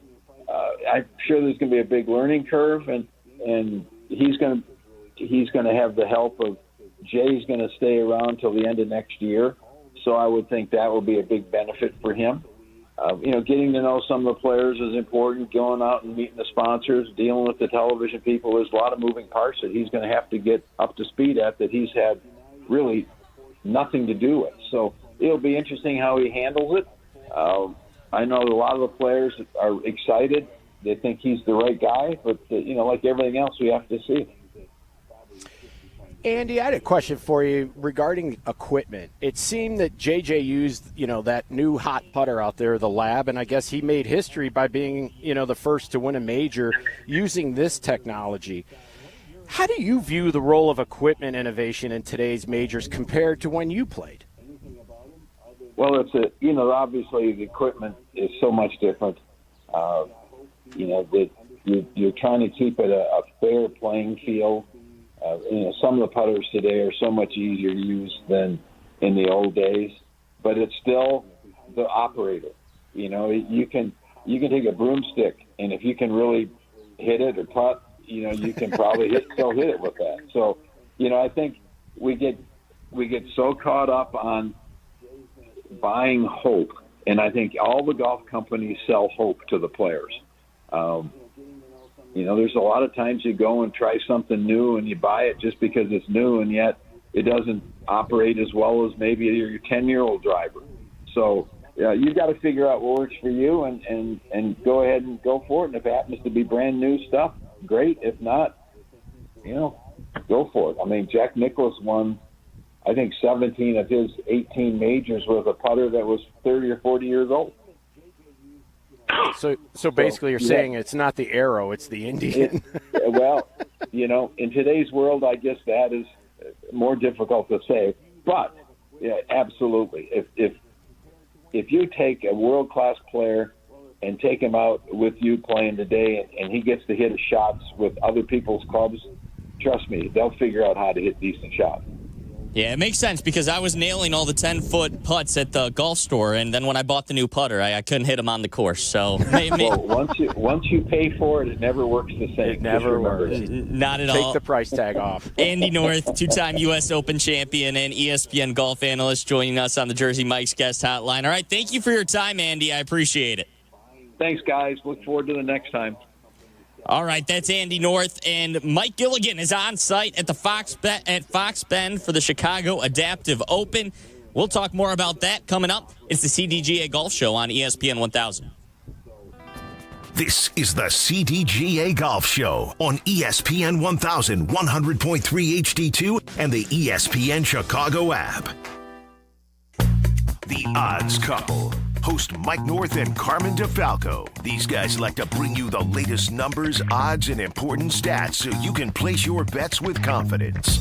Hear the show on demand on the ESPN Chicago app. Brought to you by Bet365. Illinois Bone and Joint Institute is proud to present the Chicago Adaptive Open. At IBJI, they're dedicated to helping you move better so you can live better. Their expert team delivers compassionate, high-quality care with state-of-the-art imaging, convenient rehab locations, and 14 ortho-access immediate care facilities for same-day orthopedic treatment. With more than 150 physicians and 100 locations throughout Chicagoland, they offer expertise in every orthopedic specialty. From injury to recovery, IBJI is here for you. Get the close-to-home care you deserve. Visit IBJI.com to learn more. Golfers, go north to Wisconsin and experience the Club at Lac La Belle, voted a top 10 most fun golf course in the country by Golf Digest. The Club at Lac La Belle is now accepting tee times. Take advantage of same-day replay rates. The Club at Lac La Belle is at the heart of the Wisconsin Golf Trail, featuring a majestic, redesigned course and beautiful clubhouse. Schedule your tee time now at theclubatlaclabelle.com. A historic past meets a vibrant future. Go to theclubatlaclabelle.com to start your journey. If you haven't been to a PXG golf store, you are missing out. Every location is equipped with state-of-the-art fitting bays, the full lineup of our game-changing golf clubs, an incredible selection of PXG apparel, golf bags and accessories, and personal service that is absolutely second to none. The best part, it's a ton of fun. Find out what PXG can do for your game. Come see us at either of our 2 Chicago locations, Northbrook and Oakbrook. PXG, you've never played like this before. Hey, Chicagoland, play the best golf course the western suburbs has to offer. Fox Bend Golf Course. Fox Bend is the proud host of the 2025 Chicago Adaptive Open, June 20th through the 22nd. Book tee times at foxbendgolfcourse.com. You strive for more in life and in business, never settling for anything less than. Your bank should be no different. It's time for a fresh perspective. It's time to move things from to-do to done. It's time for your bank to go the extra mile for you. Achieve more at Republic Bank of Chicago. Banking beyond expectations. Visit ourbankchicago.com to get started. Republic Bank of Chicago, member FDIC. Experience the best golf on the North Shore. Head over to Glenview Park Golf Club. Book your tee time 24/7 at golfglenview.com or call 847-724-0250. golfglenview.com or 847-724-0250. Experience the best. Come to Cog Hill Golf and Country Club and experience truly legendary golf.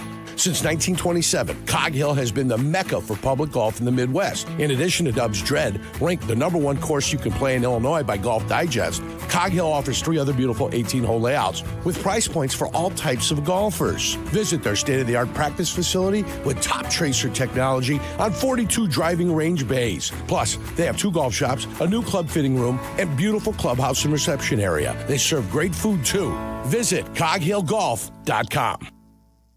Chicagoland's very own Tour Edge Golf is celebrating 20 years of exotics with their brand new Exotic 725 series. The 10K MOI E725 driver provides the ultimate in forgiveness and stability off the tee, while the rest of the 725 series is packed with innovation specifically designed to cover every player type looking to level up their game. It's time to see for yourself why over 200 PGA Tour professionals have chosen to put exotics in their bags. For more on the new Tour Edge Exotic 725 series, visit touredge.com. Welcome back to Tyler Rocky and Shane Orley. We're back on ESPN Chicago. This is the CDGA Golf Show, brought to you by Tour Edge. Jack McGrath in for Tyler Rocky today. He's on special assignment out at Fox Bend Golf Course for the Chicago Adaptive Open. That's also where Mike Gilligan is at. A great event. And, Mike, what do the scenes look like now as players continue to tee off? Well, we've got a few players that are out on the course. We've already got our leaders. We've got 3 guys that are 1 under, including the aforementioned Jake Olson. He birdied number 1 completely blind. So it's just awesome. So we have a 3-way tie right now early on between a lower leg and a 1 arm. They're all 3 under. So or 1 under, so all 3 of them. So, yeah, things are progressing. We're live streaming, and players are warming up both on putting greens, practice range. We've got both tees going. And I'm going to tell you, we have a lot of spectators out here, which is great. That's great to hear. We talked about Jake Olson a little bit earlier. Former long snapper for USC. He played in 1 game for the University of Southern California as a long snapper, and as you mentioned, Mike, completely blind, and now in the CDGA Adaptive Open. Mike, the other thing I wanted to ask you about is Andy North talked about the U.S. Open and some of the things that stood out to him. What player, other than J.J. Spawn, stood out to you at the U.S. Open last weekend? Well, there was a few. And what I guess I saw out of Jon Rahm on Sunday was something that I think he needed to see, we needed to see, because I still think there's a lot of great golf in that young man. And even though he's over on LIV, we really miss him. We really, really miss him. And I think that's my biggest takeaway is how much we really want Bryson and Jon Rahm and these players to be back playing with the world's best, to see really who is the best. And, we were treated to just such a great show at Oakmont. And I think Andy's right. I think the golf course won in a huge, huge way in, identifying the best player. And what's interesting, of the previous Opens, and as you may know, Jack, Oakmont has hosted the most U.S. Opens of any club here in the United States. And as such, I believe the number of all the Opens that they've had 1,300, and I think it's 58 different competitors going into this year's Open, which there was 156 more added, and only 27 have made it under par. So we had JJ, he's number 28. So in other words, it was less than 1% of the field made the cut, and it's on the average when they play the Open at Oakmont, it's somewhere between 1% and 2% that only, or not make the cut, go under par. So it shows you just how difficult Oakmont can be. And the other thing was that weather actually helped the golfers.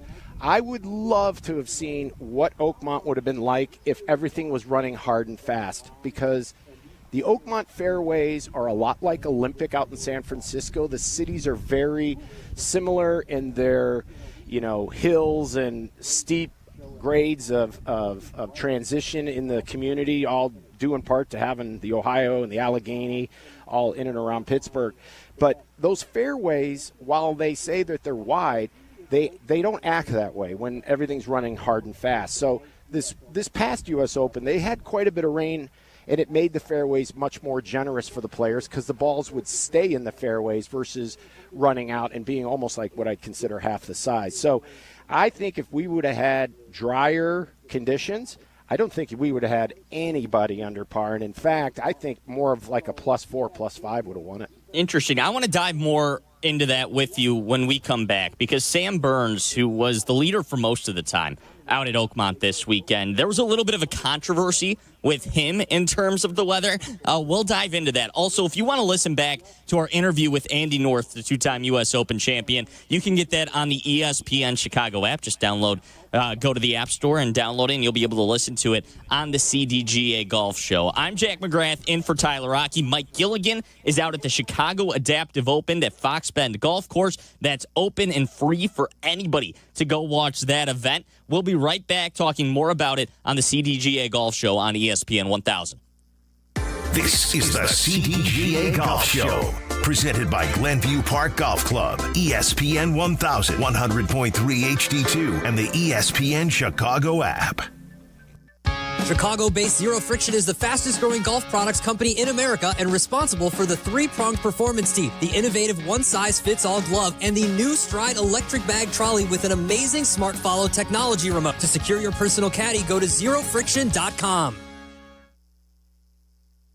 Village Links of Glen Ellen provides a country club experience at a public golf facility. With a top-rated 27-hole complex that's proudly hosted 47 PGA Tour and USGA qualifying events, Village Links is considered one of the premier golf courses in the Chicago area. It's located near I-88 and 355, so get out and play at Village Links. After your round, dine on the spectacular patio at Reserve 22 Restaurant and Bar overlooking the pristine 18th green. Go to villagelinksgolf.com and get ready for a great round. See you at the links.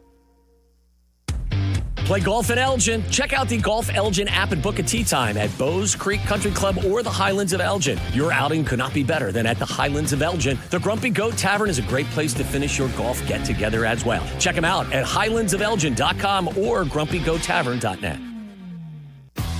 Tullymore Golf Resort is the perfect spot for your next golf trip. With 36 holes of championship golf and on-site accommodations, Tullymore Golf Resort is up north golf without the drive. Start your trip with just a click at tullymoregolf.com. The Odds Couple. Host Mike North and Carmen DeFalco. These guys like to bring you the latest numbers, odds, and important stats so you can place your bets with confidence. Hear the show on demand on the ESPN Chicago app. Brought to you by Bet365. Welcome to the Chicago White Sox newest affiliate, Vatican City. ESPN Chicago, the home of the Chicago White Sox, celebrating the selection of Pope Leo XIV.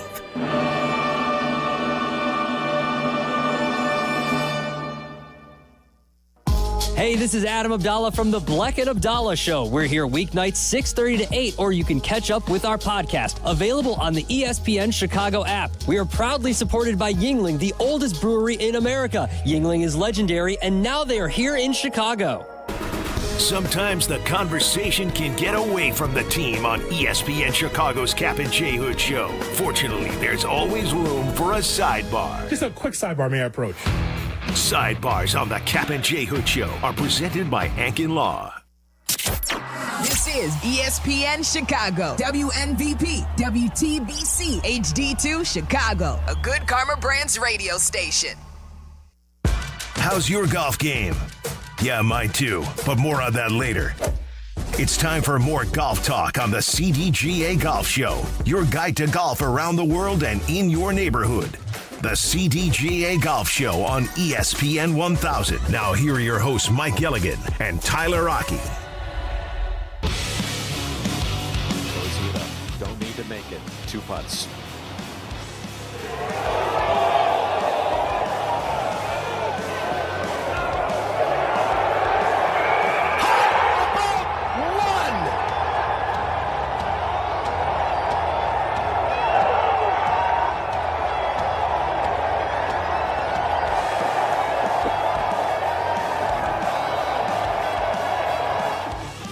That's J.J. Spahn's long putt to win the U.S. Open, courtesy of NBC. Spahn had a very unlucky day to start the fourth and final round of the U.S. Open last Sunday, but was able to bounce back after a rain delay. We know all about that in Chicago, bouncing back after a rain delay with one of our baseball teams in an important event, the World Series for the Cubs a few years ago.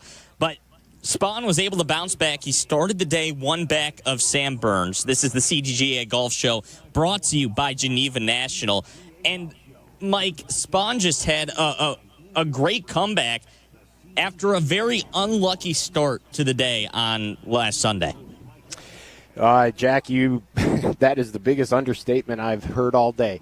If bad luck was anything to have, he had tons of it early on, and he, for the first 6 holes, he was 5 over par. And I think, as Andy mentioned, wrote him off. I think most people did.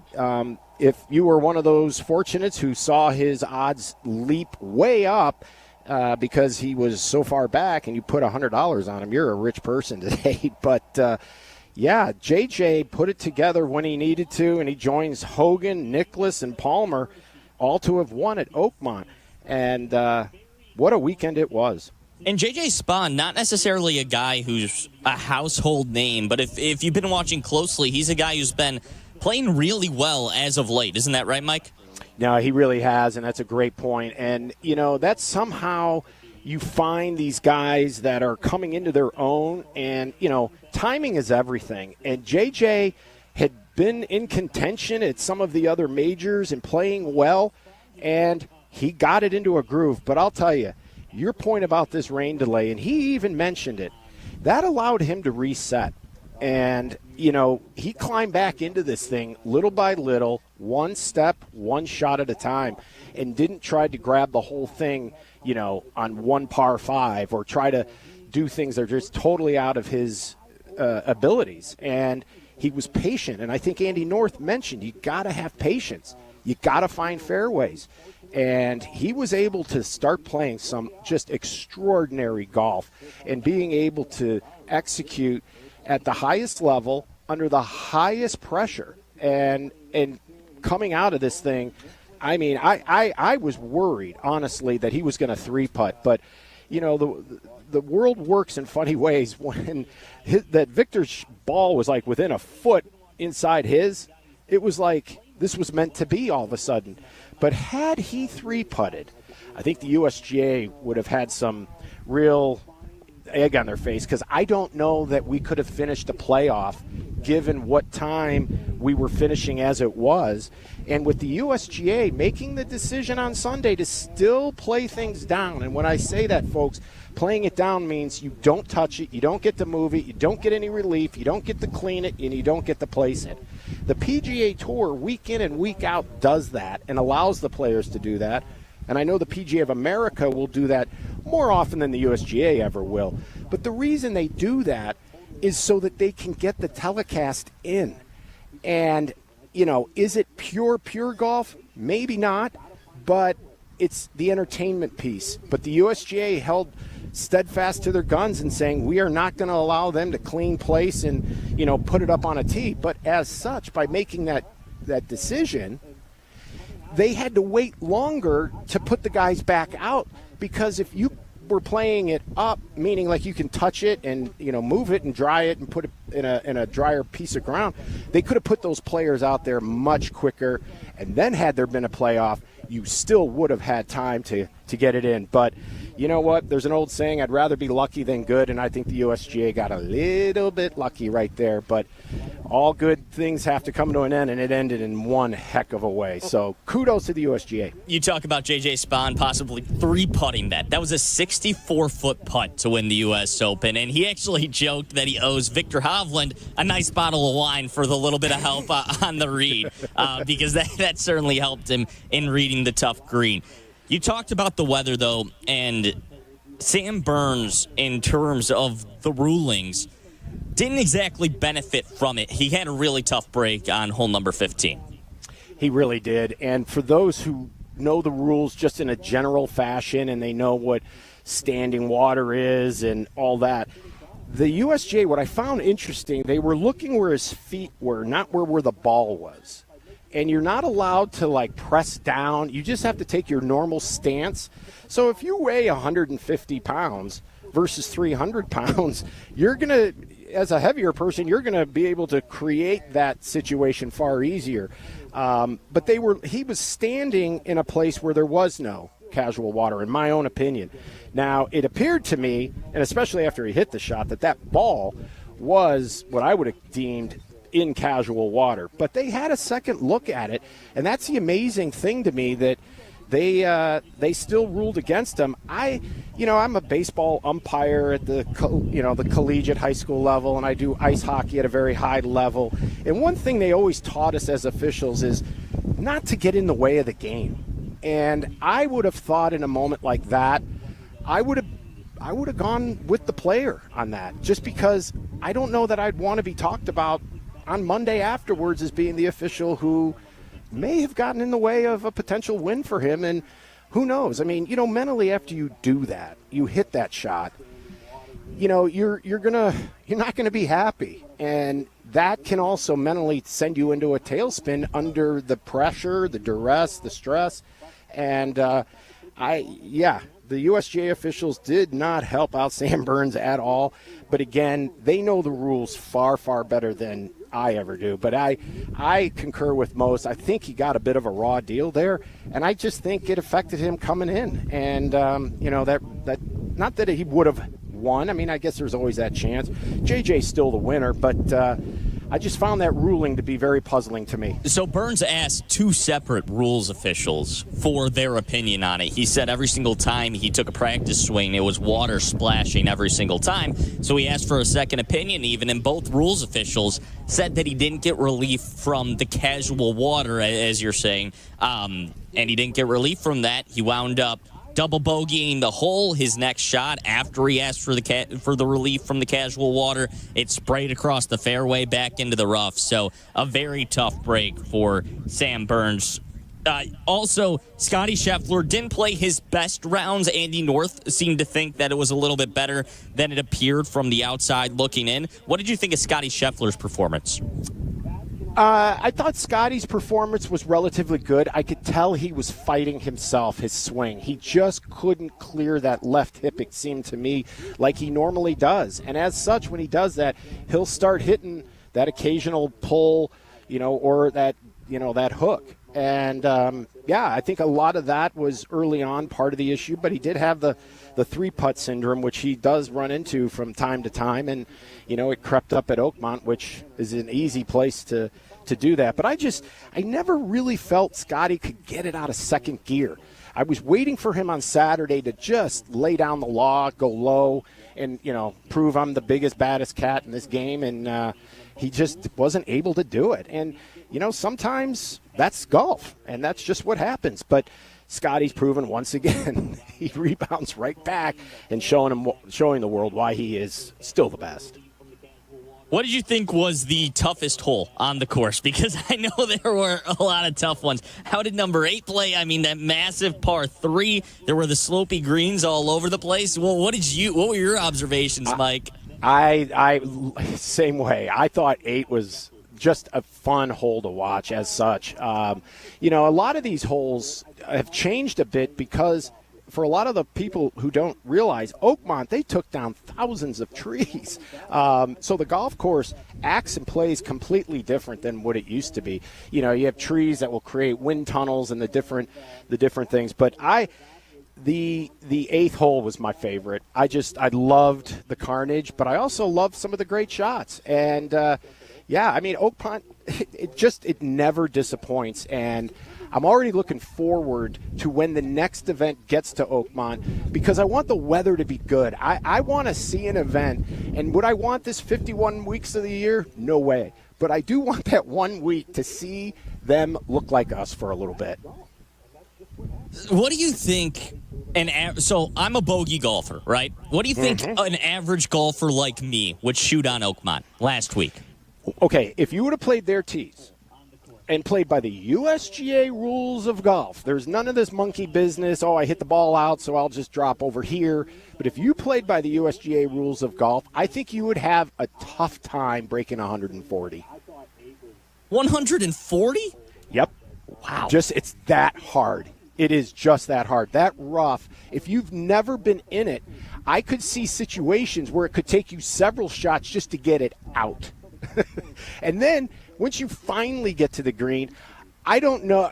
I'll bet you would only 2-putt maybe 2 or 3 greens. I'll bet you'll 3, 4, and 5-putt most of the greens. Wow. It's just that hard. Well, it's easy to see, too, when you look at all of these players.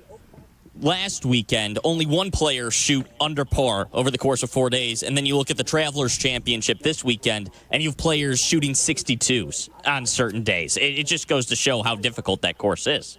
No, 100%. And, the difficulty at Oakmont, I mean, when it was originally built, it was a par 80 golf course. So this is a club that takes great pride in putting the sternest test out in America. And to be a member at Oakmont, you better be a pretty darn good player. Otherwise, it's just a bloody nightmare to play there as a novice to intermediate player. It just is. They have very low handicappers as a general rule at Oakmont as such, and but it would be, you know what? We should do that, Jack. I would love to take you out. Oh, no. I don't. If I'm shooting a 140, I don't know if I want to go out there. Just because I would probably bet on the over. But yeah, it's a heck of a place, and it's probably good that there's only really one Oakmont out there like this. But it's a reminder just how devilish and how just how challenging they can make these golf courses. But the USGA does a very, very good job keeping it to the line and not crossing it. There were times, and I think I alluded it in last week's show, that in 1998 when they were at the Olympic Club, Payne Stewart four-putted the 18th hole from about 8 feet because the ball would go up and then it came back down, and it went back up and it came back down. And the USGA at that moment had some of the worst egg on their face, and that is something that is sometimes the risk when you push a golf course to its limits and it dries out. In fact, today here, Bob Kolstad, who I see driving by in a golf cart, said, I'm going to have to take a look at what the wind does to the moisture level in these greens. He goes, these things could go from 9 or 10 right up to 12 by 2 o'clock. And I'm like, geez. He goes, if these get baked out hard and dry, they're going to run like, billiard tables. And I'm like, well, we don't want that. But that's something these superintendents have to deal with up here in Chicago. And that's why I also think we have, as a collection in our community, in our district, some of the best superintendents in the country, because let's face it, Chicago has extreme weather. We either have extremely cold, extremely wet, extremely windy, but when it's nice, it's extremely nice. But these superintendents have to deal with conditions that just aren't your everyday stuff. What brings tomorrow here in Chicago could be completely different than what happened yesterday. And as such, that's why I think the best agronomy schools are always in the Midwest, the Penn States, Ohio States, when Illinois and Purdue had their programs. So I just think the Midwest turns out the best, agronomy students and people who really can dial in golf courses, because this, preparing a golf course for these Opens and PGAs and Ryder Cups was done really based on feel and sight. But now with technology, these superintendents are using technology and data to dial in the watering, the fertilizing, the chemicals, what diseases that they're fighting on a sometimes hour-to-hour basis. But it has become very high-tech, very, very much a young person's business now because of the way it's being taught. And agronomy has come a long, long way. I know everybody talks about the equipment and what it's done, but the conditions that these players are playing on versus Jack Nicklaus versus Ben Hogan is night and day difference. Not only on the condition and the quality thereof, but the speed and the conditions. And yes, they got to make equipment that can obviously deal with the conditions, but yeah, I mean, it's even the agronomy side of this thing is a science all in itself, and it really controls the outcome of any event. And the superintendent has more power in his hands than people would ever know. They always think, the golf pro is the most important guy at your club. I would say the superintendent is. Well, you are out at a beautiful golf club at Fox Bend Golf Course in Oswego for the second annual CDGA Adaptive Open. It's everybody should get out there. You can kind of hear the wind in the background, so you know that's going to play a role, Mike. But it's a beautiful day for some golf. Head out there, Adaptive Open at Fox Bend Golf Course in Oswego. We'll go around the CDGA coming up next. This is the CDGA Golf Show on ESPN 1000. This is the CDGA Golf Show on ESPN 1000, 100.3 HD2, and the ESPN Chicago app.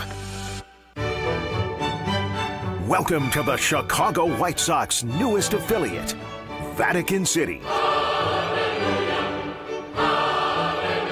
ESPN Chicago, the home of the Chicago White Sox, celebrating the selection of Pope Leo XIV.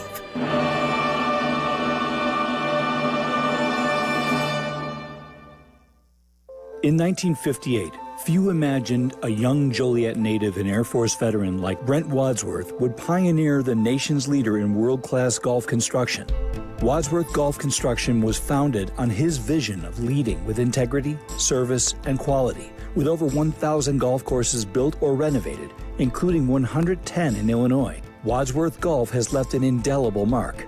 Yet it's more than just construction. Wadsworth's philanthropy, embodied by Wadsworth Golf Charities Foundation, has donated over $12 million to nonprofits using golf to uplift children, veterans, and the underprivileged. Projects like Youth Links at Cantini, CDGA Sunshine Course, and newly renovated Canal Shores in Evanston have benefited. Wadsworth Golf proudly supports the CDGA and looks ahead to further collaboration in enhancing the golfing community. Explore their projects and foundation at wadsworthgolf.com. Discover why Oswego Land Park District's Fox Bend Golf Course is considered the gem of the western suburbs, and it's just 45 minutes from downtown. Built in 1967, Fox Bend was voted a 5-star course by Chicagoland Golf Magazine. A 6,900-yard par 72 layout that will appeal to all levels of play. With the most superb green complexes in the Chicagoland area, Fox Bend has hosted 3 Illinois Open Championships, and this year, Fox Bend is the proud host of the 2025 Chicago Adaptive Open, June 20th through the 22nd. To book a tee time, visit foxbendgolfcourse.com.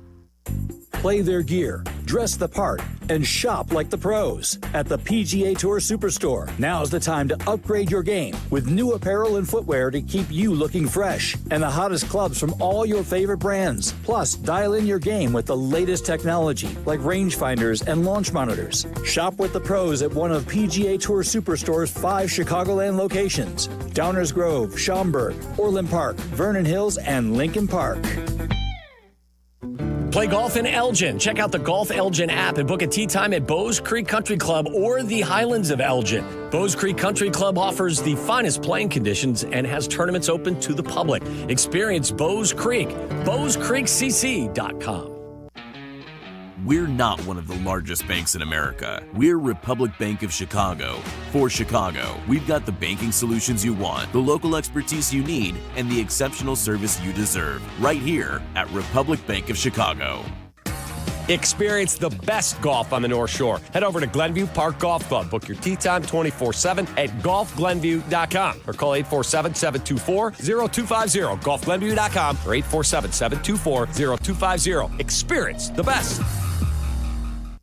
Experience top courses managed by Kemper Sports across Chicagoland. From North Shore classics like the Glen Club, Deer Path, and newly renovated Winnetka, to western suburban favorites like Bolingbrook, host of Live Golf Chicago, and Cantini, and Southside gems like Harborside International, Kemper Sports offers something for everyone. With impeccable course conditions and top-notch hospitality for over 45 years, Kemper Sports creates lasting memories. Did you know Kemper Sports was also recently awarded as a top places to work by Crane Chicago? Visit KemperSports.com or follow at Kemper Sports on social media.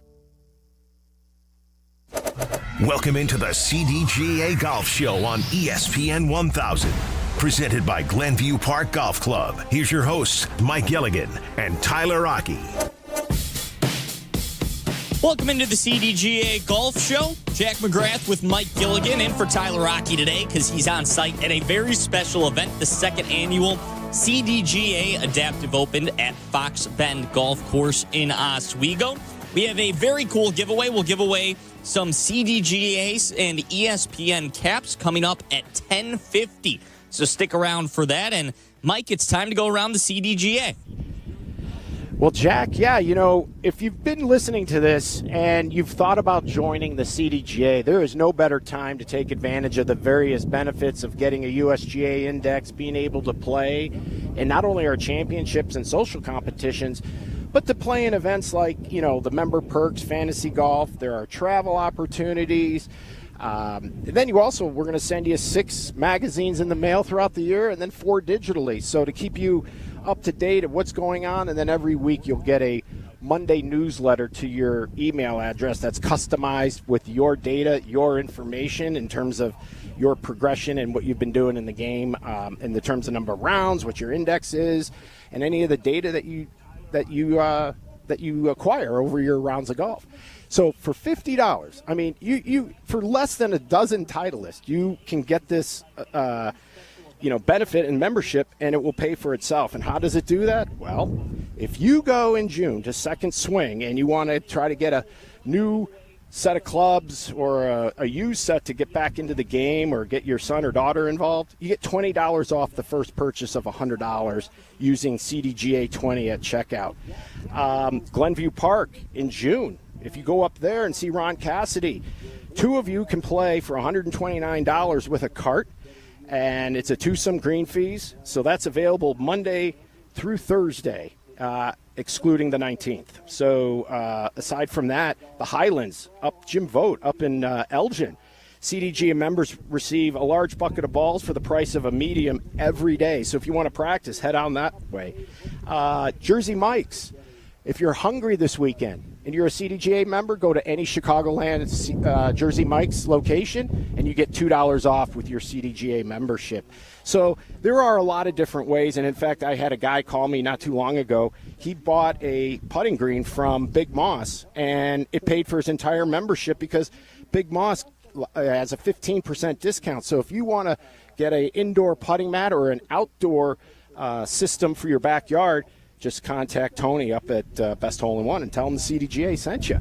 But among the things that we do, Jack, as you know, Tyler and I play fantasy golf, and with the U.S. Open being last week, I was trying to tie up Tyler in our little season head-to-head. Oh, boy, how'd it go? And it didn't. Well, let's just say it went along. It went along Sam Burns' shot. How's that? Oh, boy. It didn't end up very well. I don't know that I've ever picked more people to miss the cut than I did at this U.S. Open in the many years that we've been playing it. But once again, Tyler takes the season series three events to one, and I can only have the Open to come back to kind of tie it or get it to one. But Tyler edged me out this year. But we also had some winners, some CDGA winners. Tom Lithgrow of Lamont. He won. He beat the Team ESPN, which did a nice job once again picking their teams, and they did an unbelievable job at the last event. Tom wins the dual logo golf shirt. Steve McKay out of Bolingbrook wins the Tour Edge Wingman putter, and Jason Nemeth of Lamont wins the CDGA prize pack for playing in the fantasy golf. So, folks, these are some of the things that we do with our 120,000 member base, and we have fun. So membership means something different to everybody, but they all kind of come in and be a common denominator, and that's a CDGA member. Some join us for travel reasons, some join us for the index, and some join us just because they love the magazine. So CDGA.org, if you're interested in becoming one of the 120,000 strong here in Chicago, $50. Again, it'll pay for itself in rather quick time if you're an active member. Well, I can't blame you too much for the fantasy golf because I don't know many people who are picking J.J. Spahn as their guy to win it, or Sam Burns either. There were a few, but Tyler obviously did a very good job of that. I do want to ask you a question about the PGA, though, switching gears a little bit here. Brian Rolap was announced as the new CEO of the PGA, and he doesn't have very much golf experience. He's coming from the NFL, where he worked for over 20 years, and he was pretty instrumental in getting the partnerships with Apple and Nike and Fanatics, but also bringing them a lot of streaming revenue. I just wanted to know your thoughts on Brian Rolap as the new CEO of the PGA. Personally, I don't know Brian, but I know his background. And I'm going to tell you, the PGA Tour hit a grand slam home run acquiring this guy. He was set to be the next Roger Goodell, and instead he is taking his skill set and bringing it to Ponte Vedra. And at a time when I think the PGA Tour needs a guy like this and needs him most. He's not a golf guy. He plays a little bit. He doesn't even have an index. He could become a CDGA member if he were living here. But, yeah, he is not a golfer. He doesn't have that pedigree or that industry pedigree, but what he does bring to the table is a media savvy like no other. And with Jay Monahan exiting out at the end of next year, 2026, and the PGA Tour has their TV rights deals all come up in 2030. Those negotiations need to start taking place years in advance. And I think they got the right guy because he is going to take an approach. Instead of dealing with LIV, he is going to take the momentum that they have built and try to build upon it like what he was able to do at the NFL, especially from a media perspective, because this could be the most critical time for media rights, TV rights in the history of the PGA Tour. And I think they got the right guy. And it'll be interesting to see whether or not he actually takes over the commissioner role or stays as the CEO. Because the only question I might have is who then protects the players? Because he is a businessman and a savvy one at that. But I do think they need to have a commissioner, a la like the days of a Dean Beeman, who had played the tour, who can still look out for the players' best interest, all while trying to achieve the strategery and, the complexity of the decisions that Brian's going to have to make. And he's going to have to make some hard decisions. They're making decisions about cutting this thing down to the top 100 in field size. But TV plays a big part in all of this, and I just think they hit an absolute home run grabbing this guy, and I think the future has never looked brighter for the PGA Tour. Yeah, a lot of tough decisions, and the current PGA commissioner will stay in place until 2026. Some people are speculating, though, that might just be more of a role and title. Won't be as much hands-on as Brian Rolapp will have immediately as the new CEO of the PGA.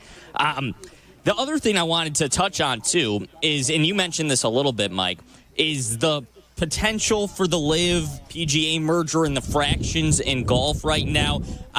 Brian Rolapp, the new CEO of the PGA, was asked about how golf is fractured right now in LIV, and this is how he answered. Yeah, I think everyone is talking about that. My view is I come in with a pretty clean sheet of paper. I also come in knowing that there's a lot to learn. Everything that works in the football world may not work in the golf world. When it comes to that situation particularly, I think the fans have been pretty clear. I think the fans want to see the best golfers competing against each other. I think everybody's a golf fan. I agree with that. When it comes to the situation with LIV, I think that's a complex situation. That's probably something I should learn more about before I speak. But I will say my focus is on growing the tour, making it better, and really moving on from the position of strength that it has. So the LIV PGA merger was something that grew a lot of steam a few months ago, I'd say back 4 or 5 months ago, but Rory McIlroy even said back in April that he didn't feel that it was ever close. Mike, with Brian Rolapp now in place, what do you think of the potential for a LIV PGA merger, and how do you view him kind of affecting that?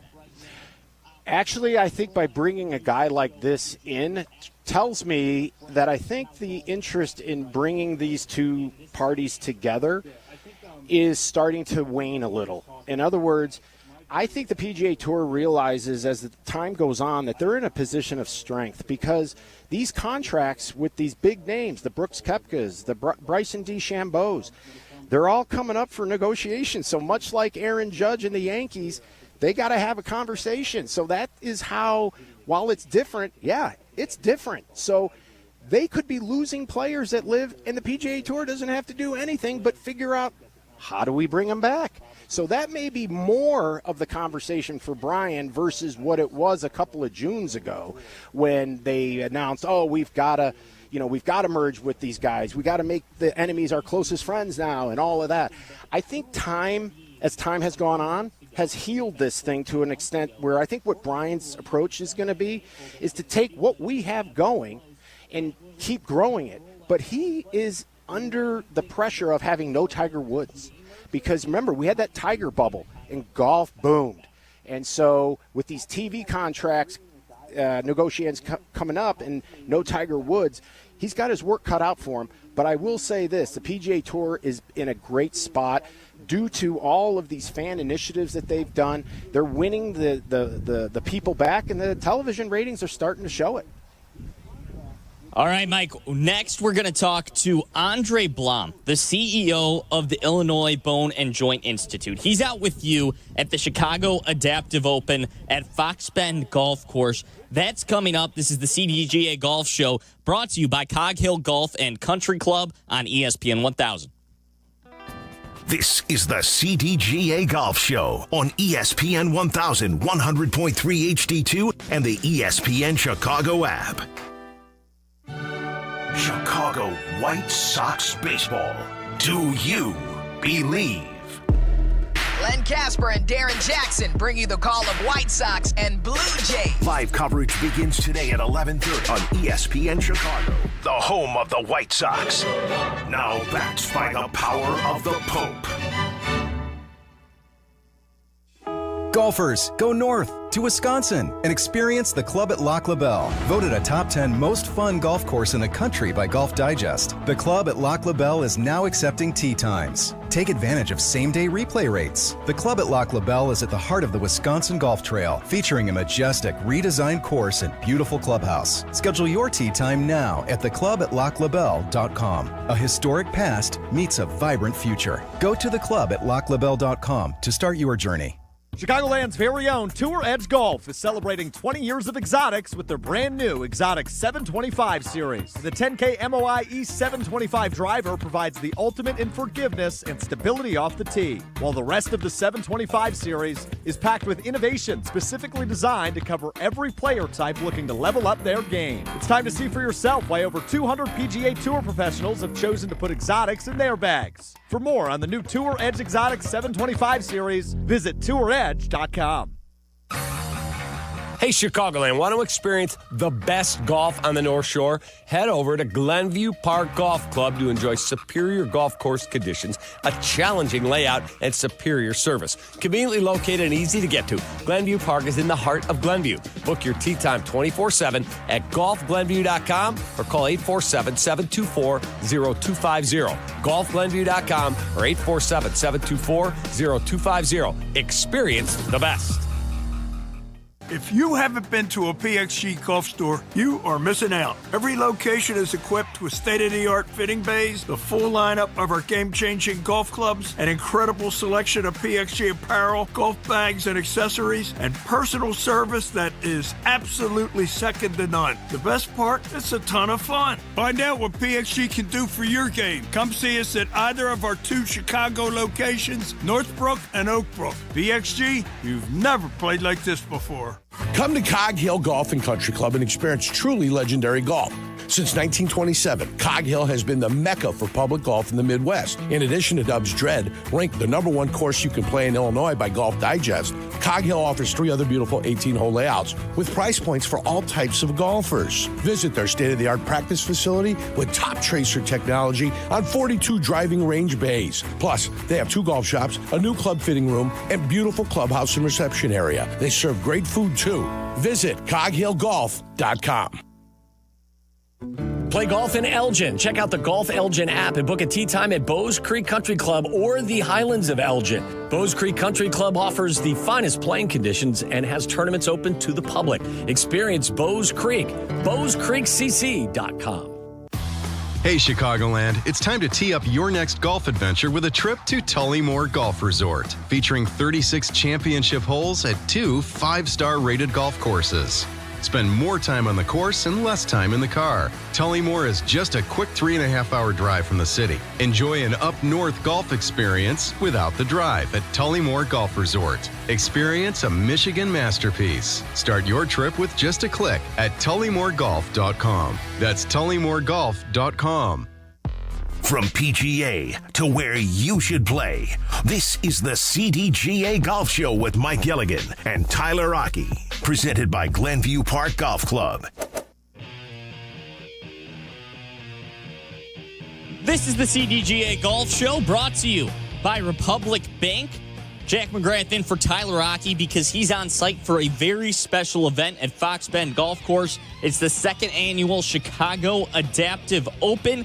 A $30,000 purse. Mike Gilligan is out there as well, and right now he's joined by Andre Blom, the CEO of the Illinois Bone and Joint Institute. Andre, how are you doing? I'm doing great. It's great to be out here this morning. Well, Andre, we couldn't have done this without you. The support that you, Dr. Biegler, and the rest of the IBJI team has done for both the athletes as well as for the community here has been extraordinary. Can you share your perspective on the importance of adaptive sports, in particularly golf, because I know you're a big golfer, in promoting inclusivity and empowerment for individuals with physical and intellectual disabilities? Yeah, I mean, first of all, thanks for having us. This has been a humbling experience for us to be involved in this, and hopefully it's the start of a long-term, relationship that can grow.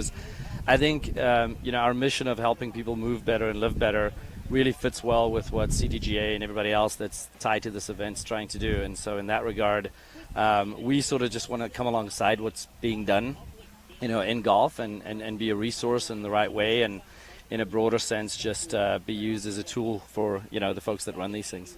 So any specific goals that IBJI might have in supporting this Open, and do you envision this sponsorship helping to grow adaptive golf in the Chicago area and beyond? Yeah, I think there's a tip of the spear with any adaptive sport on the inclusivity side, whether it's golf or any other sport. And I think part of our mission is to always give back and give back without an expectation of a return. A lot of time, like, we've been very blessed in our, in what we do for patients and for people. And so this is an easy call for us. And this is an opportunity that really exemplifies what we would want to do in a lot of different sports. Well, and again, I can't even begin to say how grateful we are to have somebody that has a like mission like us. And I think it's been a great partnership from the very start.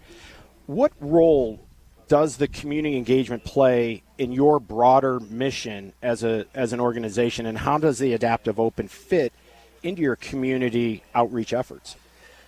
I mean, we're a community practice, right? I mean, we've grown from a community roots. Our physicians, they live in the communities that we serve, and so it's a very natural fit for us to do something like this.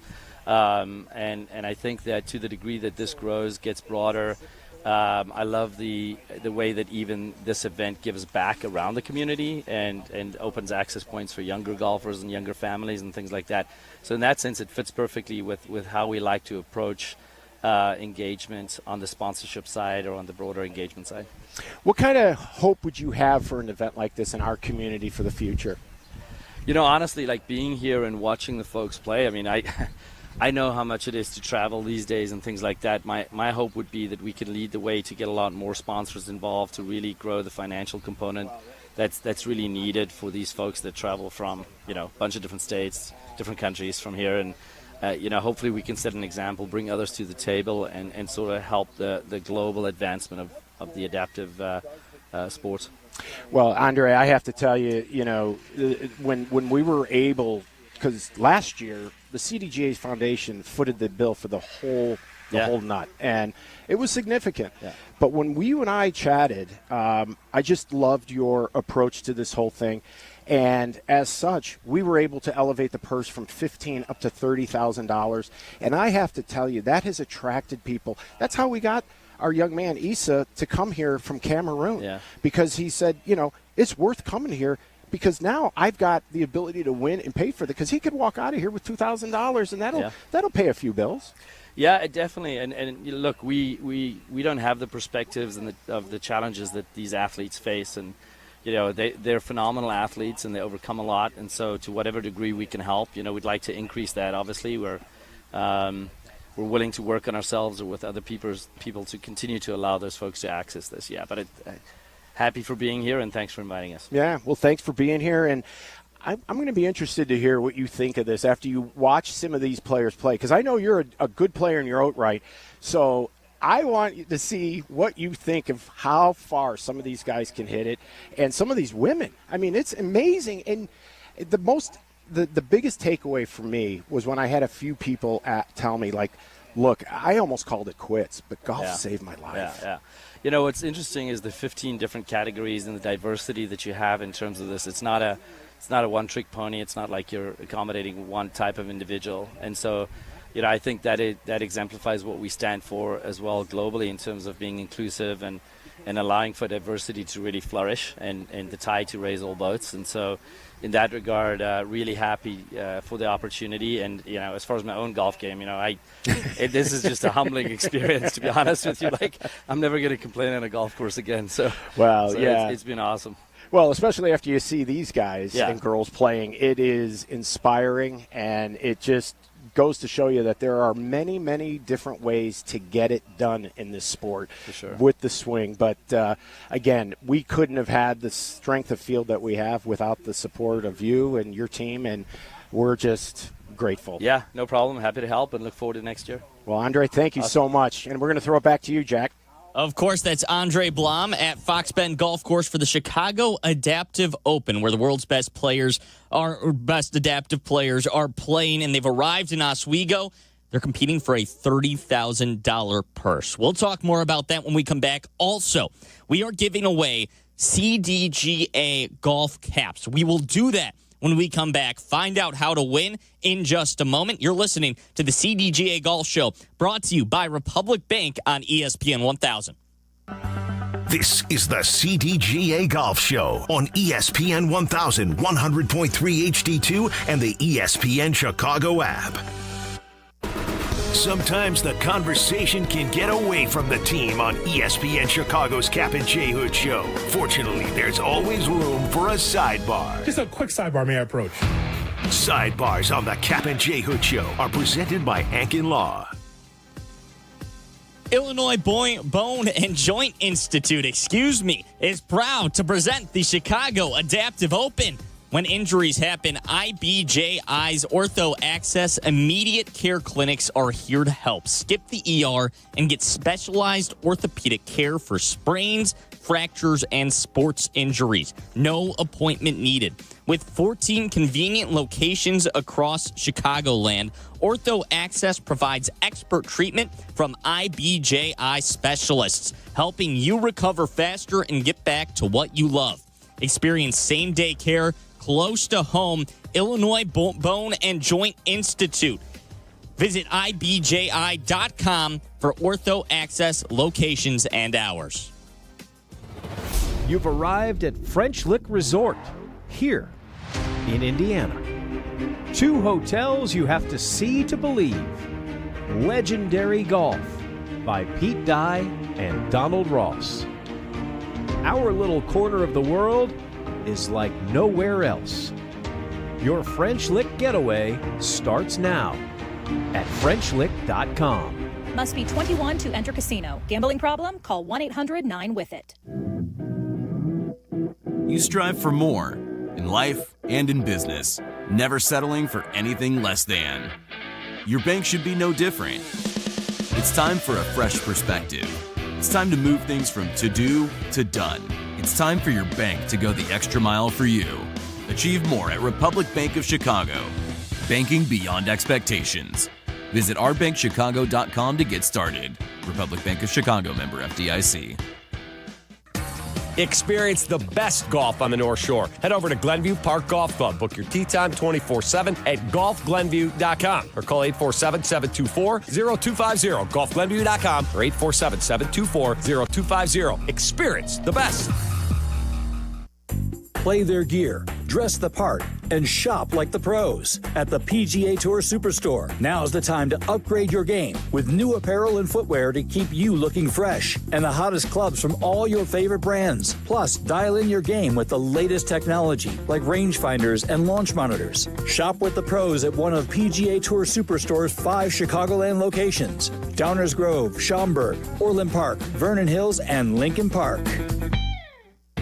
Fox Bend Golf Course is a proud CDGA member club. Fox Bend offers country club conditions at public club prices. Fox Bend is just 45 minutes from downtown. Check out the best kept secret in the western suburbs. Visit foxbendgolfcourse.com. Grow your game to the next level and share it with those who need it most. With a CDGA membership, you'll become better through golf. As a CDGA member, you'll receive exclusive benefits headlined by a handicap index issued by the USGA. Other benefits include access to special member perks, unique competitions, memorable excursions, exclusive member communications, and more. Additionally, all memberships help the CDGA expand access to the game and ensure that it evolves for future generations through unique and impactful sunshine programs. Learn more at cdga.org. Village Links of Glen Ellen provides a country club experience at a public golf facility. With a top-rated 27-hole complex that's proudly hosted 47 PGA Tour and USGA qualifying events, Village Links is considered one of the premier golf courses in the Chicago area. It's located near I-88 and 355, so get out and play at Village Links. After your round, dine on the spectacular patio at Reserve 22 Restaurant and Bar overlooking the pristine 18th green. Go to villagelinksgolf.com and get ready for a great round. See you at the links. Golf is on your mind and on the air. Right now, this is the CDGA Golf Show on ESPN 1100.3 HD2 and the ESPN Chicago app. Presented by Glenview Park Golf Club. It's the CDGA Golf Show, brought to you by French Lick Golf Resort. Jack McGrath in for Tyler Rocky, who's on special assignment out at the Chicago Adaptive Open at Fox Bend Golf Course in Oswego, Illinois. And Mike, he's part of the coverage this weekend of the tournament. How can people watch the Chicago Adaptive Open? Well, if they go to cdga.org and then click on the Chicago Adaptive icon and take you to the webpage, you can click on it. Will come up live scoring and live stream. You just hit either one you want. And I'm watching right now Ryan Matthews on YouTube teeing it up about 300 yards away from me. So the telecast looks incredibly good. The graphics are amazing, and it's like top stuff. It's, it may not be quite CBS, but it's not too far behind. And Mike, you're out at the Adaptive Open. Why is this such an important event for the CDGA? Well, and I think Andre hit the nail right on the head. We're about growing the game, and we'll grow the game at youth and new players. But this is also an inclusivity, opportunity to be all-inclusive and allowing these people to gain a sense of normalcy that they had taken away from them, whether it was at birth, tragically, accidentally. But golf has been proven from time to time, as we started working with our soldiers when they returned from the First World War. So over 80 years, we've been using golf as a therapeutic tool to deal with post-traumatic syndrome. And now we realized if we use that same logic with the adaptive community, it has the same rehabilitation qualities to it. And so we became a big fan of this because we feel that golf is the one sport that offers it. Football can't offer this. Baseball can't really offer this to the masses like golf can. And our mantra is to promote the game and change lives. And this type of an event fits us to a T. That's phenomenal to hear. And if you want to support the CDGA and have some cool CDGA gear with some ESPN logos on it as well, I have one of these hats myself. I love them. We're giving away some CDGA ESPN hats right now. So give us a call, 312-332-3776. 312-332-3776. And caller number 10 is going to win some CDGA golf caps. And Mike, for this Adaptive Open, what have you seen so far? I know there's a wide range of players. What are your observations from the event, and what's the leaderboard look like right now? Well, right now we have a log jam at the top for the overall between about 6 or 7 different categories of sort. Everybody is tied at even. We started out with some birdies. I think they were going downwind, and what we're starting to see is when they start to turn and head back to the west a little bit, that it's providing the challenges, and that's kind of what we said at the beginning. As this wind picks up, just like they give fits to the best players in the world, they're going to give fits to the best adaptive players here in the world here out at Fox Bend. And I think right now the wind is going to be the best defense for this golf course, because trust me, I was thinking that Issa, who flew in from Cameroon, who won a couple of weeks ago in Florida at 9 under for 36 holes, I figured he was going to be as a minimum 6 under. I figured he'd be 3 under today, and he's still at even par. So he still has the back 9, and he still has a ways to go. A lot of real estate out there, but there is no doubt the wind and the greens are providing for a little bit of confusion. But what I do think is going to happen as this weekend goes by and the years go by, as Fox Bend becomes the home for this, these players are going to get to know this golf course similarly when they go to like the Masters, so they know the course. They're all learning this golf course this year, and I expect the scores to be a lot lower when the winds come down and in the years to come. But today, the greens and the wind are winning slightly, but we'll see. Still a lot of research, another day too. How hot is it out there? Is the wind helping out? Yeah, but you know what it's like, Jack? Go into your bathroom and turn on your hairdryer and just stick it in your face. Too hot? You don't want to do that. That doesn't. Yeah. No, I mean, the wind is helping, but it's a hot wind. Everybody's looking for shade. That's the deal. But what's great about this event is that they do take carts. Eric Nadler and the Nadler Group that's just up the road from us was kind enough to donate. Now, this is the kind of community support we get. They brought over 24 golf carts to add to the 66 that the club already has so that we could produce this event in a way that they need to. We got people movers so we can shuttle people, and the community donated this. So, I mean, it's just been inspiring to see Oswego, the golf community, the vendors, the contractors, all do their part. Everybody left their egos at the door, and we did this, and we did it for the players, and we did it for the good of the game. And like I said, we're changing lives, and it feels really good to do it. That's great to hear. The Chicago Adaptive Open out at Fox Bend Golf Course in Oswego. Right now, just underway. It's today and tomorrow. Tyler Rocky, who I'm filling in for, is part of that live coverage that you can access through the CDGA website. And Travelers Championship underway right now. Mike, before we get out of here, what are your thoughts on the Travelers Championship? Well, I think we're going back to Groundhog Day.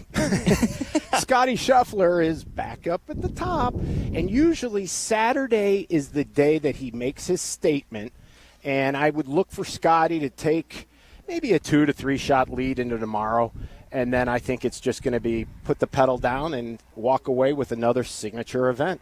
I have no other reason to think that Scotty would not be your winner come Sunday afternoon. Shot a 62 on Thursday, Scotty Scheffler. He's 9 under right now, top the leaderboard with Justin Thomas and Tommy Fleetwood. Jason Day is 1 stroke behind them at 8 under. Before we get out of here, Mike, because we just have a couple of minutes left, why should people come out to the CDGA Adaptive Championship this weekend? Well, they really should come out to be inspired. I think they should be coming out to become grateful because, these people were throwing curveballs that we just can't identify with. But to see the inspiration, the comeback, the tenacity, the tenaciousness that these people have to still live life and to give it all they have. And for a lot of people, this is a second lease on life, and they know it, and they are so full of gratitude. And it's just a feel-good moment to be out here amongst these people, and it makes you kind of reflect to yourself that as much as I think I have it bad sometimes, there's a lot of people here that have it far worse than me, and I'm ever so grateful that I have the life that I have. So I think it's just a nice way to sort of get your checks and balances in life back together again. And for those volunteers that are helping, they're making a big difference, and they're making friends. And that's how this thing develops and grows. These people are making new friends, and they will be back next year to reacquaint themselves with the new friends they made out here in Oswego and in the Chicagoland area. And just double checking, it's free to enter, so anybody can go and enjoy this event. Is that right? 100%. We've got plenty of parking. If you can't park up in the main clubhouse, the overflow will be the Home Depot lot, which is immediately to our east. And, in fact, you can just walk right onto the 13th hole from the Home Depot lot. Otherwise, come on into Fox Bend. We've got cold beer, water, food. We've got it all here. It's the place to be, and I keep watching more and more people. I bet we have hundreds and hundreds of people watching. This is great. That's great to hear. Fox Bend Golf Course in Oswego is where the Chicago Adaptive Open is taking place. The world's best adaptive players have arrived in Oswego, and they've teed off this morning, a $30,000 purse. Tyler is live with coverage on the CDGA network, so you're able to watch that. You go through the CDGA website, like Mike said, and you should be able to find that. Just click on the landing page, click round 1, live stream to stream. We have some thanks to give out. Andy North, the two-time U.S. Open champion, ESPN golf analyst, he talked to us about the U.S. Open. You can listen back to that interview on the ESPN Chicago app. Andre Blom, CEO of the Illinois Bone and Joint Institute. Thanks to him as well. And, of course, our producer, Justin Pottinger. Mike, thank you. I hope you have a phenomenal time at the Chicago Adaptive Open. Sounds like it's a great time, and I hope to get out there soon. Jack, thanks so much. You could be a sub for Tyler any day. Love it. Have a great weekend, my friend. That is the CDGA Golf Show. Thank you for joining us. Thank you to Justin Pottinger, our producer. Peggy and Dion are coming up next on ESPN 1000. Golf with the Legends at Destination Geneva National in Lake Geneva, Wisconsin. Enjoy 54 holes designed by Arnold Palmer, Gary Player, and Lee Trevino. Stay right on the course in luxurious suites, group cottages, or the newly renovated and reimagined Lakeview rooms at the Lodge. Between rounds, savor on-site dining at the Hunt Club Steakhouse, Craft at Italia, and Turf Kitchen and Tap. Or unwind at Paloma Cantina, overlooking the dance floor, the entertainment-style putting course. Visit DestinationGN.com for details on Wisconsin's closest multi-course golf resort to the greater Chicagoland area. Founded in 2001, Zero Friction established the #1 performance tee on the PGA Tour with over 70 PGA Tour victories. In 2024, Zero Friction introduced their newest innovation, the Stride Electric Bag Trolley, voted Product of the Year at the PGA Show. To secure your personal caddy, go to zerofriction.com. Tullymore Golf Resort is the perfect spot for your next golf trip. With 36 holes of championship golf and on-site accommodations, Tullymore Golf Resort is up north golf without the drive. Start your trip with just a click at tullymoregolf.com. Play golf in Elgin. Check out the Golf Elgin app and book a tee time at Bowes Creek Country Club or the Highlands of Elgin. One of Golf Week's most recognized golf courses, it is ready for your private club experience. Enjoy Bowes Creek at bowescreekcc.com. The Odds Couple. Host Mike North and Carmen DeFalco. These guys like to bring you the latest numbers, odds, and important stats so you can place your bets with confidence. Hear the show on demand on the ESPN Chicago app. Brought to you by Bet365. Adam Schefter here for Vivid Seats, your ultimate destination for all your sports and concert needs this summer. With a game-changing rewards program and an unbeatable selection of tickets, they make it easy for every fan to watch their favorite teams and players in action. Catch every home run and thrilling comeback in person from your favorite seat. Plus, every ticket is backed by a 100% buyer guarantee, giving you peace of mind with every purchase. Visit VividSeats.com or download the app today. Vivid Seats, the official ticketing partner of ESPN. Get in the zone, AutoZone. Jane has 150,000 miles on her truck, and she's proud of that. Jane's secret? AutoZone, where friendly AutoZoners help her find the right parts. Jane's brother Josh only cares that his car starts and goes, but when it doesn't, he also goes to AutoZone, where friendly AutoZoners help with free services. No hassles, just help. Everything you need, nothing you don't. Get in the zone, AutoZone. Restrictions apply. This is ESPN Chicago, WNVP, WTBC, HD2 Chicago, a Good Karma Brands radio station. Hey, ladies! Get funky. Hey, ladies! Well, good morning, and welcome to Peggy and Dion here on ESPN 1000. Peggy and Dion brought to you each and every week by Advantage Acura of Naperville, and we appreciate them continuing to sponsor the fun. Peggy is spending the weekend in Bolingbrook. Just kidding. She is not. She is on assignment this weekend. I couldn't help myself. There's a lot to do out there. There's a lot lot, as we've learned over the past few months. No, she is off today, and we hope she's enjoying some time with her family. Jack McGrath is filling in for her as he's been on the radio all morning. Jack, I was listening to you on the golf show and filling in for Tyler, and I just thought, look at our little Jack growing up before our eyes. I'm very impressed. I'm usually on the other side of the glass, and now I'm on this side of the glass talking to you. It's a completely different view here. I am delighted, first of all, that you are filling in for me. But I was impressed. I mean, a man of so many talents. We know you filled in before, but it was awesome to hear you. And then to hear that Tyler's out there doing like live broadcast stuff. Oh, yeah. He's reporting at the Chicago Adaptive Open, which is very cool. It's very cool. It's very cool. And, I think about some of the, like, our favorite hosts on this radio station, right? Like David Kaplan and Sylvie and Waddle. This is how they started, right? Like just getting opportunities and taking advantage of them. Jack, I'm very proud of you. Well done. Well done. Thank you very much, Dion. Happy to be talking with you. Well, I appreciate it. Now, we have had like snack size Peggy before, but this is like not even that much. We only have 30 minutes today, guys. So if something we say over the next 30 minutes does strike a chord with you, give us a call at 312-332-3776. Otherwise, enjoy before we hand you off to a White Sox afternoon of baseball and White Sox Weekly, which we will absolutely do. Jack, it's been a couple weeks. I don't think I've seen you or even spoken to you since the Grip It and Sip It Classic. No, correct? I think that's right. That was about 2 weeks ago. How'd you play? Yeah. Better than I thought I would for someone who does not play golf at all. So, I mean, I think I hit one really good tee shot that my team used, and I rode it the whole day. But my favorite part was it was awesome to be around our listeners, which I love so much. But the cigars were incredible. Oh, yeah. I don't remember. Did you smoke? You don't seem like a cigar person, are you? Oh, Jack, yes. I do enjoy a Really? She was in charge of that whole tent, I'm pretty sure. Dion didn't leave the cigar tent. No, I did want to. And I know we had someone out there who took a photo or a video of something of me lighting my cigar, and then I never saw it again. I need to find that footage because that was definitely could have been the best footage of the day. Justin, did you rate Dion's swing? If you look at our social media pages, ESPN 1000, Justin Pottinger has a video out there right now where he goes around rating our different host swings, and he was brutal to some people. I think he gave Pat the Designer a 3 out of 10. Yeah, Pat. Oh my gosh. Yeah, we did 3 golfers. It was Carm, Yurko, and Pat. Yeah, so we didn't get to see Dion swing. I wish I did though.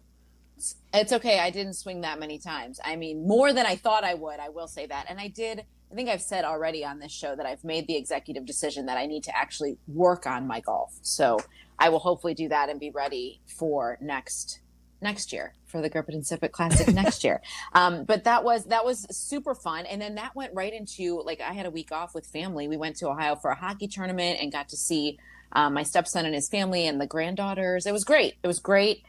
Great to get out of town for a little bit and just kind of reset. I love this time of year for that reason, Jack. Like, I love that people are taking the time to reset because training camp will be here before we know it, and we'll be diving into the fall and rolling into the rest of 2025 faster than you can even think about it. No doubt about it. It's on the tail. And I think you had a really nice welcome back in because I was looking at your social media and you went straight from vacation to Wrigley Field, and you had a beautiful picture of the game, and suddenly Sammy Sosa's back too. So you really got lucky with that. It has been an aggressive 48 hours. Like, I didn't first of all, my first day back is Cubs Brewers at Wrigley. Like, that was just ridiculous, first of all.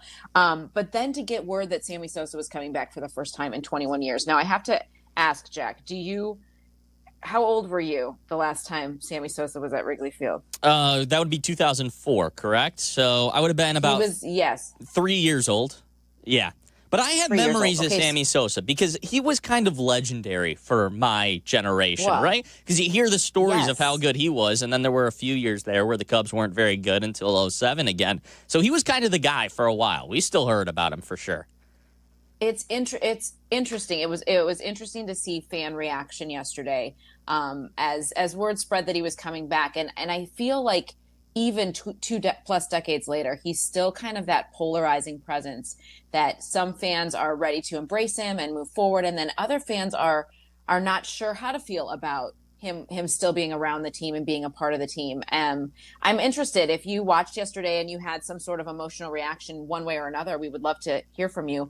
I thought it was interesting. I thought he was gracious in coming back. I didn't anticipate the big hug to Tom Ricketts when he arrived. No, not at all. I didn't anticipate that at all. Not that I thought it would be tense in any way. I wasn't there live when he returned to Cubs convention, but I saw all the videos online, and it seemed like fans were super enthusiastic to welcome him back. It's just been such a long time. And I thought about your generation, Jack, because you're right.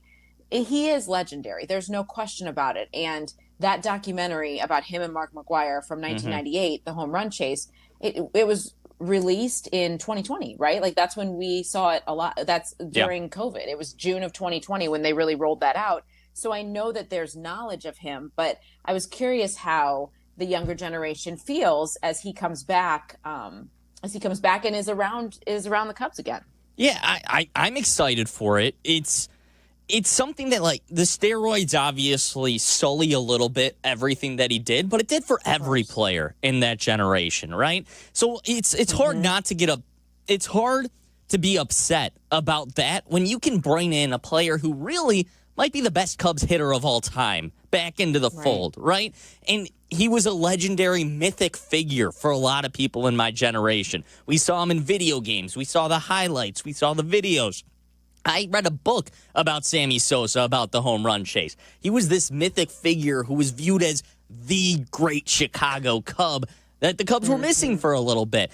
And he's obviously very charismatic. He seemed very nice and gracious, as you said, coming back. I saw a video of him shaking everybody's hands as he walked into the broadcast booth. It seems like his relationship, at least on the surface, with Tom Ricketts is somewhat repaired. We saw that big hug. I don't know what you were expecting, as you said. I was expecting more of a nice, solid, firm handshake. But no, instead it's a big embrace. He seems friendly. He seems charismatic. And because of all that, it's hard to not cheer him on when he's coming back into the fold. And I think the next step is a statue or a retired jersey or something else. And I'd expect that the Cubs continue to build on this relationship, but he needs to keep coming back because obviously the fans love him.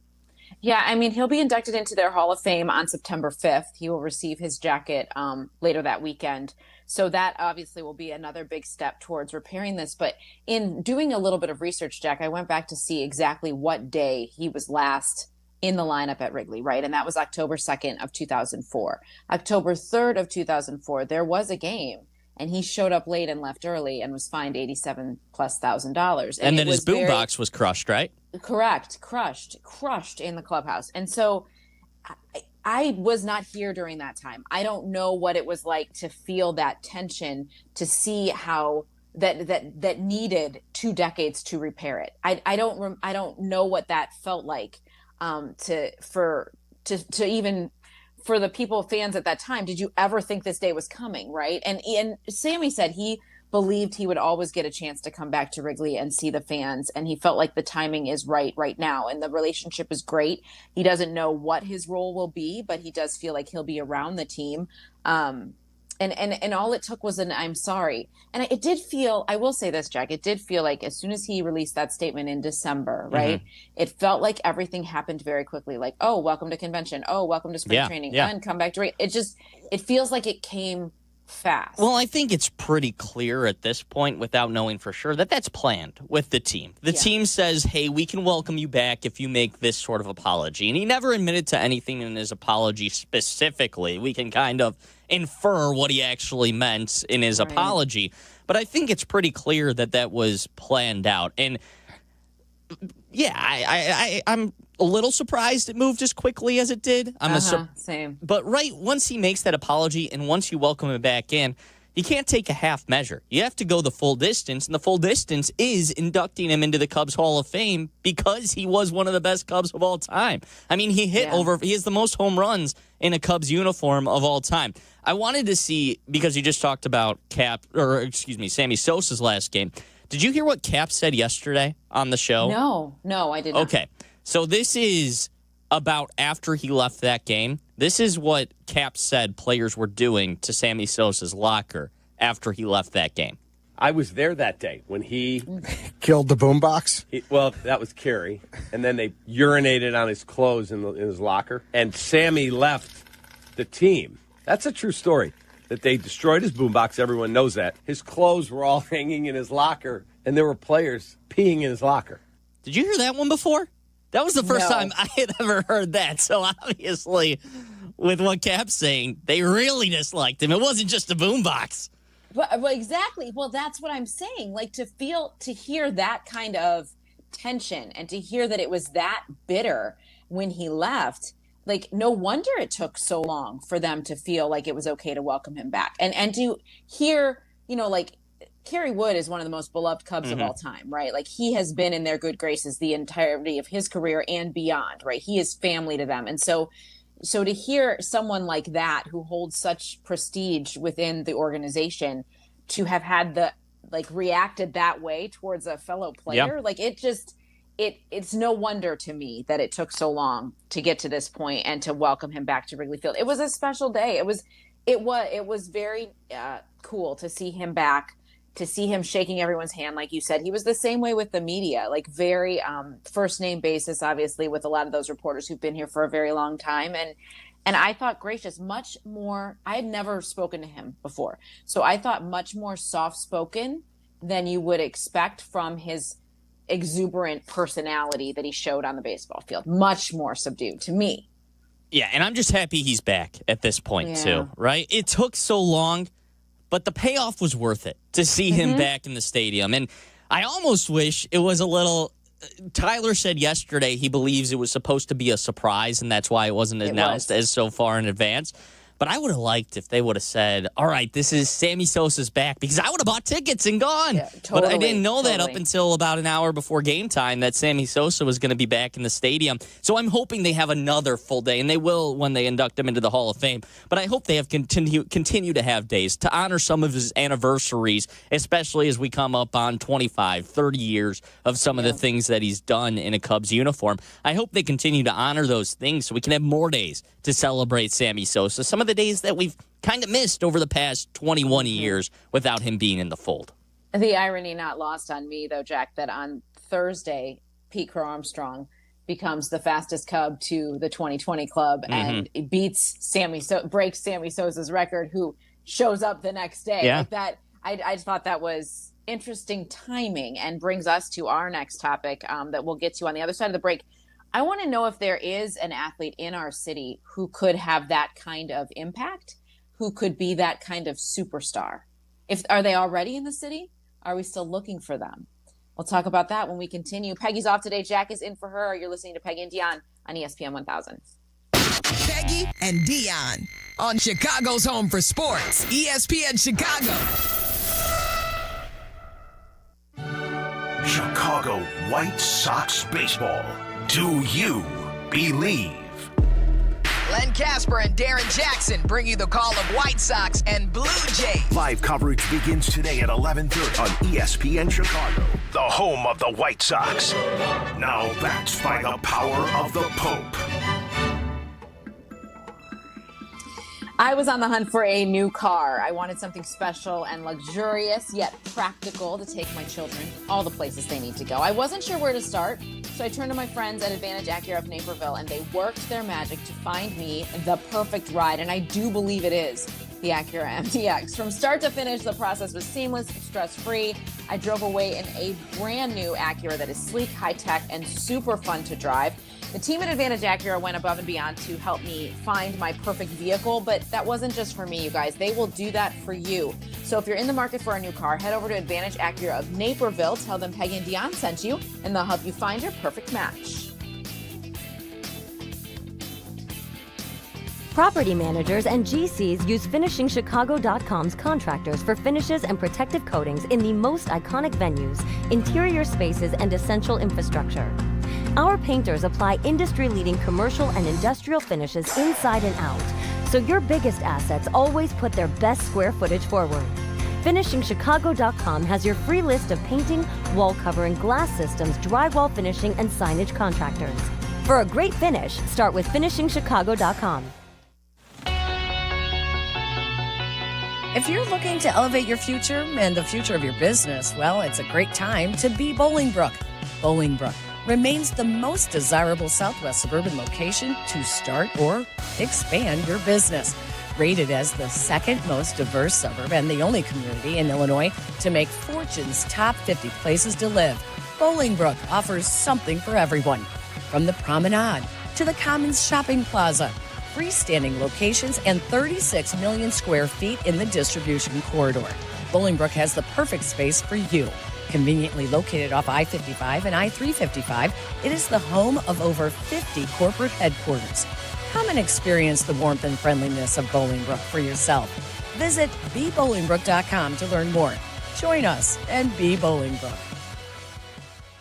All right, Abdallah, let's set the scene. A hot summer day, ball game on the radio, burgers on the grill. What's missing? A beer that won't slow me down. I'm grabbing a Flight by Yingling. Flight is the next generation of light beer. It's crisp, it's refreshing, it's only 2.6 carbs and 95 calories. It's perfect for extra innings or extra rounds on the 19th hole. And it's Yingling, so you know it's legit. The oldest brewery in America does not miss. So Chicago, when you're soaking up summer at the ballpark, the golf course, or just hanging with the crew, make it a Flight by Yingling. Flight, because light beer should actually taste great. DG Yingling & Son, Pottsville, PA. Make lunch, dinner, or game day easy with Lou Malnati's, Chicago's legendary deep dish. From fresh salads and appetizers to pizza, pasta, and desserts, Lou's has something for everyone. And now, here's the latest dish and the hottest collab. Lou Malnati's has teamed up with Frank's Red Hot to bring you the Buffalo Chicken Pizza. It's a limited-time deep dish drizzled with bold, spicy flavor that brings the heat in every bite. Dine in, order delivery, or plan your next event with ease. Order now at LouMalnati's.com or on the Lou's app. Lou Malnati's, Chicago's legendary deep dish. Adam Schefter here for Vivid Seats, your ultimate destination for all your sports and concert needs this summer. With a game-changing rewards program and an unbeatable selection of tickets, they make it easy for every fan to watch their favorite teams and players in action. Catch every home run and thrilling comeback in person from your favorite seat. Plus, every ticket is backed by a 100% buyer guarantee, giving you peace of mind with every purchase. Visit VividSeats.com or download the app today. Vivid Seats, the official ticketing partner of ESPN. Get in the zone, AutoZone. Jane has 150,000 miles on her truck. And she's proud of that. Jane's secret? AutoZone, where friendly AutoZoners help her find the right parts. Jane's brother Josh only cares that his car starts and goes. But when it doesn't, he also goes to AutoZone, where friendly AutoZoners help with free services. No hassles, just help. Everything you need, nothing you don't. Get in the zone, AutoZone. Restrictions apply. The Odds Couple. Host Mike North and Carmen DeFalco. These guys like to bring you the latest numbers, odds, and important stats so you can place your bets with confidence. Hear the show on demand on the ESPN Chicago app. Brought to you by Bet365. Follow Chicago's Home for Sports on Twitter at ESPN 1000. This is Peggy and Dion. On Chicago's Home for Sports, ESPN Chicago.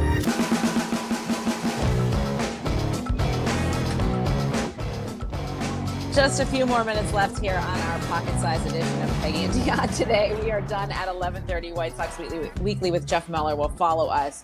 So we've got a couple more minutes, and I want to continue talking, Jack, about... Oh, Peggy's off today. Jack is filling in for her. I want to continue talking about if you feel like our city has a up-and-coming celebrity that would rival the following, like a Sammy Sosa.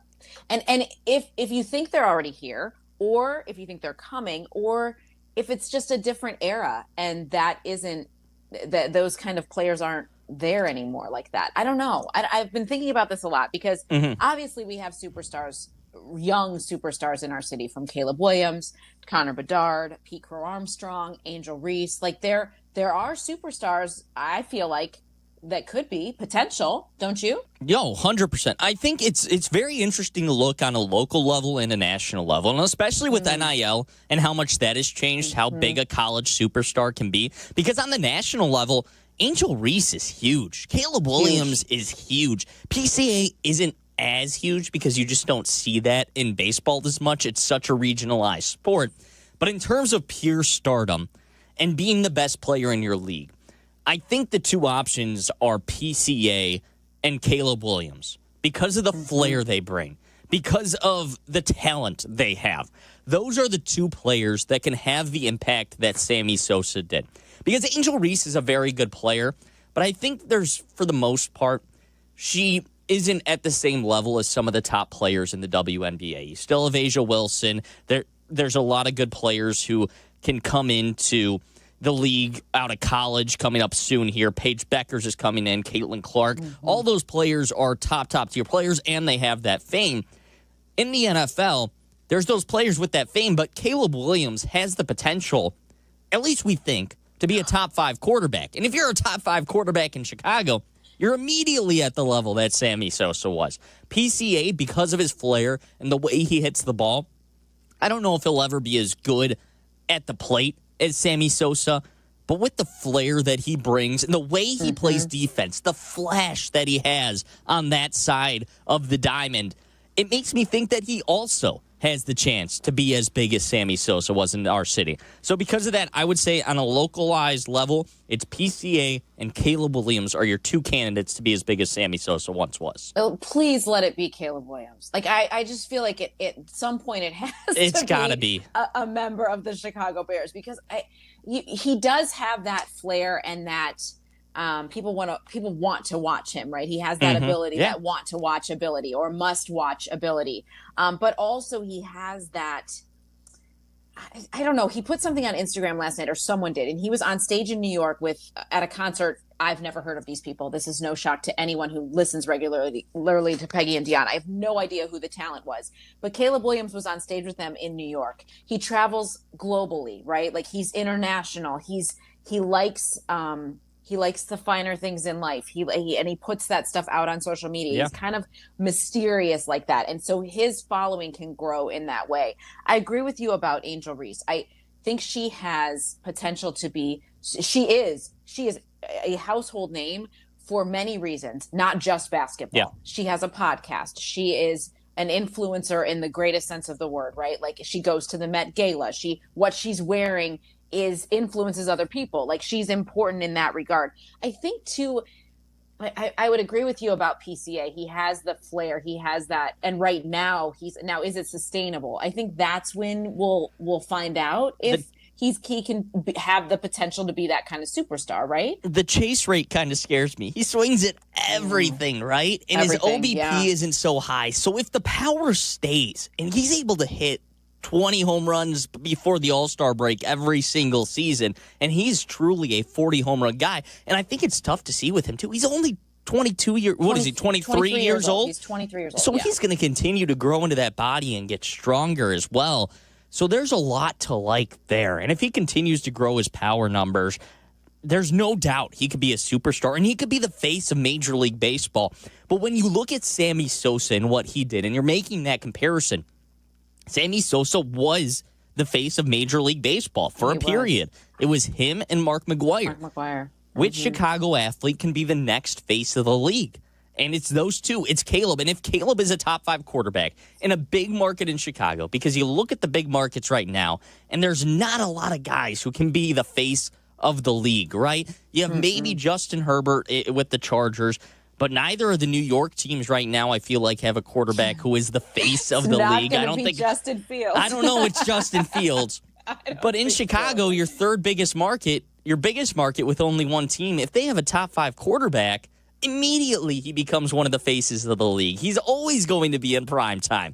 Yeah. So he has the chance to be the face of the league. PCA, if he does this for 3 more years and he embraces the media like he has, no doubt he can be the face of the league. I think it's 50-50 with those two. Right now, I'd give it a better chance of Caleb Williams just because of the position he plays, that he can be the face of the NFL. Of course. But PCA is on a road right now to be the face of Major League Baseball. I'm not ready to say that with PCA. I would love it to be. I mean, I think about the face of the league. I think about, you're going to laugh, but this is because I have a teenage son. I think about who they put on the cover of video games. No, yeah, like, that's fair. That's exactly what I think of, right? And so when it comes to potential superstars, I think Connor Bedard has to be in that conversation too. I mean, he's not had the smoothest of 2 years, but God bless him. Isn't he on his 3rd coach? Crying out loud, like he's not had consistency around him. So I think he has that potential to be that player. It's just that hockey isn't that mainstream. No. Doesn't have the same following is why. That is, but I mean, goodness, I walk into Lululemon. He's on the wall. Well, he's he's definitely got that. He can have that kind of influence. I think PCA, because of his personality, reminds me of Javi Baez. Now, wasn't Javi Baez on the cover of MLB of the show at one point? Wasn't he? I'm not 100% sure, but he was one of the guys. You might be right. Yeah. I think he was. And so to think about that, I mean, those guys were definitely celebrities of baseball. Mm-hmm. Chris Bryant and Anthony Rizzo and Javi Baez and you know, Kyle Schwarber. I can't believe he just hit 10 years of service, but and same with Javi, that time went very, very quickly. But I feel like those guys had some of that potential as well to be the face. But you're right about Caleb Williams. Because I think who else would it be? Who? I mean, obviously Patrick Mahomes. Your point. And Travis Kelce. And Josh Allen, maybe. And Josh Allen, maybe. I would say Josh Allen. I mean, Lamar Jackson could be, but he hasn't won anything yet. So you were right. The show 20, Javier Baez was on the cover of MLB The Show. That was only on PlayStation, though, and I have Xbox, so that's why I didn't know. Unfortunate. We're a PlayStation house. But you're right. Remember when Patrick Kane and Jonathan Toews were winning Stanley Cups? They were the faces of sports in Chicago for a time. It was Derrick Rose, and it was those two guys. Yes, so we're running out for that again. We're running out of time here, Dion. We got to hit our out for White Sox baseball. But it's been great to chat with you. I'm happy that I was able to fill in. I appreciate you very much. I'm not sure if we're both back next week, but I will be. You will be. Hopefully, Peggy is too. That would be fun. Awesome. That'd be fun. White Sox Weekly with Jeff Meller is coming up next, followed by White Sox baseball as they take on the Blue Jays and look for 2 in a row. Snapped that 8-game skid last night, won decisively. So we'll see what happens. And Luis Robert hit well. I mean, they could use it. Hopefully the Sox have a superstar at some point. But, Jack, you are a superstar. Thank you for filling in. Thanks for listening, everybody. And we'll catch you next time on Peggy and Dion. Property managers and GCs use FinishingChicago.com's contractors for finishes and protective coatings in the most iconic venues, interior spaces, and essential infrastructure. Our painters apply industry-leading commercial and industrial finishes inside and out, so your biggest assets always put their best square footage forward. FinishingChicago.com has your free list of painting, wall covering, glass systems, drywall finishing, and signage contractors. For a great finish, start with FinishingChicago.com. If you're looking to elevate your future and the future of your business, well, it's a great time to be Bolingbrook. Bolingbrook remains the most desirable Southwest suburban location to start or expand your business. Rated as the second most diverse suburb and the only community